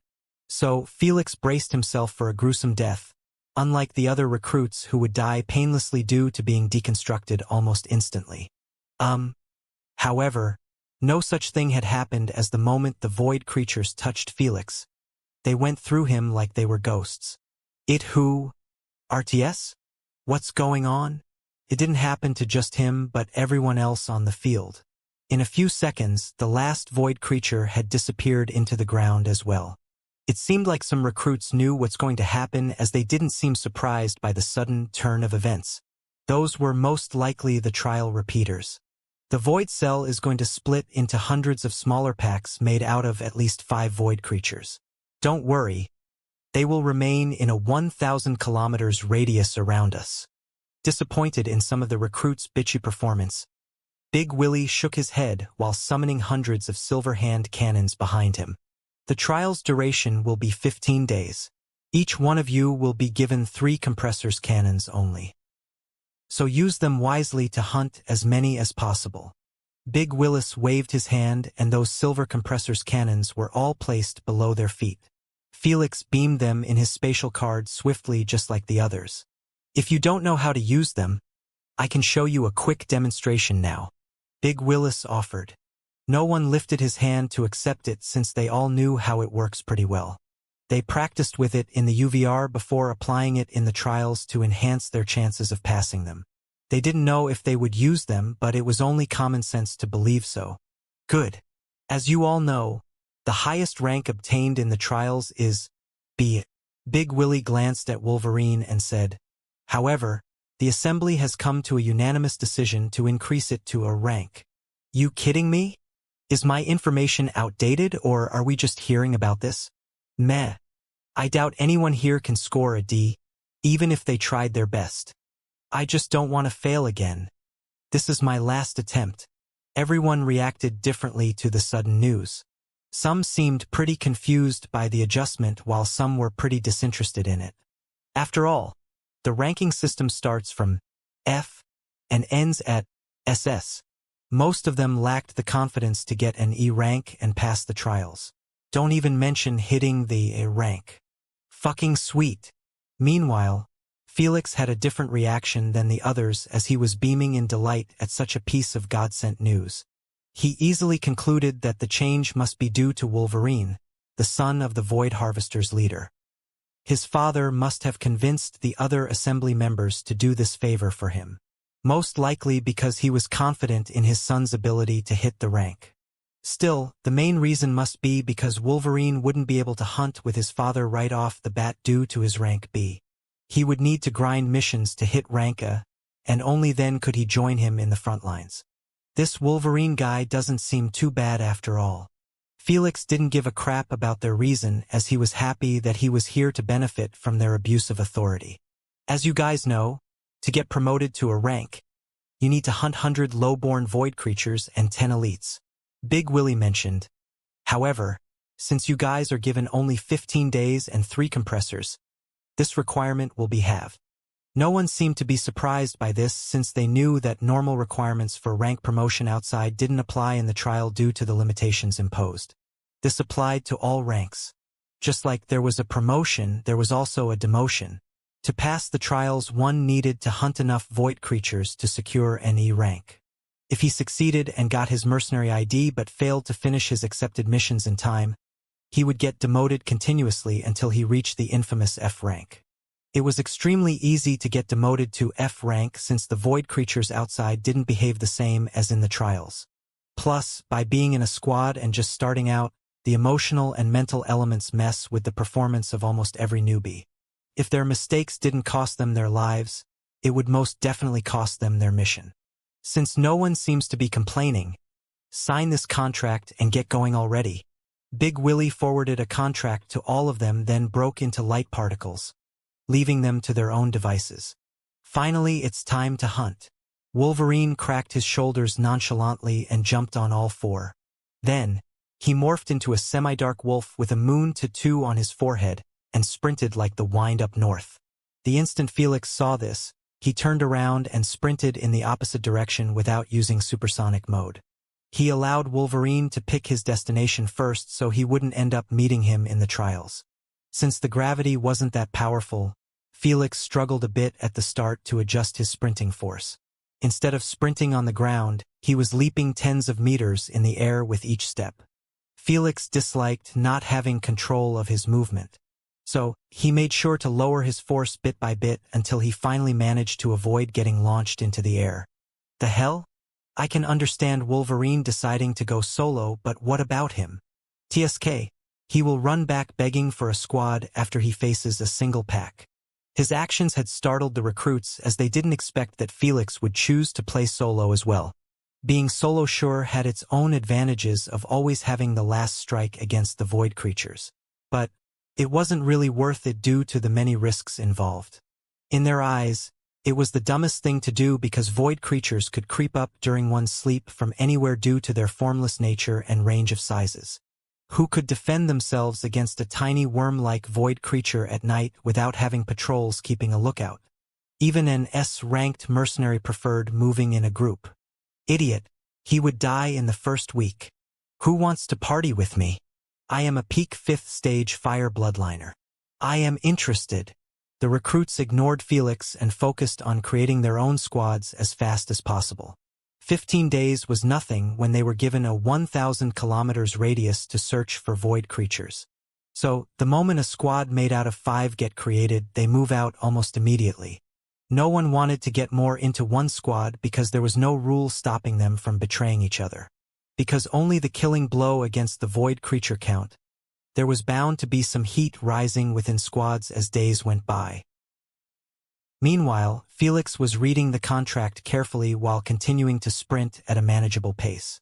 So, allies allowed, killing allowed, only 3 compressors are allowed, repairing them is allowed as well, and we can use all of our stock of energy stones.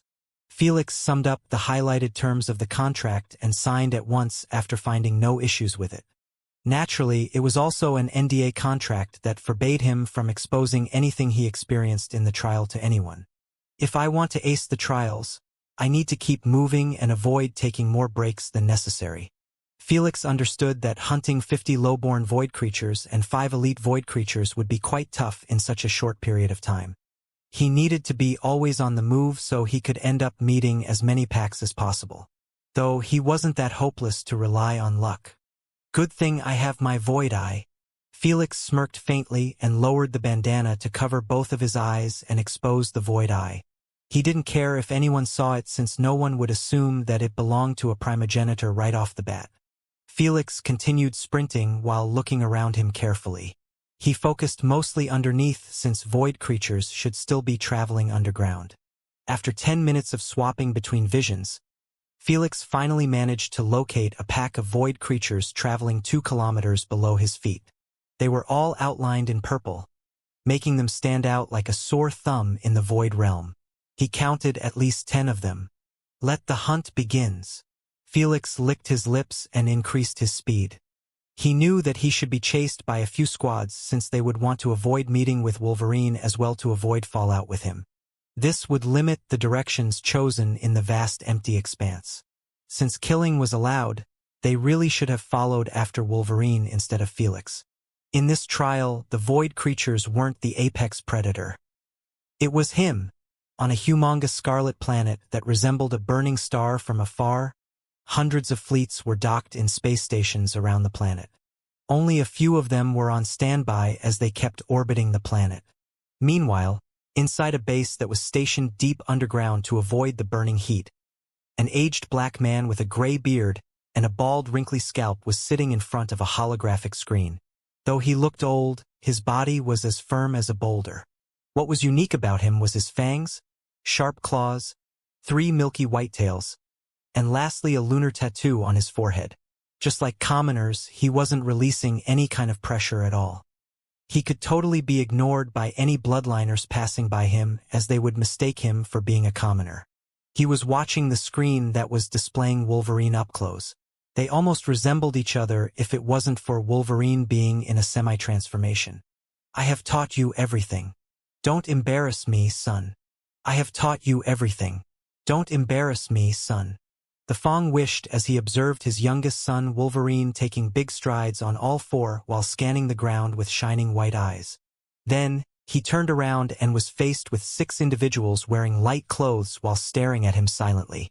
They all had the same lunar tattoo on their foreheads and shared the same characteristic as the Fong. It was only natural as they were all his children. It was common knowledge that the top 5 squads were ruled by families of the 5 leaders instead of random bloodliners. That's because direct descendants of origin bloodliners were stronger than peak 6th-stage bloodliners no matter what bloodline that had been used in their journey. If they were given a standing, they would be between origin realm and the 6th stage of replacement. Naturally, only those with high bloodline purity would possess such kind of strength. The ones with an extremely low purity would be left with only 2 choices. Either remain as descendants or embrace the bloodline integration system like other humans. Update. The Fong asked composedly. The megacell is still approaching at its normal pace. Based on the Queen's calculation, it would reach the planet in 16 days or so. A sculpted middle-aged man disclosed with a stern tone. I see. Little Faye, start posting missions on the board to recruit other squads. The planet is just too big to be covered entirely by the fleets. The Fong ordered as he looked at an alluring mature woman with red lipsticks and furry white ears on top of her head. On it, father. Faye nodded her head and began crafting missions. Since the Exalted Fang squad was the one posting the missions, it only meant that the rewards would come from their own pockets. Yet, no one seemed to question their father's decision. Make sure to add a final reward to the biggest contributor in this invasion, so everyone would feel fairly motivated to go high and above for us. Understood. We need all the help possible to defend this planet. The Fong stressed. If we failed here as well, the void creatures would keep getting more free ground inside the Empire. You guys know that the territory behind us belongs mostly to our family. The Fong squinted his eyes dangerously. So, make sure to hire only the best of the best. Yes, father. The Fong looked at a dashing young man and ordered, Roman, I want you to deal with General Aztec. Do whatever it takes to get us a few more fleets. On it." Upon hearing so, the Fong turned around and returned to watching Wolverine. When he saw that his son was getting closer to a pack of void creatures, he waved his hand at his children. "You are all excused. Long live the Fong." They all shouted in harmony and exited the meeting room one by one. The moment the door closed shut behind them, the Fong turned on the volume of the stream. No one was doing a commentary, but chat rooms were open for all mercenaries to spectate the trials. After all, everyone wanted to be the first to pick some new good apples in their squads. The Fong joined a video group room that was designated for only the assembly members and saw that 3 of them were already in a heated discussion about a recruit that wasn't his son. "What are you guys talking about?" the Fong asked in intrigue. "Fong, check out recruit number 90. He just obliterated 2 packs in 1 hour by himself," Winfried Pruffer disclosed with brightened eyes. For an old monster, he appeared like a youthful kid with his flamboyant red mohawk hairstyle and piercings all over his face. This was the leader of the squad Unsung Heroes, an origin bloodliner that was known for his easygoing and bubbly personality in public. But against void creatures, he was the devil's incarnation. His most famous achievement was saving an entire army base from 10 packs of void creatures all by himself. He did it alone. "The trial has just started," the Fong exclaimed. He would have believed it if it was a party that achieved so. But alone? He was really skeptical. After all, packs were made out of 1 elite and 9 lowborn void creatures. One single touch by them and any recruit would be required to handicap himself. If one was alone, this meant he would be forced to run away. Most importantly, the only way to kill void creatures was by overwhelming them with explosive elemental attacks. The Fong knew that elite void creatures always had the size of a building, if not bigger. It was almost impossible for a single new recruit to blow them up by a single explosive attack, even if he used the compressor cannon.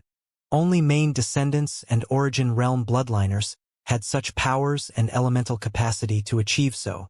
That's why he wasn't worried about his son being alone against void creatures packs. "It's real, check the replays."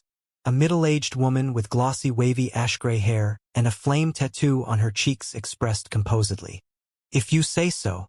The Fong knew that Hamaru wasn't known for a sense of humor or bullshit like Winfried. So, he reeled in his skepticism and requested the Queen to show him the previous recordings of Recruit N90 at the side. Look and behold. Felix's face was plastered on the screen as he stood motionlessly with his hands in his pocket. He was looking below him while having the bandana covering his truth eyes. The Fong stared at Felix's void eye for a split second and felt chills creeping up on his spine. He didn't know why his honed survival instincts reacted to the void eye, and he wasn't given time to think too much about it. Whoosh! Felix used half of his strength to propel himself into the sky while beaming the 3 compressors all at once. He kept them floating above his head by using electromagnetism strings attached to his fingers. The moment Felix reached his peak velocity, he manifested 3 condensed golden pointy pillars and shoved them inside the 3 compressors. The compressors did their magic and squeezed the abilities as much as they could within them. Peep, peep, peep.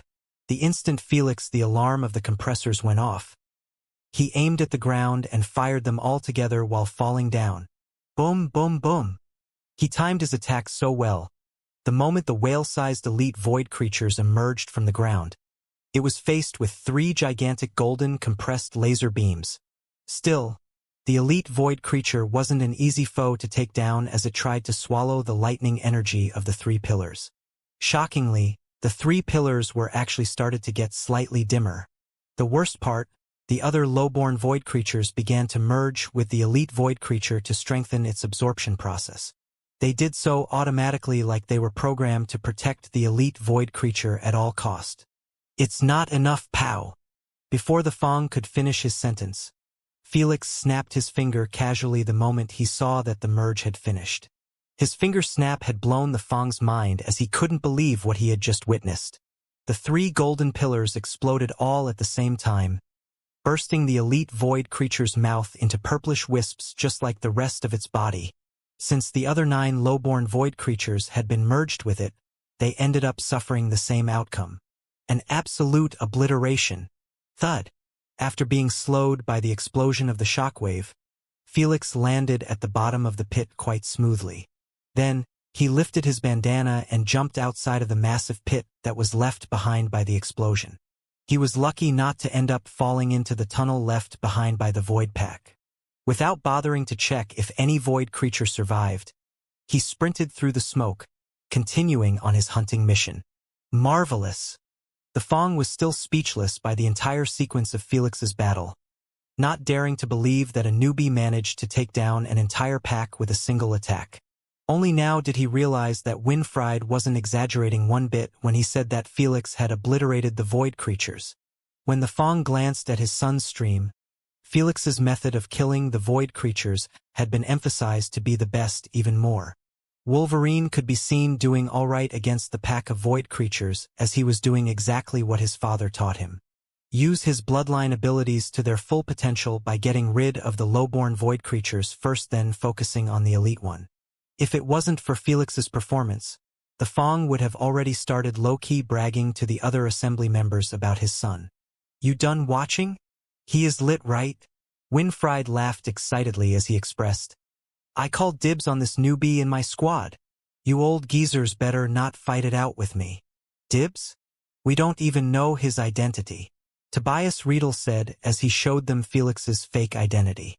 He was the leader of Ring of Phantoms, the current strongest squad in the guild due to it having 2 origin bloodliners in its ranks. So, he was treated quite differently even within the guild's assembly. "Toby is right." Hamaru knitted her thin eyebrows and said, "His name is Lancelot Kelly, and I have never heard of an origin bloodliner with that last name in the galaxy. So, he either is not a descendant of a known origin bloodliner or he is using a fake identity." The Fong and Tobias nodded their heads in agreement.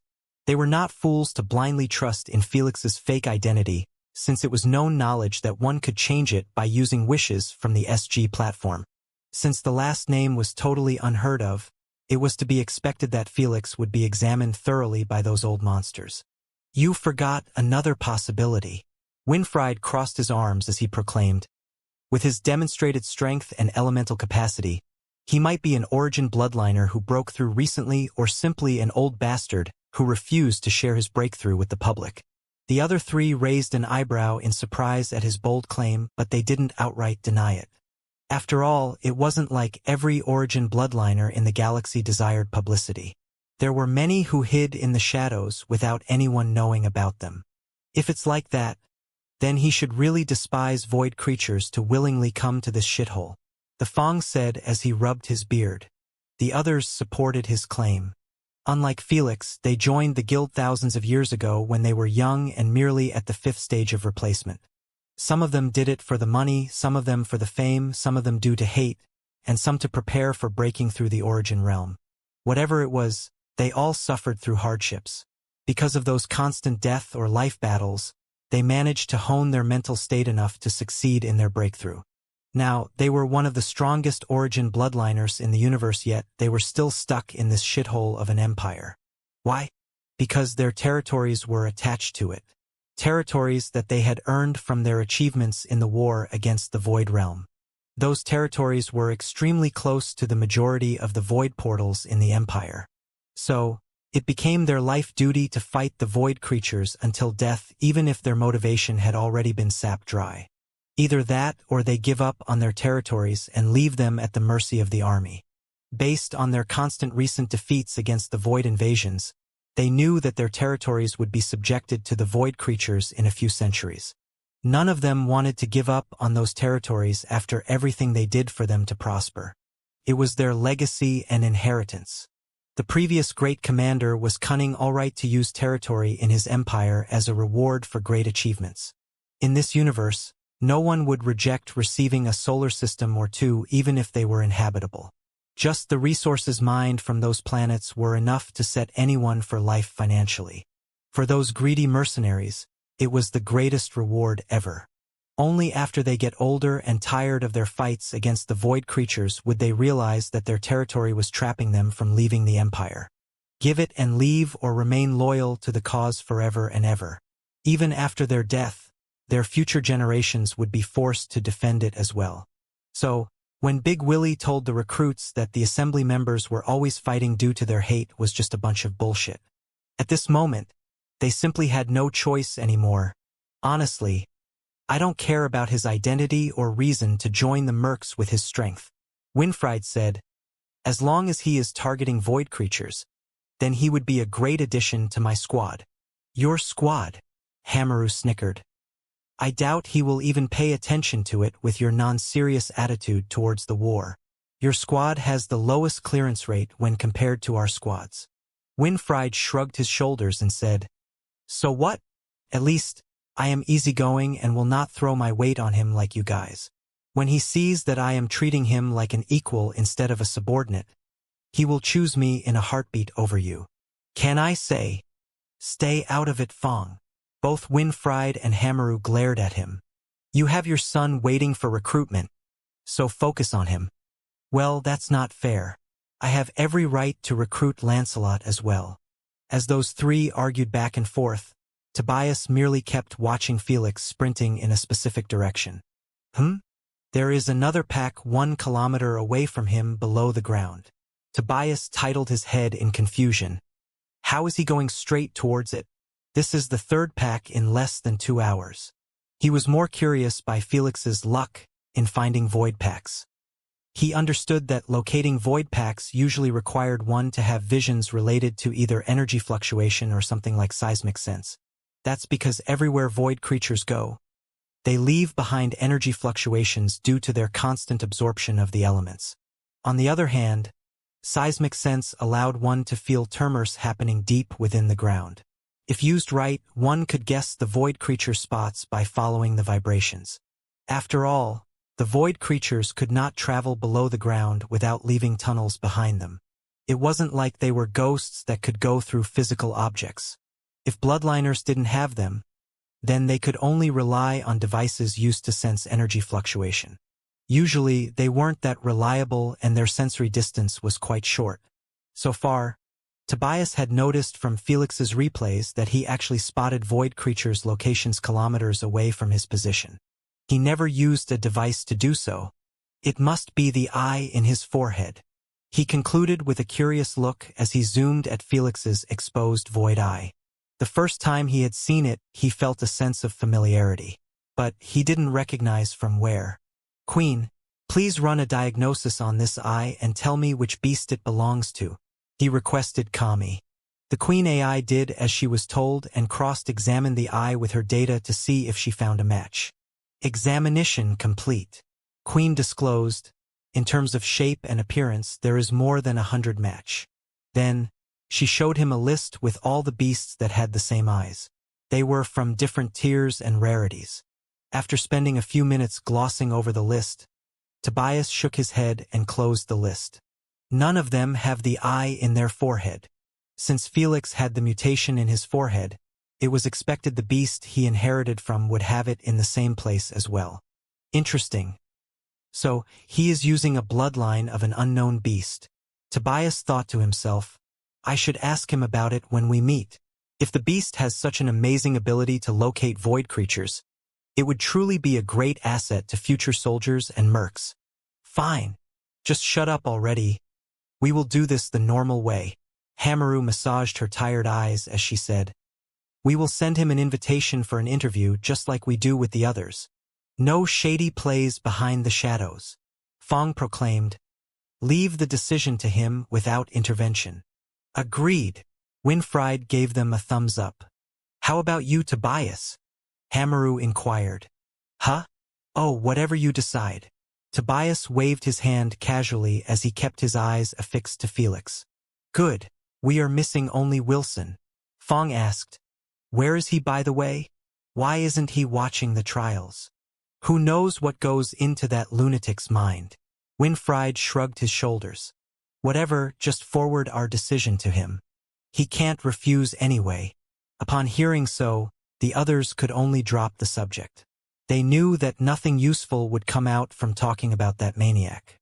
Boom, boom, boom. Here he goes again. Winfried grinned as he watched Felix use the same strategy to take down another void pack. He didn't need to get creative or change it since void creatures weren't that intelligent.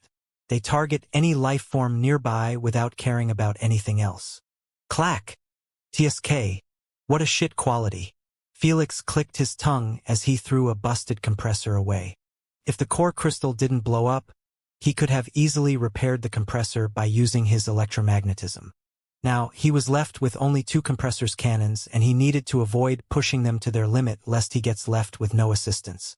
That's what the assembly members and the other viewers believed when they watched Felix beam the other 2 compressors in his bracelet. But in reality, they had no idea that Felix had yet to tap into Asna's emergency tank. He might not be able to use it in the games, but he could use it as he pleased in real life. 13 days later, Felix could be seen sitting above a rock in the middle of nowhere, munching on an apple while staring at a holographic screen. Good. I have slain 5 packs now. Felix took a large bite as he thought. I have reached the requirement to get an A rank in the guild. With his current strength, void eye, and a bit of luck, he managed to achieve so quite smoothly. Especially when he didn't need to fear getting touched by the void energy anymore due to his immunity. Time to bounce. Felix decided as he flicked the remains of the apple away. He had no intentions of continuing his hunt when he had already reached his target. He didn't know what was going on outside, but he was fairly certain that he had raised a couple of exclamation marks. He was right about that part, alright, as the chat rooms of the stream were currently discussing him thoroughly. Where the hell did this freak come from? He makes the trials look easy as fuck. Look at the others. More than 40 recruits had already died, and the surviving ones are still missing a few kills to secure a rank. He probably will join one of the big 5 squads. I really wish to recruit a decent one for once. He might even start his own squad, who knows. The scouts for other major squads couldn't help but express their disappointment in the chat at Felix's recruitment. In their eyes, it was already set in stone that he would be either joining one of the big 5 squads or starting his own squad. Just like the assembly members, none of those mercenaries really gave a shit about Felix's identity. They were curious but not overly so. Since Felix had shown strength, energy capacity, and lastly more than 8 active unique lightning abilities, they were already assured of his identity as an Origin bloodliner. After all, most Origin bloodliners own at least 7 unique active abilities and 5 passives depending on what ability they etched in their 1% human bloodline. Some Origin bloodliners would rather etch only active abilities, making them own 9 unique active abilities and 3 passives in the Origin realm. It all depended on the preference of the bloodliner and his fighting style. Queen, I want to leave, Felix requested. Are you certain? The moment you leave, your result will be finalized. Queen AI stressed. Yes, Felix confirmed. It was written within the contract terms that the recruit had the freedom to give up any time they want, though the end results would be marked and unchangeable. If someone had hunted enough void creatures to pass the trials but didn't finalize his results, they would be deemed as wasted. Most ambitious new recruits use this system to their advantage if they didn't get a result that pleased them. Instead of settling in with a lower rank, they would rather waste their current results and try again after a month, hoping to score better. Felix was planning on doing so if he didn't manage to ace the trials. SHSH. Smoke exited the VR pod as Felix pushed the glass door wide open. He stretched his limbs lazily while glancing at the other VR pods. I guess it was hard for some, Felix murmured after spotting that many VR pods were emptied out.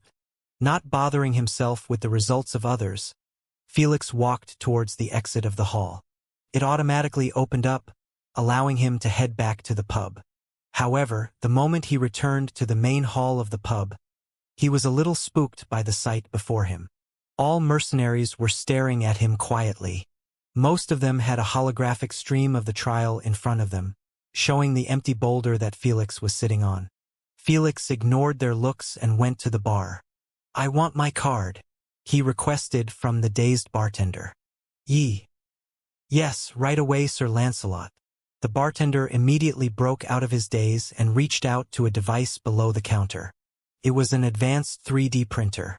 What name are you going to be using? The bartender asked professionally. Lance, Felix replied. Only that. Yes. The bartender didn't dare to bother Felix about his mercenary name for a second time as he typed it in the device. Then, he waited for a second or two before a newly fancy platinum 3D card was created in front of Felix. It had his picture, his mercenary name, and rank in the front. On the backside, there was a table made out of 5 sections. Each one was colored differently, starting from white, yellow, orange, red, black. This was the mission table.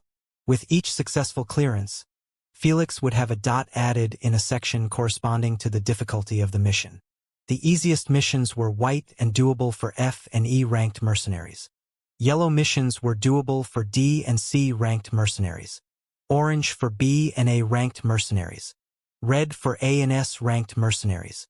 Lastly, black missions were impossible for mercenaries.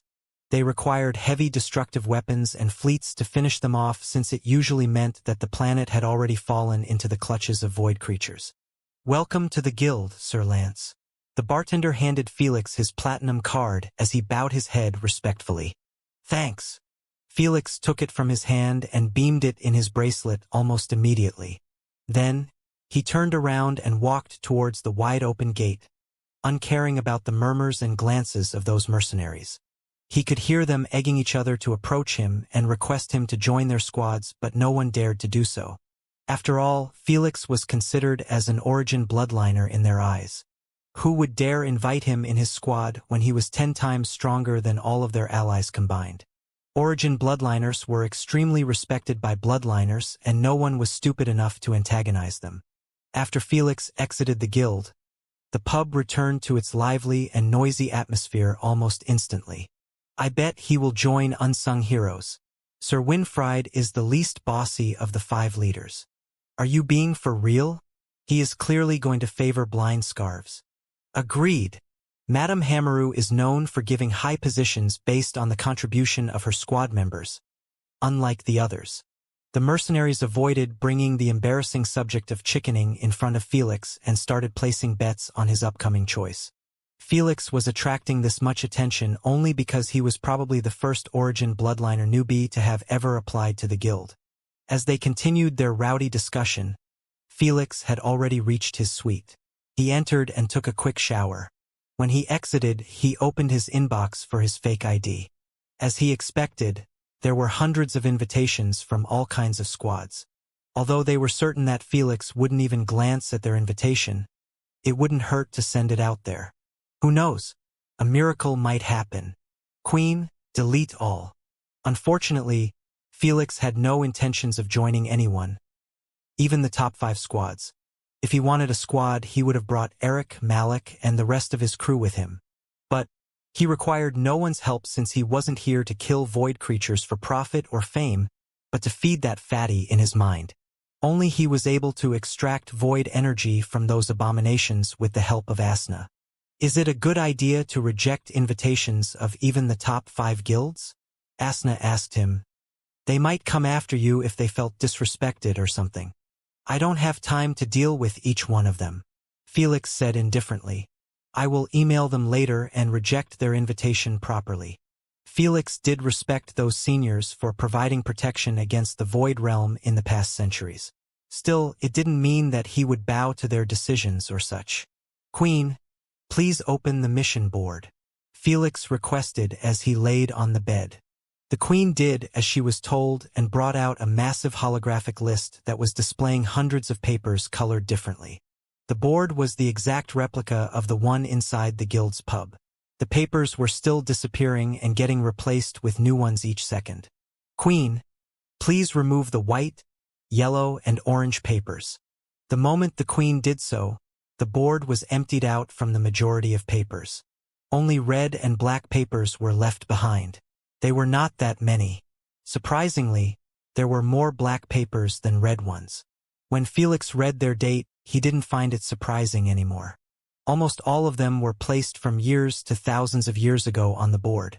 Since black color meant lost planets to void infestation, it meant that each paper represents a fallen planet on its dying breath. At this point, Felix started to believe that black-colored missions weren't posted on the board to get accepted by mercenaries, but as a reminder. A reminder that each time they failed to do their job perfectly, A planet falls into the hands of void creatures. It might seem like losing a planet in the Milky Way galaxy was the same as losing a drop of water from an ocean, but in reality, those planets were extremely vital for the survival of the galaxy. That's because the moment a void portal appeared in the matter universe, the void creatures do not spread and start searching randomly for planets or life forms. Instead, all of them target the closest planet to the portal like they had a GPS implanted in their minds. It didn't matter if the distance was merely a couple of hundreds of thousands of kilometers or light years, they always spot said planet and invade it. Naturally, everything on their path gets hunted down as well. This entailed that with each falling planet, the void creatures would gain more ground inside the galaxy and continue targeting the closest planets to them. After hundreds to thousands of years, more portals would have emerged and more void creatures would follow the first pioneer megacell that opened the way for them. Before long, tens to hundreds of millions of void creatures would be spread all over the galaxy and no one would be able to do anything against them anymore. If they got rid of 1 million, 10 more millions would emerge from different portals akin to a wound that keep bleeding nonstop. The worst part was the fact that void portals emerge in places where a high amount of void energy was gathered. When those megacells spread through the galaxy, those void portals would be popping everywhere. If that happened, the galaxy would be doomed sooner or later. So, those planets weren't just rocks that could be given up on but natural shields against the void creatures. Void creatures have already crawled millions of light years away from the first portal that emerged at the edge of the Guardian Empire. Felix sighed as he eyed those fallen planets. Then, he focused on the red-colored missions, the most dangerous ones for any mercenary. 3 red missions have been posted only recently. Felix clicked on them and started reading their details. Mission: 28S ranked squads are needed to cover the malaria zone on the planet Fonand. Requirement: clean out the area in the next 4 months. Difficulty: malaria zone is currently infested with 3 void minor cells. Rewards: void points rewarded for slaying void creatures are doubled. The squad with the highest points at the end of the mission duration would earn an additional 100k void points. Felix glanced at the other mission and found that it was also for the same planet but was more difficult. Mission: 68S rank squads are needed to cover the Egant zone on the planet Fonand. Requirement: clean out the area entirely in 1 year. Difficulty: Egant zone is currently infested with 10 void minor cells. Rewards: void points rewarded for slaying void creatures are tripled. The squad with the highest points at the end of the mission duration would earn an additional 500k void points. As for the third mission, it was 3 times difficult as it required more than 100 squads to clear our area that was infested with at least 20 void minor cells. The end reward for the highest clearance rate was 1 million VP. Since every minor void cell could have from hundreds of void creatures to thousands, this meant that in that area alone, there were at minimum 10,000 void creatures lurking. Sheesh! How can these many minor cells bypass the fleets? Felix was at loss for words at the details of those missions. He knew that fleets were supposed to intercept the mega void cell in space and destroy it before it reaches the planet. If everything went smoothly, not a single minor cell should manage to escape the fleet clutches and touch the planet behind them. Queen, play the news on the planet Fonand, Felix requested, wanting to scout the situation ahead before making any rash decision. The Queen displayed a few holograms in front of him, each showing a different news outlet. There was one covering the ongoing war in space, another covering the situation within the planet, and the last one was showing a live conference. The one presiding it was the Fong as he stood before hundreds of reporters and spoke solemnly. We have begged the army to send more fleets to help us protect this planet, but as usual, they refused our request. Even when the size of the megacell was clearly too much to handle for the forces at hand. This is the consequence of their rejection. The Fong turned around and showcased a replay of the war stream in space between their fleets and the original megacell. Spaceships kept firing hundreds of deadly explosive plasma rays at the cosmic purplish entity that resembled a cosmic jelly slop. The dark space was illuminated by those plasma rays, but it didn't show something to be celebrated of. Instead, It made the reporters show worried expressions as those explosive rays did nothing but split the megacell into thousands of smaller parts. In an ideal scenario, the megacell should have been blown out entirely, leaving only a few smaller cells to escape through the chaos. To achieve so, a massive amount of power was required to be delivered at the same time. Unfortunately, the hundreds of spaceships weren't enough at all. Now, they were forced to hunt those thousands of smaller cells and get rid of them before they all reached the planet. The worst part, the void cell's speed wasn't to be joked about. They weren't traveling the space like snails on the ground, but like hummingbirds traveling from a flower to another. Luckily, the fleet intercepted the megacell while it was still far away from the planet, giving them ample time to minimize their numbers. Although they did their best for days and days, it was still not enough to get rid of every one of them. The end result? The Fong showed an apocalyptic sight for the reporters. 100 void cells of different sizes and shapes all entering Fanon's exosphere in a single hour. Dear God! The planet is doomed. It's going to be impossible to clean it in time before another major cell leaves through the portal and threatens the planet again. How could the great commander make such a blunder? In the past few decades, he truly has lost his brilliance. We keep giving up planet after another without a single victory in sight. You can't really blame him for not providing extra reinforcement. There are just too many planets to protect at the same time. The reporters' opinions were torn whether to blame the great commander or give him a break since the army was truly running out of resources while the void portal's numbers continue to rise. I didn't hold this conference to switch blame or such.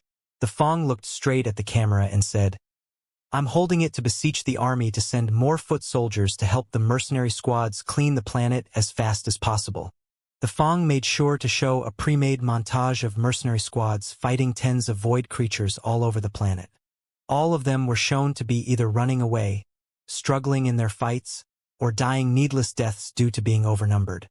This is simply a cry for help from the army, the Fong said with a hopeless look before leaving the conference room. Just as a hubbub was rising between the reporters, Felix removed the holograms from his face while thinking, if the media applied enough pressure, the army might send more reinforcement to alleviate the situation. Not that I care. Felix smirked faintly as he clicked accept on the 3 red missions at the same time. In his eyes, the situation in Fanond couldn't be any better for him. The planet was recently infested, which meant he wouldn't need to waste a lot of time to locate void creatures. Sir Felix, you cannot accept those missions since you are not in a squad. Unfortunately, his enthusiasm was met with bad news from Queen AI. Shit. I forgot that all orange and red missions require a squad to apply for accepting them. Felix rubbed his eyelids in annoyance. Whatever, I will create one now. Since he was an A-ranked mercenary, he had the right to create one unlike C-ranked mercenaries and below. Felix entered the official website for the Void Guild and scanned his mercenary ID on a scanner placed on the home interface. After getting approved, he was given the appropriate access to his rank. Felix went to the Squad Applications tab and clicked on it. Then, he ignored the many squads recruitments ads and pressed on Create a Mercenary Squad dash. Felix was given a long form to fill in that was related to his squad's details. He left most of the form empty as he wrote only the squad's name and the number of members allowed to enter it. Lance as its name and only you as its member. Asna's eyelids twitched. I doubt your application for the mission will be approved. Oh, it will be. Felix smirked faintly as he picked a purplish snake logo for his squad. After all, I am an origin bloodliner in their eyes. As Felix expected, the moment Faye saw his name on the application list for the 3 missions, she swiftly approved of him on one of them without even asking permission from her father. In her eyes, she would rather have Felix on their planet than 5 squads since he had already demonstrated his ability to handle void packs alone. I should forward the news to father. He will be pleased immensely. Faye smiled widely as she sent an email to the Fong. Meanwhile, Felix had exited the suite the moment he saw that one of his applications got approved. There was no point to remain in the city anymore after he got his mercenary card. After he reached his spaceship that was docked on one of the space stations, Felix keyed in the coordinates of the planet and requested the Queen to head there at full speed. Now, let's deal with the invitation of those fogies. Immediately after he logged in to the UVR, Felix sent a unified email to the assembly members, who contacted him. He simply told them that he wanted to be a squad leader instead of a subordinate. There was nothing wrong with that since he had demonstrated that he owned enough strength to be a leader instead of a follower. Honestly, Felix didn't give a shit if they would be offended or not, as he simply sent them this email due to the respect of their service. Nothing more, nothing less. Inside the same meeting room on Fonand, the Fong could be seen reading the two emails sent to him by Felix and his daughter. He was pleased by one and disappointed by the other. When he read that Felix had chosen to offer his assistance on this planet, he was more than happy. Though, when he read his polite response to his squad's invitation, his happiness faded away. Be a squad leader? What a polite way to tell us that he preferred playing alone. The Fong smiled bitterly. He will learn the hard way that being solo is the worst decision to make against those abominations. It wasn't that the Fong didn't trust in Felix's abilities, but he knew full well how obnoxious and treacherous those void creatures were in real life. He still remembered his own shitty solo experience when he had just broken through into the Origin realm. He was young and filled with unspoken confidence after succeeding in reaching the peak of humanity. Alas, his confidence was shattered in its first week as he had realized that if luck wasn't on your side, it didn't matter how strong you were, only death would follow. He was unlucky to the point he ended up getting ambushed by 2 packs at night. When he got rid of them, he wasn't left with even a minute to recover his energy before he got ambushed by another pack.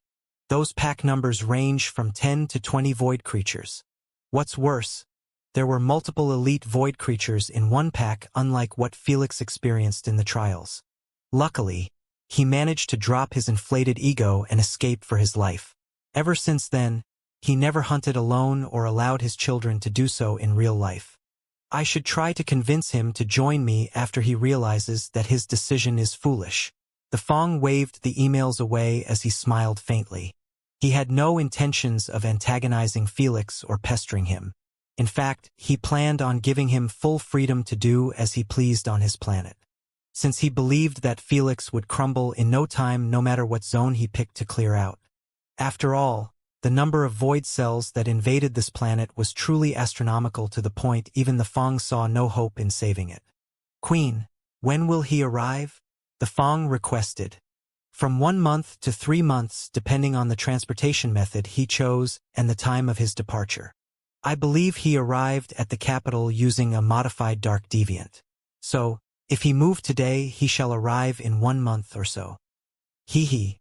This shall give no time for the other fogies to intercept him and make him change his mind. The Fong snickered.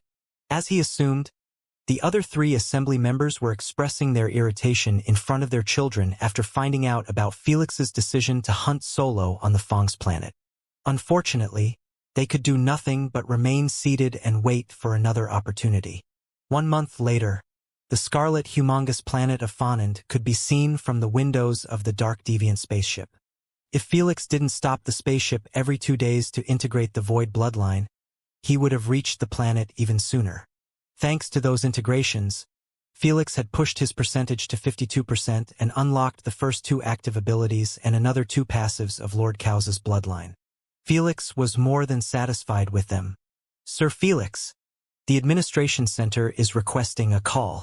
Queen AI informed. Accept it. Felix answered as he seated himself in the cockpit. The moment he gave his permission, a holographic screen emerged before him, showing a middle-aged green-skinned man in a black military uniform. Felix glanced at the stripes on his shoulders and realized that he was a sergeant. Sir Lance, I hope you comply with our instructions fully to avoid any friction. The sergeant spoke composedly. Sure thing, Felix agreed.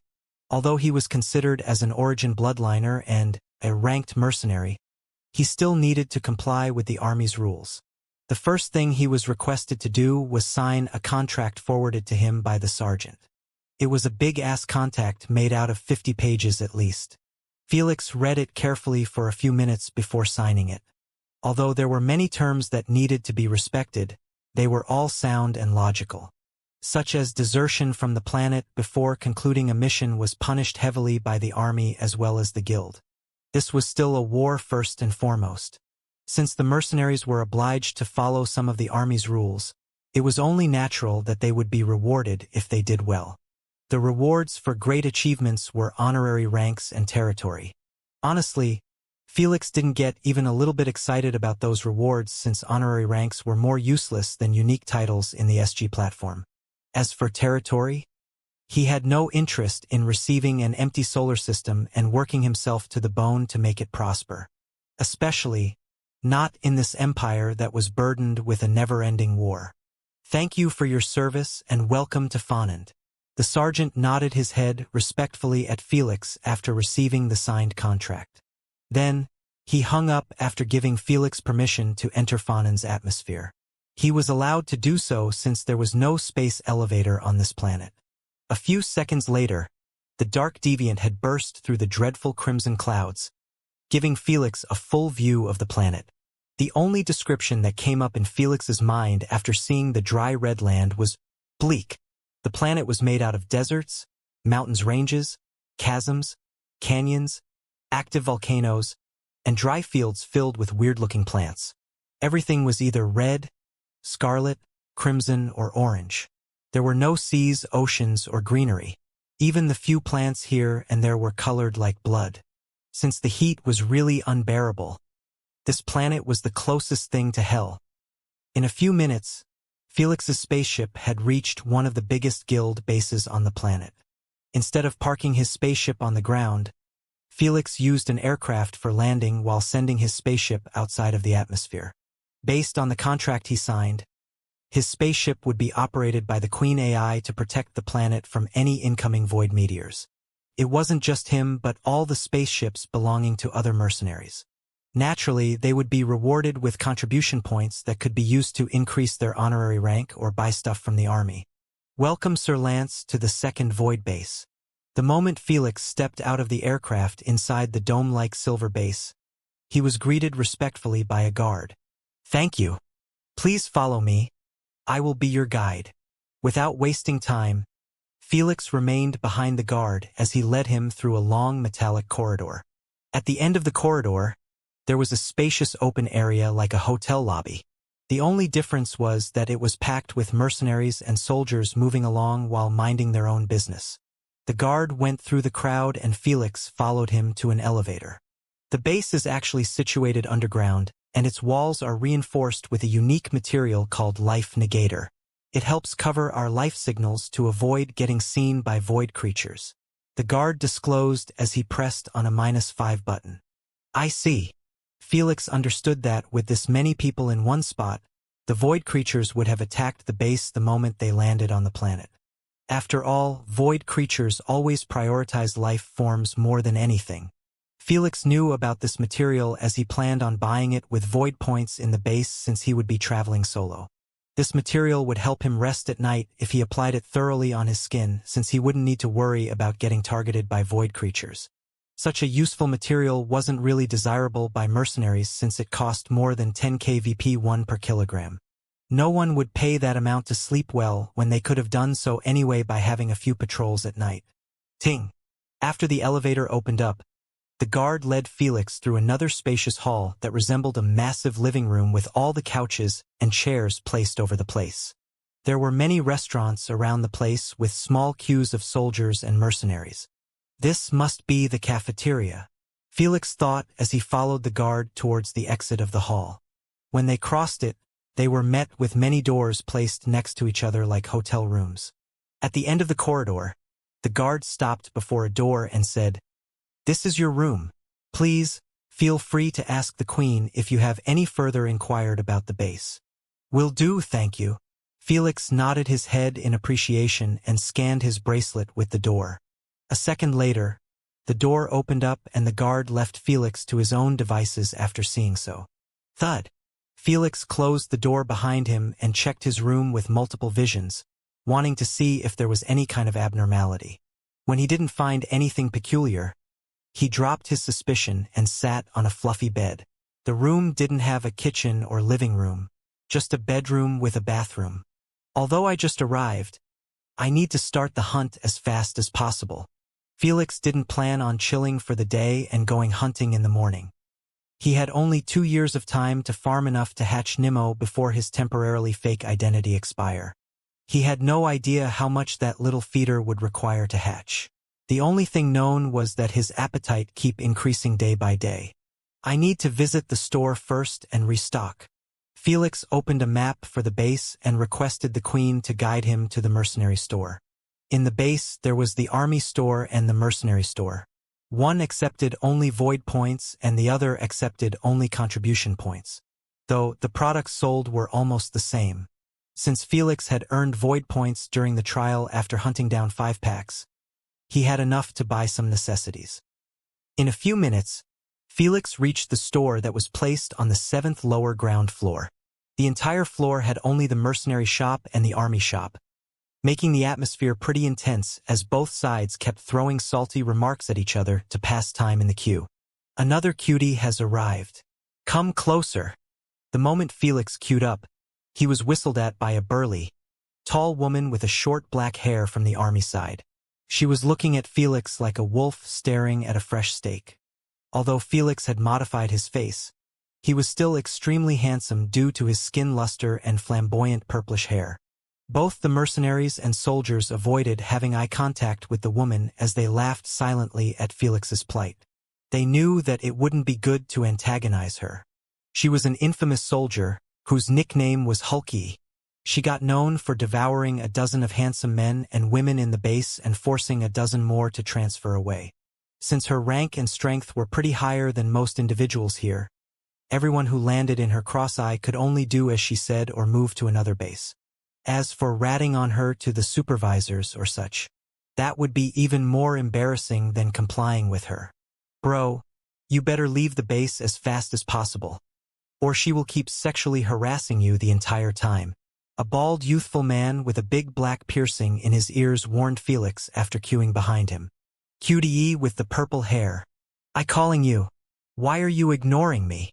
Felix glanced at her indifferently and saw that she was pouting. With her manly visage, the image wasn't as pretty as she thought. You have my blessing, cutie.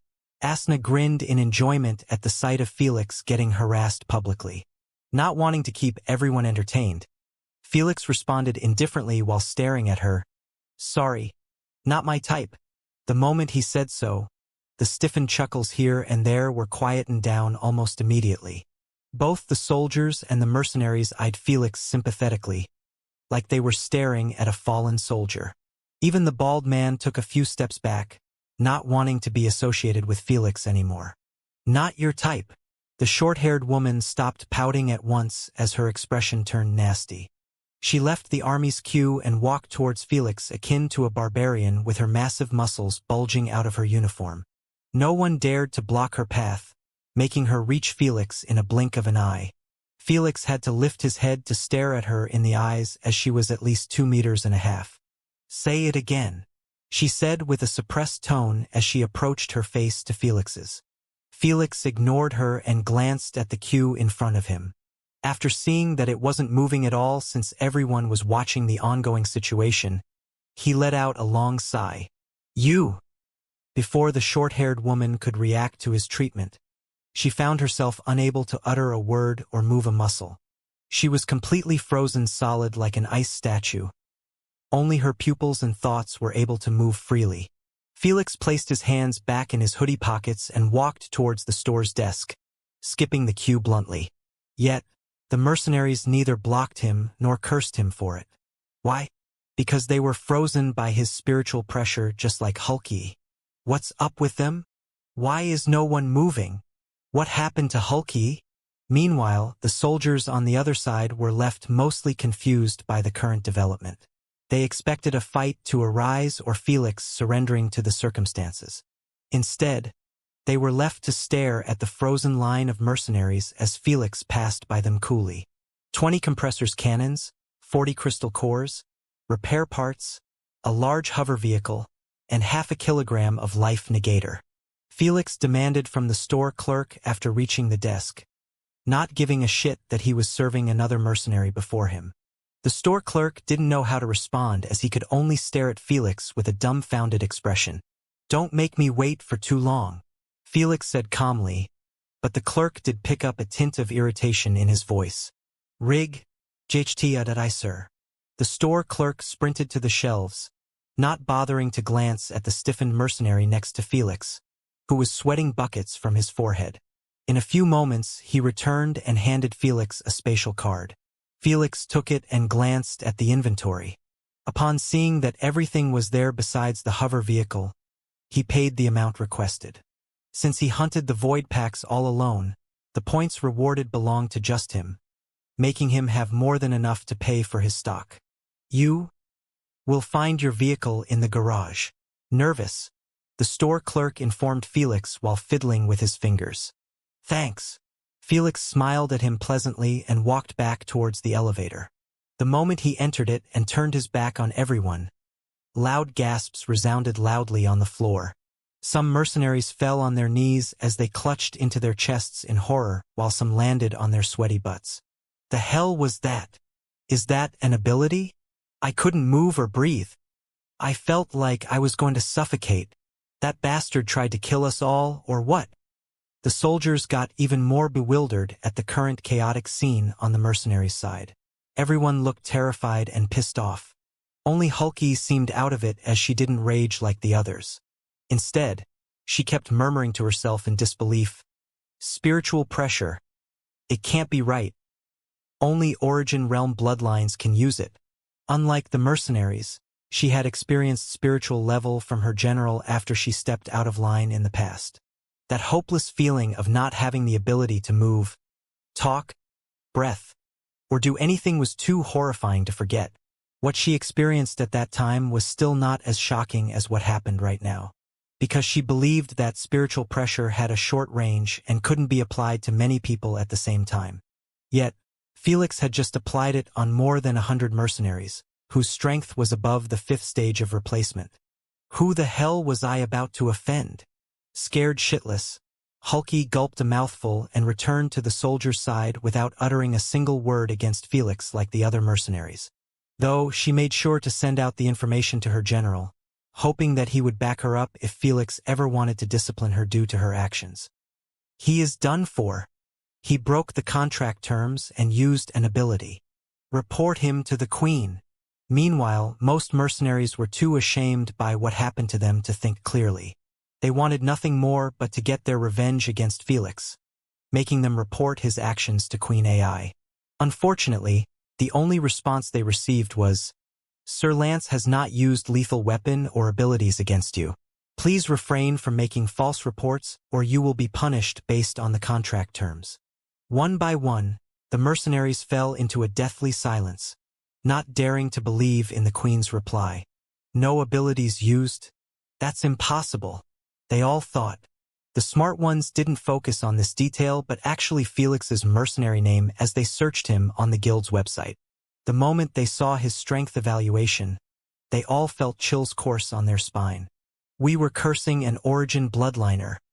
We are fucking seeking death," they all shouted in terror. Most mercenaries and soldiers in the base didn't watch the trial or the news related to it in the past month, since they were all busy dealing with the invasion. No one had the free time to entertain himself with videos of other mercenaries when they were in a state of war. If it wasn't for so, some of them would have recognized Felix before he even took a step inside the floor.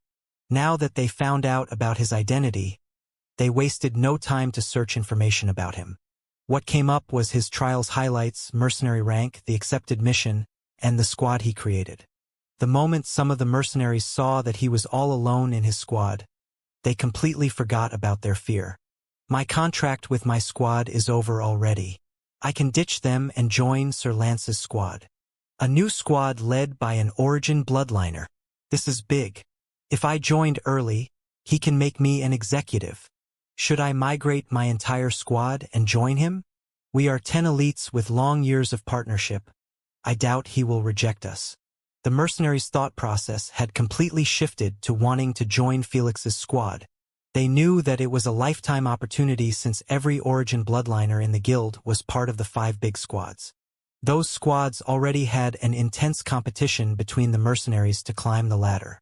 Meanwhile, Felix's squad was still fresh and without a ladder. Anyone who joined would be one of the founders of the squad. Without a second wasted, some mercenaries bolted towards the elevator. They had already found out about Felix's room number and were heading towards it. Unfortunately for them, Felix didn't return to his room, nor did he plan on doing so for the next couple of months. Right now, he was already driving an armored hover vehicle outside the base. Since the planet lacked oxygen, Felix was wearing a pitch-black thin spacesuit made out of nanobots. "Queen, give me the current state in malaria zone," Felix requested as he drove 10 meters above the Crimson Hellish Desert.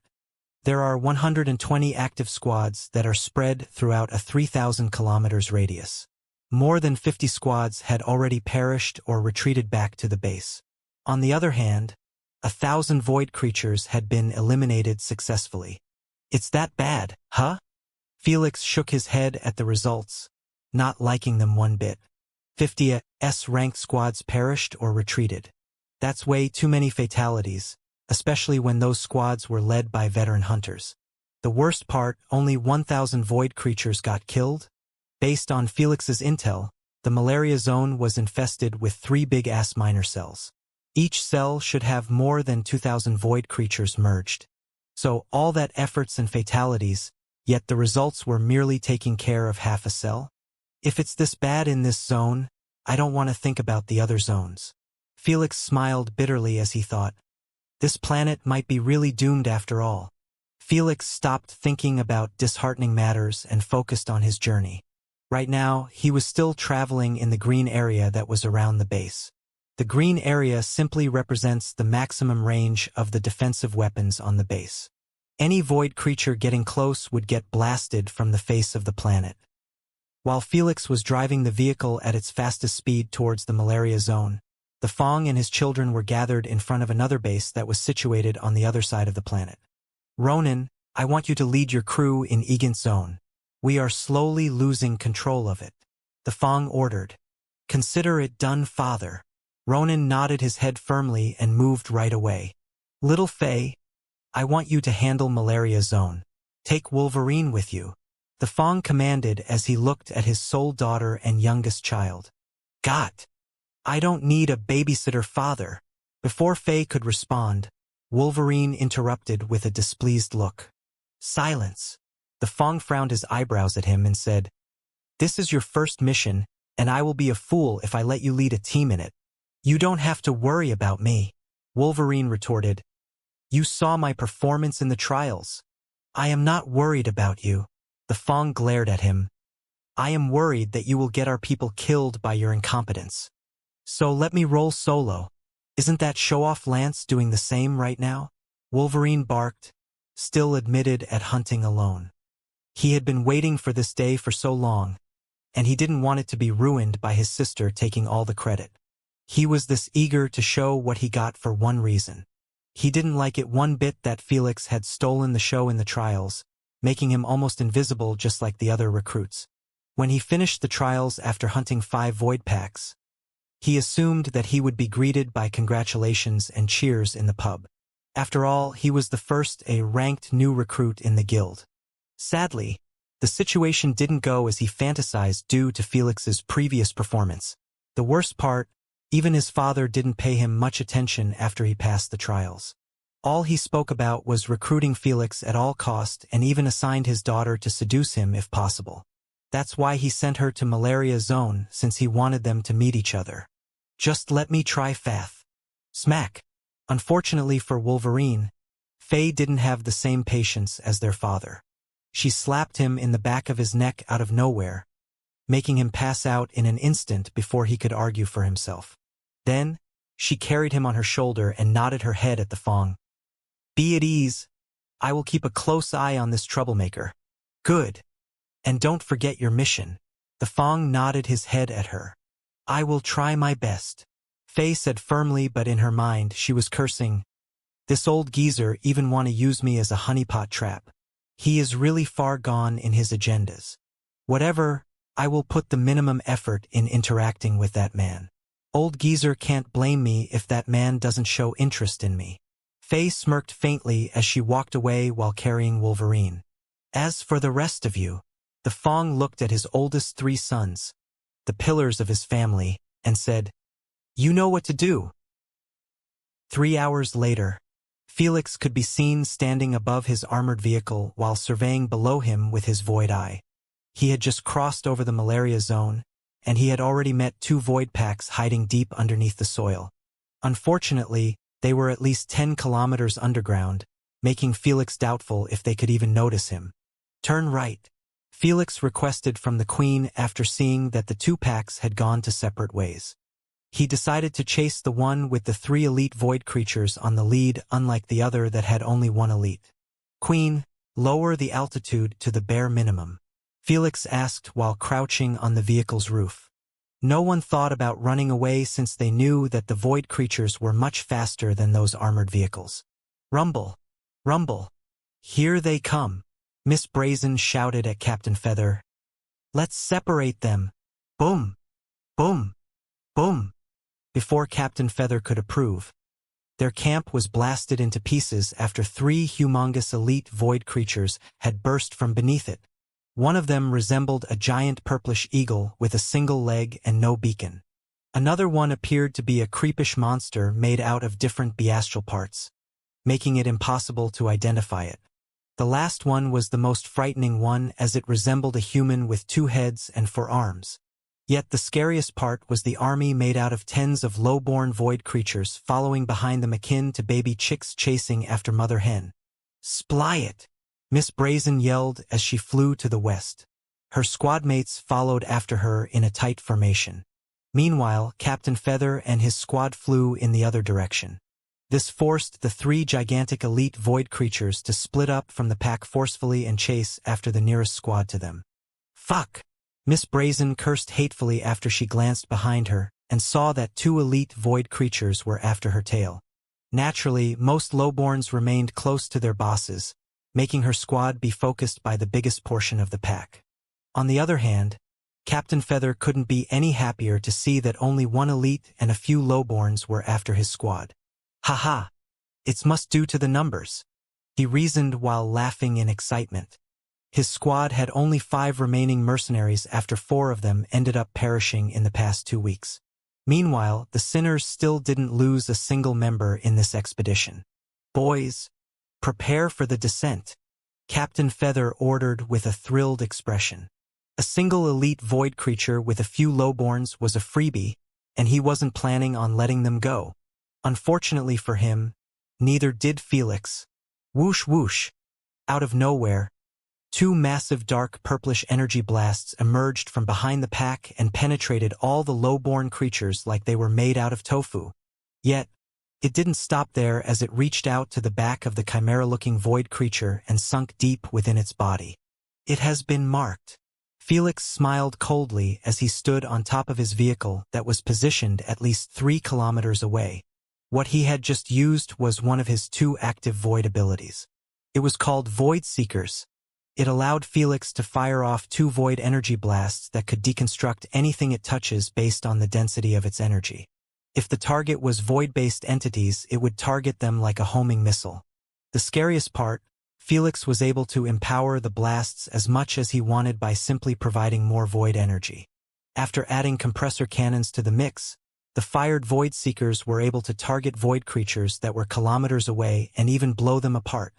Still, they were not strong enough to deal with the elite void creature. But Felix didn't seem too bothered by it. He simply beamed one of the black chests sent by Lord Cows and touched it with his void energy, covering it entirely. He placed it on the vehicle's roof and requested from the Queen to put his nanobot's clothes inside his spatial card. When he was fully nude, Felix closed his eyes shut and snapped his finger. The moment he did so, his body started to flicker like a candle about to go off. Then, there was no then. He completely disappeared out of existence. A split second later, his nude body emerged within the elite void creature, unbeknownst to Captain Feather and his squadmates. "Asna, it's your turn." At ease, Felix placed his hands behind his back while floating inside the dense void energy. Because of his immunity, it didn't affect him in the slightest. Since his physical defenses were beyond abnormal, the pressure didn't harm him as well. Instead, he felt like was floating on warm, shallow waters, making him smile widely in enjoyment. Meanwhile, the chimera-like void creature stopped chasing the rejected squad after sensing that Felix was inside its body. Since Felix was alive, the elite void creature opened its mouth widely and munched on its formless body, trying to eat him. Alas, nothing much changed but its form getting twisted slightly. After all, its entire body was made out of the same density of void energy. So, it could not harm itself even if it wanted, making me work even during my break. Meanwhile, Asna grumbled to herself while absorbing the void energy that was in contact with Felix's pores. Since he had a 100% void affinity rating, the energy absorbed was entering through his pores akin to a flood. After sensing so, the chimera-like void creature started to squirm and toss around in the sky, wanting to get rid of the tumor that was eating through it. Too bad. Felix was like a leaf that went with the wind flow. No matter what it did, he remained stuck within it firmly. "The hell is going on up there?" Captain Feather exclaimed in bewilderment as he watched the nightmarish void creature getting smaller and smaller while squirming around. His squadmates didn't know to respond as they were just as confused as him. If they weren't too focused on descending to the ground and preparing for a counterattack, they would have spotted the void seekers and realized that someone had caused this.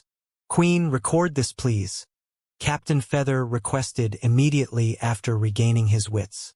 He knew that such a weird piece of information would sell for a lot. After all, he was watching an elite void creature shrinking from a behemoth size to merely an elephant size on its own. Is it committing suicide or what? Can they even do that? Let's get close and find out, Captain Feather ordered while flapping his wings rapidly. He didn't feel threatened anymore due to the minimized size of the elite void creature. Time to bounce. The moment Felix sensed that foreign energies were approaching with his passive dimensional senses, he didn't hesitate to snap his finger again. Just like before, he flicked for a split second before disappearing out of existence. The moment that happened, the elite void creature stopped squirming around and turned immediately towards Captain Feather and his squad. Then, it rushed in their direction as fast as possible, scaring the crap out of them. "Kill it! Boom, boom! Boom!"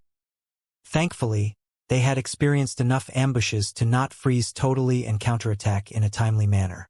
Since the elite void creature size had been reduced to merely a few meters, the salvo of abilities thrown at it was more than enough to delete from the face of the planet. Honestly, can someone tell me what the hell is going on? Captain Feather could only stare at his squadmates speechlessly, not able to comprehend the current development. From being chased by one pack made out of a massive elite void creature and 8 lowborn void creatures to ending up killing a tiny little one. The only one able to answer his question was chilling within the giant humanoid elite void creature that was chasing after the Sinner's squad. The distance between those two elite void creatures should be at least 10 kilometers by now. Felix literally blinked there. "Are you getting used to the feeling of traveling through the void realm?" Thor inquired as he watched Felix smiling in delight while inside the chest of the humanoid elite void creature. "Well, void blink makes it almost impossible to spend even a split second inside the void realm before forcing me to exit in my destination," Felix replied as he scratched his cheek, not giving a crap that the Sinners were running for their lives in front of him. "I spent only a few minutes in the void realm before, and I can only tell you that my experience wasn't pleasant in the slightest." Thor clicked his tongue. "With your void immunity and third passive second skin, you should feel like a king inside the void realm." Although Felix only spent time in the void realm within the UVR, he had to agree with his notion. Since the moment he found out that he had unlocked Void Blink as his second active ability, Felix entered the void realm willingly within the UVR. He didn't know if the Queen managed to capture the real sensation of being inside the void realm since he felt like he was floating within a warm ocean. It was like the void realm was welcoming his existence with a warm hug instead of complete rejection like the others. This made him drop his fear completely of the void realm. Instead, He wanted nothing more but to remain in it as much as possible. Unfortunately, the only method he possessed that allowed him to access it was Void Blink. This active ability couldn't be used to its full potential without his fourth passive that he unlocked at 45%. It was called Marked Prey. This passive transformed Felix's void energy into a unique one belonging to only him. This made it possible to use his void energy as a marker. Anything that it touches would be sensed by him no matter the distance. That's why when he used his Void Seekers on the pack chasing after Captain Feather, he managed to mark the elite void creature and blink himself to it by crossing through the dimensions. Without this mark, Felix's blink might make him end up exiting inside a wall, underground, or even on a different planet. That's because he had no control over its activation since it was a bloodline ability, not a mastered one like other abilities from elemental manipulations. So, he was really lucky to unlock the passive Marked Prey. It truly turned his Void Blink from useless garbage into one of the best active abilities in the universe. He was literally able to teleport anywhere in the universe by crossing through the empty void realm, as long as he marked his destination and had enough void energy to support his journey. That's why he easily blinked to the humanoid elite void creature immediately after Asna finished absorbing the other one. He had marked it first and left it for later because he knew that the sinners wouldn't dare to fight two void elites and their massive packs before Captain Feather fight his own pack. "Leave some energy for me, Asna," Felix grumbled after sensing that his elemental capacity was left with only 20% void energy. Since he always kept 20% poison energy and 20% lightning energy, he was left with only 60% in his tank to fill with void energy. Those two blinks that he made had taken more than 30% by themselves. "You really need to do something about it," Asna grumbled as well. "Your current energy tank is like a cup, while your abilities require at least a barrel each to use their full potential." Felix couldn't help but agree with her analogy. Sadly, he couldn't do much about it right now, since he needed to focus on hatching Nemo first. Though, the moment he finished doing so, he would immediately head to J with Tilda Ramungander's galaxy and focus entirely on reaching the third stage of poison manipulation and learn the conversion technique. While he was conversing with Asna casually, the humanoid void creature's new shrunken size had already been noticed by Miss Brazen and her squad. Too bad, they were still being chased by the other eagle-shaped void creature and the rest of its army. This made it hard for them to focus on anything else but their own survival. "I don't know what the fuck happened to the other elite, but this is our own chance to counterattack." However, Miss Brazen was smart enough to take advantage by the peculiar development and get rid of the pack behind them.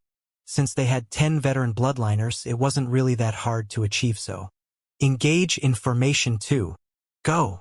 The moment the order was given, Miss Brazen and 3 of her squadmates separated themselves from the group and went into different directions. Since the biggest group remained intact, the Void Pack ignored Miss Brazen and those 3. "Get rid of the lowborns quickly." Miss Brazen beamed 2 compressors cannons and placed them on her wide shoulders. Then, she summoned 2 metallic silver cleavers and forced them within the cannon's hole. The cannon was empowered with unique crystals that were able to disintegrate the ability and compress its energy to the limit. It didn't matter if one staffed inside a water bubble or a wind blade. They all turn into an explosive beam of energy and burst through anything in front of them. Boom! Boom!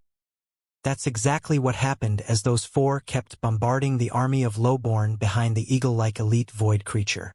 Since their attention was fully attracted by the biggest group of players, the Lowborns kept exploding here and there every time they got hit directly by the deadly rays. The ones who got brushed by it or had only part of their bodies touched managed to absorb the energy of beams and heal themselves. "Go quicker! The elite is catching up to our guys," Miss Brazen shouted out loud after seeing that the distance between her squad and the Void Pack was getting shorter and shorter. Upon hearing so, the other 3 beamed another compressor and added a 3rd explosive ray to their fire force. This helped them increase the pace of their hunt enough to start killing 3 void creatures by 3. After a grilling half-minute of constant bombardment and 2 ruined compressors, the army of Lowborns had been finally gotten rid of.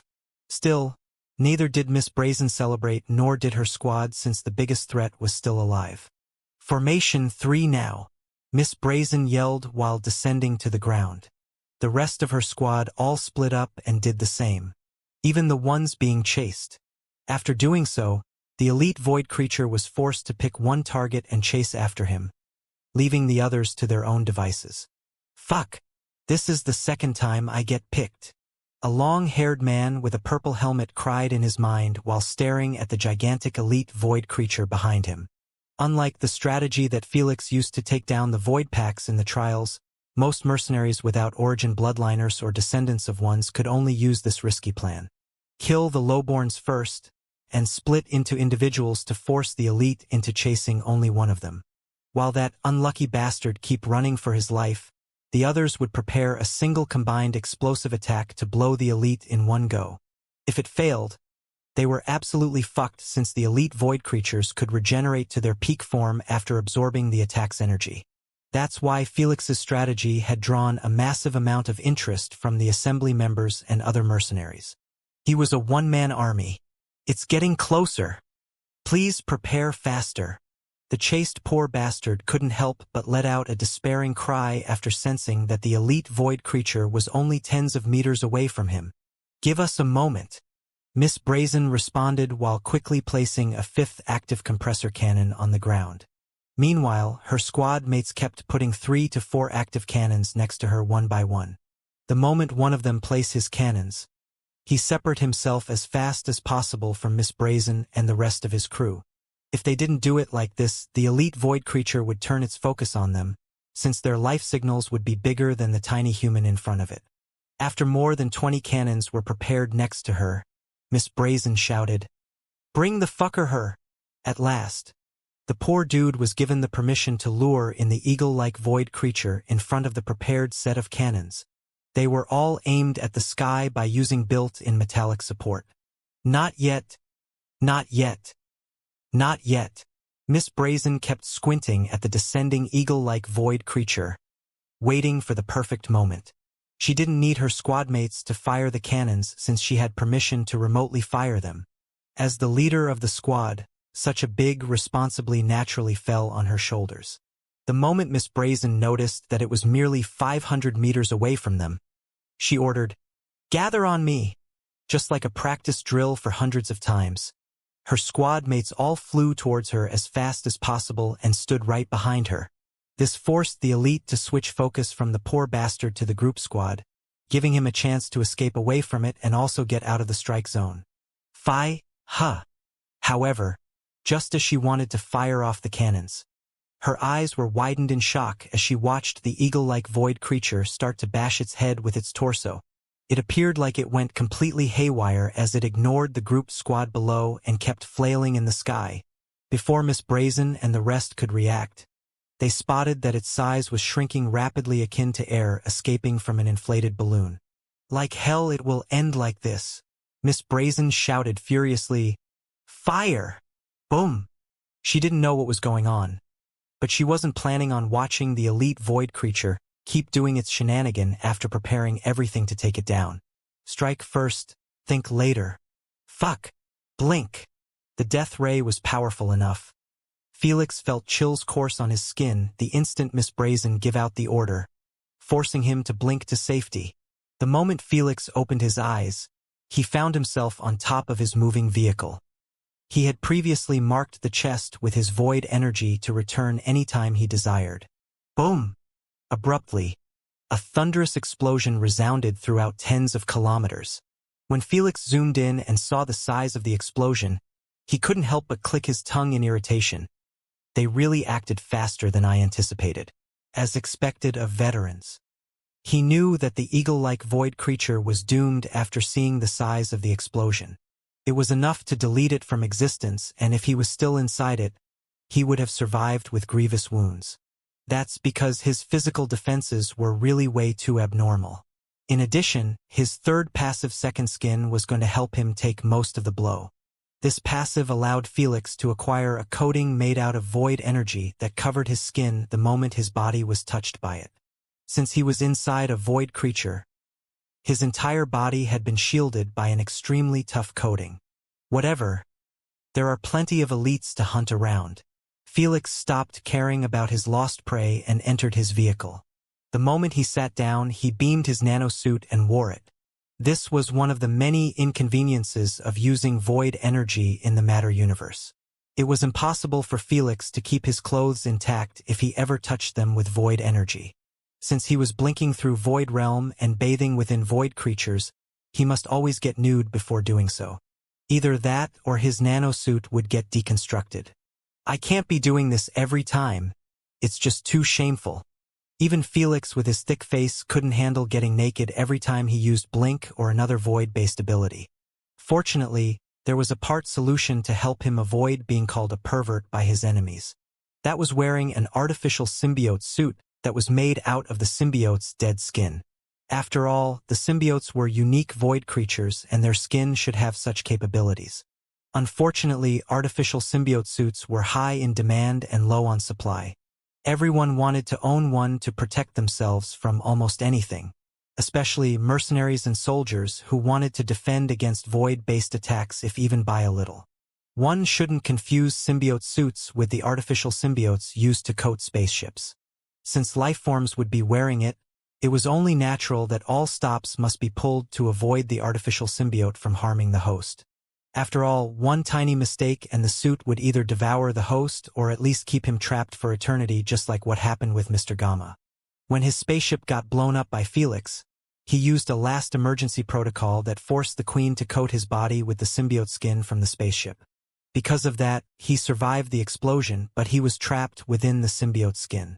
Felix took advantage of that by sealing him inside a solidified green sand pyramid. If he used a real artificial symbiote suite meant for lifeforms, he would have survived such a deadly strike while still retaining control. That's why the symbiote suits were always in demand and anyone would pay whatever it took to get one for themselves.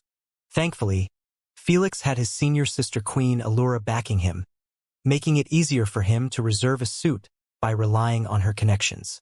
As for requesting Lady Sphinx, he already did and was told that she didn't keep such toys in her warehouses. Hopefully, it will reach me in a few months tops. Felix wished while checking on his AP bracelets. Since they were made out of symbiote skin as well, they were mildly damaged.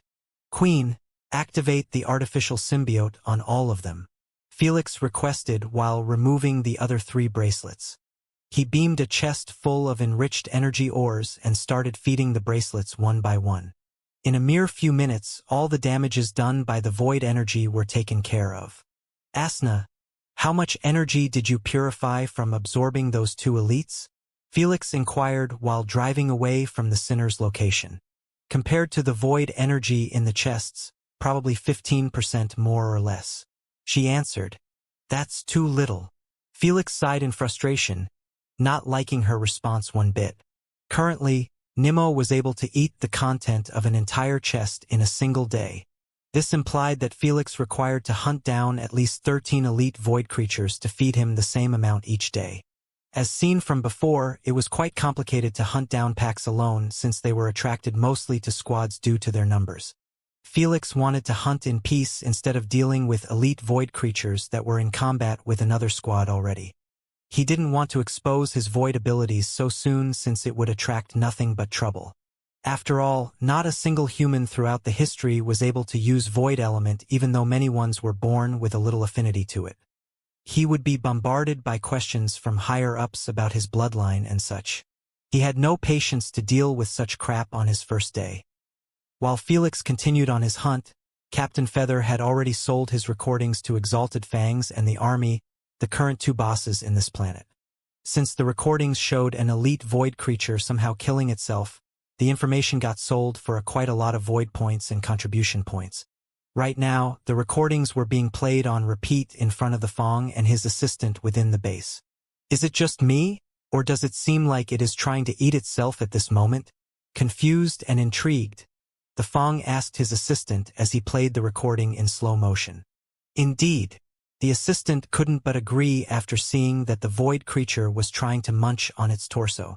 It wasn't really that obvious since this void creature didn't have a mouth or teeth, though the scene of it smashing its head with its torso helped them reach that conclusion. Why is it doing that? Did it absorb something and couldn't deconstruct it or something? But that's impossible. Void energy deconstructs everything it touches. Thoughtful, the Fong kept murmuring while tapping his finger on the table. He understood that elite void creatures were considered a massive threat to even origin bloodliners due to the potency of their void energy. So, he truly found it difficult to believe that it wasn't able to deconstruct something. The only way to find out was by looking inside the void creature. But he knew that was impossible since the inside of void creatures were like a miniature version of void realm. Nothing gets inside, not even light. That's why Felix was never worried about getting seen while chilling inside a void creature. Not a single ability could bypass the void energy and spot him. It didn't matter if it was physical, elemental, or even mental. After all, abilities require a medium to travel. How could it enter the void creature if even the medium failed? What's even more baffling is the way it shrunk itself without anyone's interference. The Fong said with a serious tone. The Fong had watched the recordings from every angle and replayed many times. Yet he didn't find out what caused the void creature to shrink so much in size. Set up a meeting for me with the assembly members. This is a serious matter that needed to be clarified as fast as possible. The Fong ordered his assistant. So far, it looked like a good issue since the elite void creature got weakened to a point it died with minimum effort. Still, the Fong wasn't going to let it rest until he reached the bottom of this. Meanwhile, inside the general's office in the Army space station, the same recording was being played on repeat in front of 3 stern individuals. All of them were wearing the same black military uniform. The only difference would be the number of stars on their shoulders. 2 of them had 3 stars and the man sitting in the middle had 4 stars. The man with 4 stars was actually much younger than the other 2 as he appeared like he was still in his 20s. He had a small scar next to his left ear and a jarhead haircut. His dark eyes were giving off a sharp and a frosty vibe, making it hard for anyone to stare at him for too long. In fact, the middle-aged men next to him appeared more friendly than him. Lieutenant General Alfred, did you ask that Merc squad if they spotted anything peculiar happening to the elite void creature before it started to act like this? The frosty man inquired with a rigid voice. Yes, General Aztec. But their response was negative. Alfred responded. It was common sense to interrogate Captain Feather about everything that had happened from the start of the ambush to the end. Even the Fong assistant had done so. Contact the Sinner's captain if she is still alive. General Aztec ordered. We need to know what happened to the other elites since they were in the same PA. Before he could finish his sentence, his AP bracelet started vibrating. He glanced at it and noticed that it was an incoming call from his subordinate. What? General. The Sinner's captain has just published a recording of her latest battle.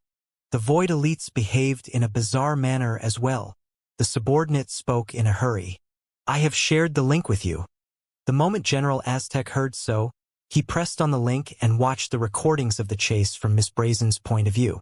In a few seconds, Lieutenant General Alfred and the other gasped in surprise after seeing the human-looking void creature pause its chase and start to bash its head and limbs with its torso.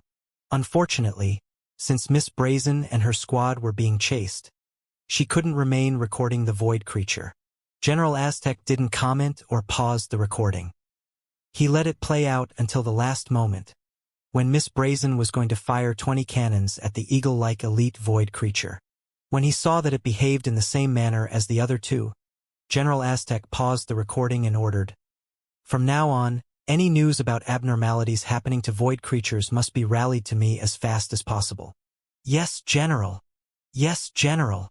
Upon hearing so, General Aztec stood up and said, keep examining the recordings.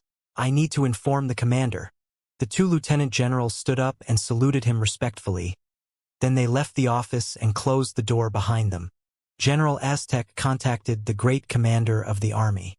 If it was just a single elite showing weird signs, he wouldn't have bothered to contact him since he could handle it on his own. But 3 at the same time? He knew that something was going on, and it was better for the commander to hear it from him than from the network.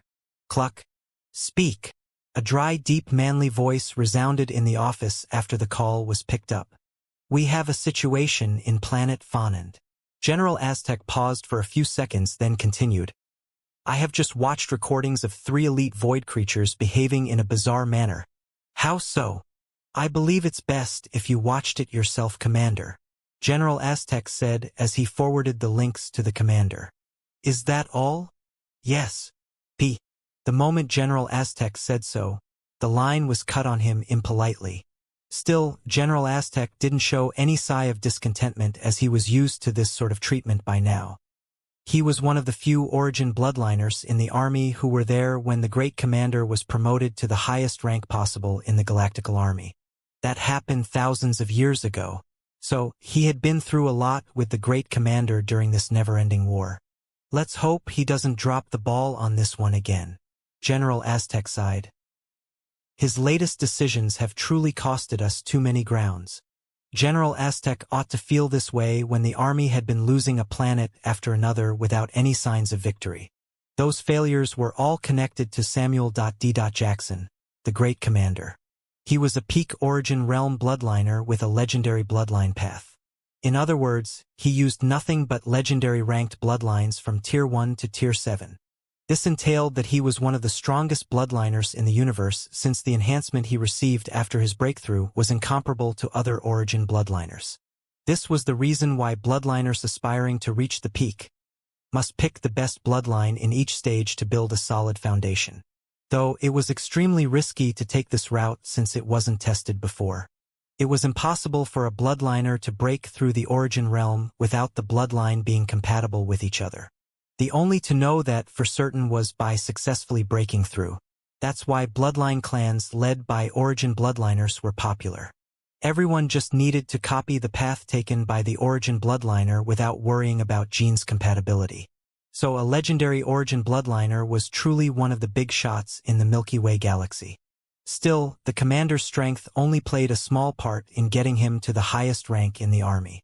It was mostly due to his many achievements against the void creatures. Blocking thousands of void creatures invading a planet with a small fleet. Saving one of the 10 councilmen of the Bardo Empire, who got ambushed in space by a void cell. His leadership was brilliant to the point the army and mercenaries managed to recover many planets safely and get back some lost grounds. There were many more unmentioned achievements. They were enough to immortalize him throughout the history of mankind. That's what everyone assumed. Unfortunately, in the past 500 years, no notable achievement has been recorded. Instead, he started making weird decisions, such as blocking tourism in the capital city, allowing criminals to run wild, creating a rift between soldiers and mercenaries by publicly denouncing the guild on many occasions. Most importantly, giving bad orders that ended up in losing big battles against the Void invasion. Still, his old achievements and strength had kept him in charge of the galactical army even though a lot of people had lost faith in his capabilities. Even General Aztec was on the verge of losing it. Don't even mention the public. 2 weeks later, the news about the elite void creatures committing suicide was getting out of hand in the network. So far, there were more than 60 videos in the network, showing the elites shrinking in size before getting blasted by the squads. Those videos had already spread throughout the entire Guardian Empire, alarming all mercenaries and soldiers in other planets. The fact that those abnormalities were happening only on planet Fonand forced many researchers in void creatures to head down there, not caring about the dangers imposed. After all, this was the first change to happen to void creatures since the moment they invaded the matter universe. They were certain that if those abnormalities kept happening, even researchers from other races would be interested in this issue. If the assembly members didn't have their own planets to protect, they would have gone to Fonand as well. They will be on to you in no time if you kept attacking elites near squads, Asna said as she eyed Felix, who was chilling inside an elite void creature, deep underground. If I slowed down even more, I doubt Nimmo will hatch in those 2 years. Felix replied. In the past week, he had been focusing mostly on hunting void creatures on the surface or the ones hiding deep underground. He did so by simply firing his void seekers into the ground. Since they were made out of void energy, they were able to dig through the dirt by deconstructing it. Because they could lock on void creatures, it wasn't hard to hit the elite and mark him, enabling Felix to blink inside its body. Just like that, A pack get hunted while still underground without anyone knowing about it. Unfortunately, this strategy could be used only on packs that were 1 kilometer away from the surface. That's the maximum range of his void seekers if it traveled through the ground. After all, the more solid an object, the harder it was to deconstruct it. The void particles could not deconstruct something tirelessly and infinitely. Still, this strategy helped Felix hunt more than 15 packs in the past week without anyone knowing about it. If only Nemo's egg wasn't an abyss for void energy, he would have settled by using only the strategy to avoid attracting attention. Alas, his appetite made it clear to Felix that he needed to increase his hunting speed. This forced him to target any void pack in sight, no matter if it was targeting a squad or not. They are bound to find out eventually. After all, I have been near every elite that committed a suicide. Felix shrugged his shoulders. Hell, they must be already on to me. They probably didn't contact me since they wanted to catch me red-handed or something. Felix wasn't delusional to believe that the assembly members and the army generals were stupid enough to not figure out his involvement. They could simply request the Queen to show everyone's coordinates, who were the nearest to those elites. Felix would be the only one to pop up in all of them consistently. In addition, the suicide phenomena was happening only in the malaria zone.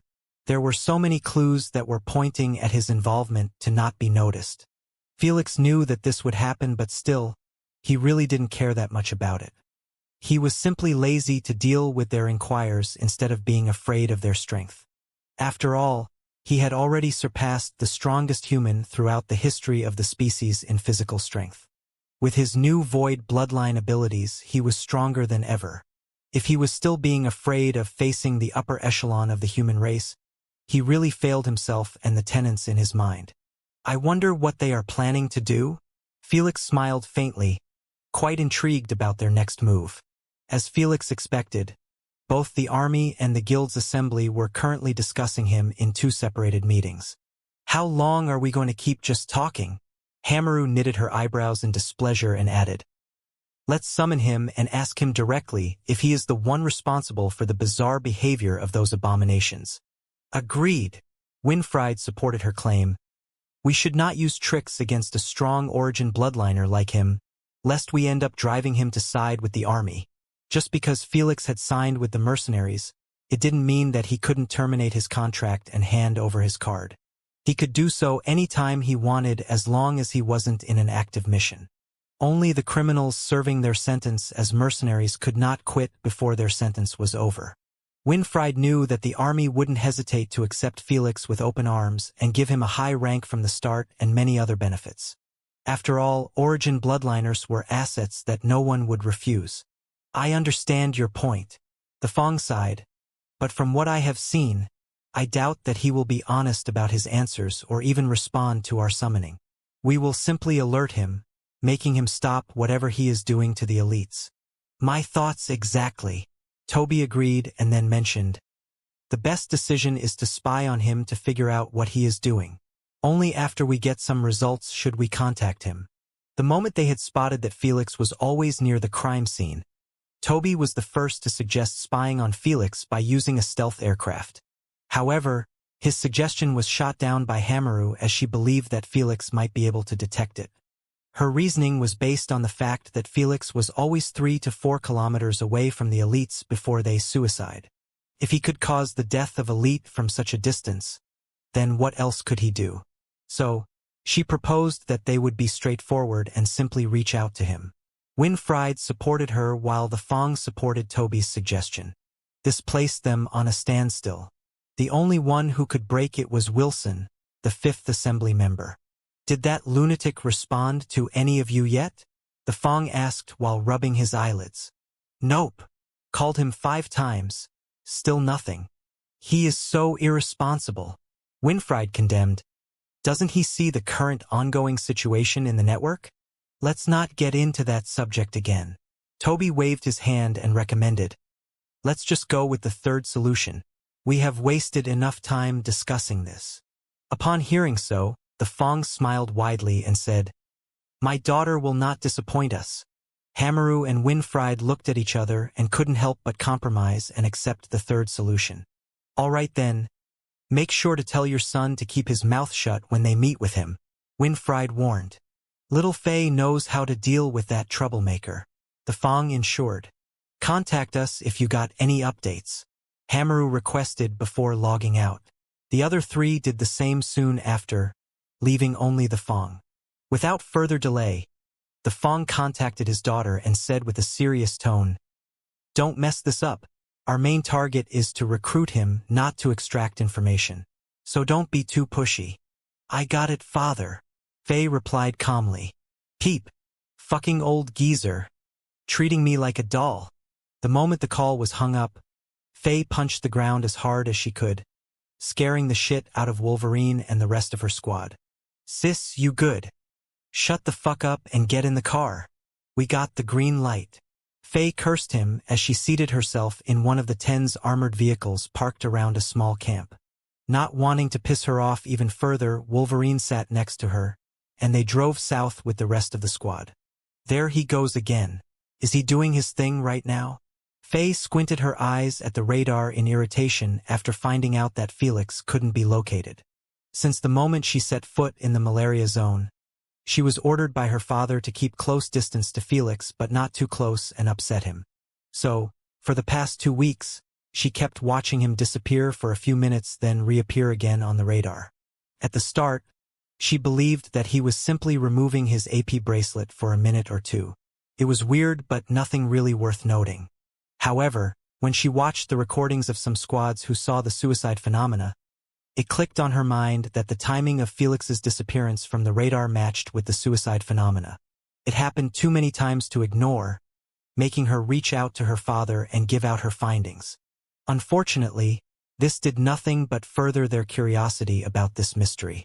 Unbeknownst to them, every time Felix entered the Void Realm or inside a Void creature, the Queen could not give him a location since it wasn't registered in her database. Hence, he seemed like he disappeared off the radar just to reappear a few minutes later. There you are. After waiting patiently for a few minutes, Felix had shown up again in Faye's radar. He was at least 20 kilometers away from them, a distance that could be traveled in no time. "I want everyone to fall back. I will be meeting him alone," Faye ordered while driving at full speed toward Felix's location. Seeing that she didn't plan on kicking him outside the car, Wolverine kept his mouth shut. "Lance, I am finally going to meet you. I will never believe that you are the one killing those elites until I see it with my own eyes." It seemed like Wolverine's delusion of rivalry was still burning high, not knowing that Felix had probably already forgotten about him. Unlike the guild's meeting, the army's meeting ended on a bad note due to the Great Commander refusal to give out his order on the matter. It has been 15 days now since the Great Commander was informed by General Aztec. Yet, not a single order was given to deal with the current situation, even when they had figured out Felix's connection to the suicide phenomena. What's worse, General Aztec couldn't take it on himself to do something since he was ordered by the Great Commander to hold. This truly pissed off General Aztec. Alas, he could only oblige and watch the army getting bombarded by questions from the press and the public. I really hope he has a plan in mind. The guild should have made their move by now. Fatigued, General Aztec massaged his temples while looking at the ceiling of his office. Ancient memories of the great Commander Samuel surfaced on his mind. Those glorious moments he experienced with the commander were the only thing keeping him from losing faith in the commander, just like most people already did. Unfortunately, if he knew what the great commander was doing now, he would have burned those memories down to the ground. In a small cold room that was dimly lighted, a naked hairy middle-aged man was strapped to a large wooden cross with nails. Blood dripped from the man's wrists and legs, yet the look on his face expressed nothing but euphoric pleasure. His eyes were focused on a bewitching pale woman dressed in a tight black leather suit. The suit sure highlighted her unrealistic curves and assets that would make any man fall over heels with a single glimpse. Her silky smooth purple hair was styled into a ponytail, making her cold, gorgeous face stand out even better. She was playing with a long leather whip while walking around the crucified man with lighter steps. Since she was wearing long black heels, the clicking sound they made kept booming in the man's ears every time. "Please, pun. Ishmi Mistress Candace. I have been Miss Bia. Ving. Thrilled and slightly scared, the middle-aged man stuttered as he kept his eyes down, not daring to look into Mistress Candace's eyes. Mistress Candace stopped walking and giggled charmingly. Ho ho, I am starting to think that you are going against my orders willingly to get punished. Before the middle-aged man could respond, Mistress Candace placed her whip on his shoulder and whispered in his ears. Am I right, my cute Commander Samuel? If anyone heard what she just said, they would pass out on the ground from pure disbelief. The great commander of the Galactical Army, the man who's tasked to shield humanity against the Void invasion, and one of the strongest origin bloodliners in the universe. This respectable and poised figure was breathing ruggedly with a visible erection after simply smelling the woman's inciting scent. Fortunately, no one would have his memories of the great commander defiled, since this darkroom was neither in the real world nor the UVR. It was in the great commander's dream. Come on now, don't get too excited. Mistress Candace lifted his chin with her lean finger and spoke coldly. Didn't I tell you to stop the guild's attempts from touching my new toy? I swear I tried my best, Commander Samuel yelled. But my authority is starting to wane. I can't order General Aztec to sabotage the guild's attempts lest he thinks I went CR. Smack! Smack! Before Commander Samuel could finish, Mistress Candace whipped him in the chest hard enough he started to bleed. Huff huff! However, Commander Samuel seemed to feel pleasure from the pain as he kept breathing heavily through his nostrils. I don't want to hear excuses from you. Mistress Candace narrowed her eyes dangerously and said, I don't care how you will be perceived. If I ordered you to do something, you do it at all costs. Am I understood? Yes. Yes. I won't disappoint you again. Please don't throw me away. Commander Samuel begged tearfully after seeing that she was getting too attached to Felix. He felt intense amount of jealousy and hatred to Felix. If it was up to him, he would have ordered the mobilization of the entire army to kill him. Unfortunately, he was just a sex slave to Mistress Candace, making it impossible for him to defy her orders. She wasn't any ordinary woman that could be defied or resisted against. That's because she was a void succubus, one of the 7 unique void creatures that were created by Paragon of Sins. Her powers were based on the sin of lust, giving her the freedom to invade both men and women's dreams and turn them into her sex slaves after experiencing a new world of pleasure that no one could withstand. She wasn't controlling them with mental abilities or such. She simply gave them a small taste, and they fall on their own to the pleasure, making them unable to live anymore without it. For Void Succubus, who was claimed by Lady Sphinx to be more terrifying than symbiotes, her abilities to have people under her control by their own will was top-notch. Since all of this was happening in a dream, the Queen AI could not see it, making it possible for Mistress Candace to order Commander Samuel like a dog without her knowing about it. It has been over 500 years now since the first time the commander was visited by Mistress Candace in his dream. Due to his high mental defenses, he was much tougher to break through. Still, after a few years of continuous visits, he got hooked on her just like a drug addict tasting heroin for the first time. For the past half-century, everyone thought that he had lost his capabilities, making them lose a planet after another. But in reality, he was simply following Mistress Candace's orders to get rewarded by her. He was no more than a puppet to be used by the Void Succubus for her own entertainment.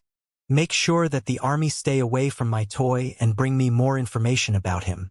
Don't mess up again, or you won't like the outcome of my punishment. Before Commander Samuel could feel thrilled at the notion of being punished, Mistress Candace laughed sadistically. Trust me, it won't be a pleasurable one for you. I won't fail you again. Commander Samuel gulped fearfully at the sound of that, knowing that Mistress Candace could make him suffer just like she could make him feel good. Although it was his dream, he had already lost control over it. Hell, he couldn't even wake up unless she gave him permission to do so. The only control he had was not sleeping. But if he didn't sleep, he wouldn't see her. If he didn't see her, he wouldn't get his dose of her pleasure, making him enter a withdrawal. He would do anything to avoid going through withdrawal again. At this moment, he was already a slave to his own desire, making him ignore everything else, even the never-ending war and his responsibilities towards it. "You can leave now." Mistress Candace sat on a chair as she waved her hand at him. But Commander Samuel seemed reluctant to leave since she didn't give him his dose for the day. Unfortunately, one glare by her made him understand that it wasn't happening today after his fuck-up. So, he immediately woke up from his sleep while still having an erection. "Mira, wake up," he ordered coldly while shaking a beautiful naked woman who was sleeping next to him. Upon hearing his frigid voice, Mira didn't dare to remain sleeping for even a second longer. Without him telling her what to do, she started pleasuring him silently. "I feel nothing. How can you be this bad?" Commander Samuel grabbed her head and smashed it against the bed's frame, resulting in her bleeding profusely. Yet Mira held in her voice and let him do as he pleased with her body. Either this or she ends up in a much worse state. After all, he was the commander and emperor of the Guardian Empire. Who could stand up against him? After a few minutes, Commander Samuel threw Mira into the ground after having his way with her. While she was weeping silently on the ground, Commander Samuel kept punching his thighs that were twitching like crazy. "This is not it. This is not it. Only the mistress can satisfy me.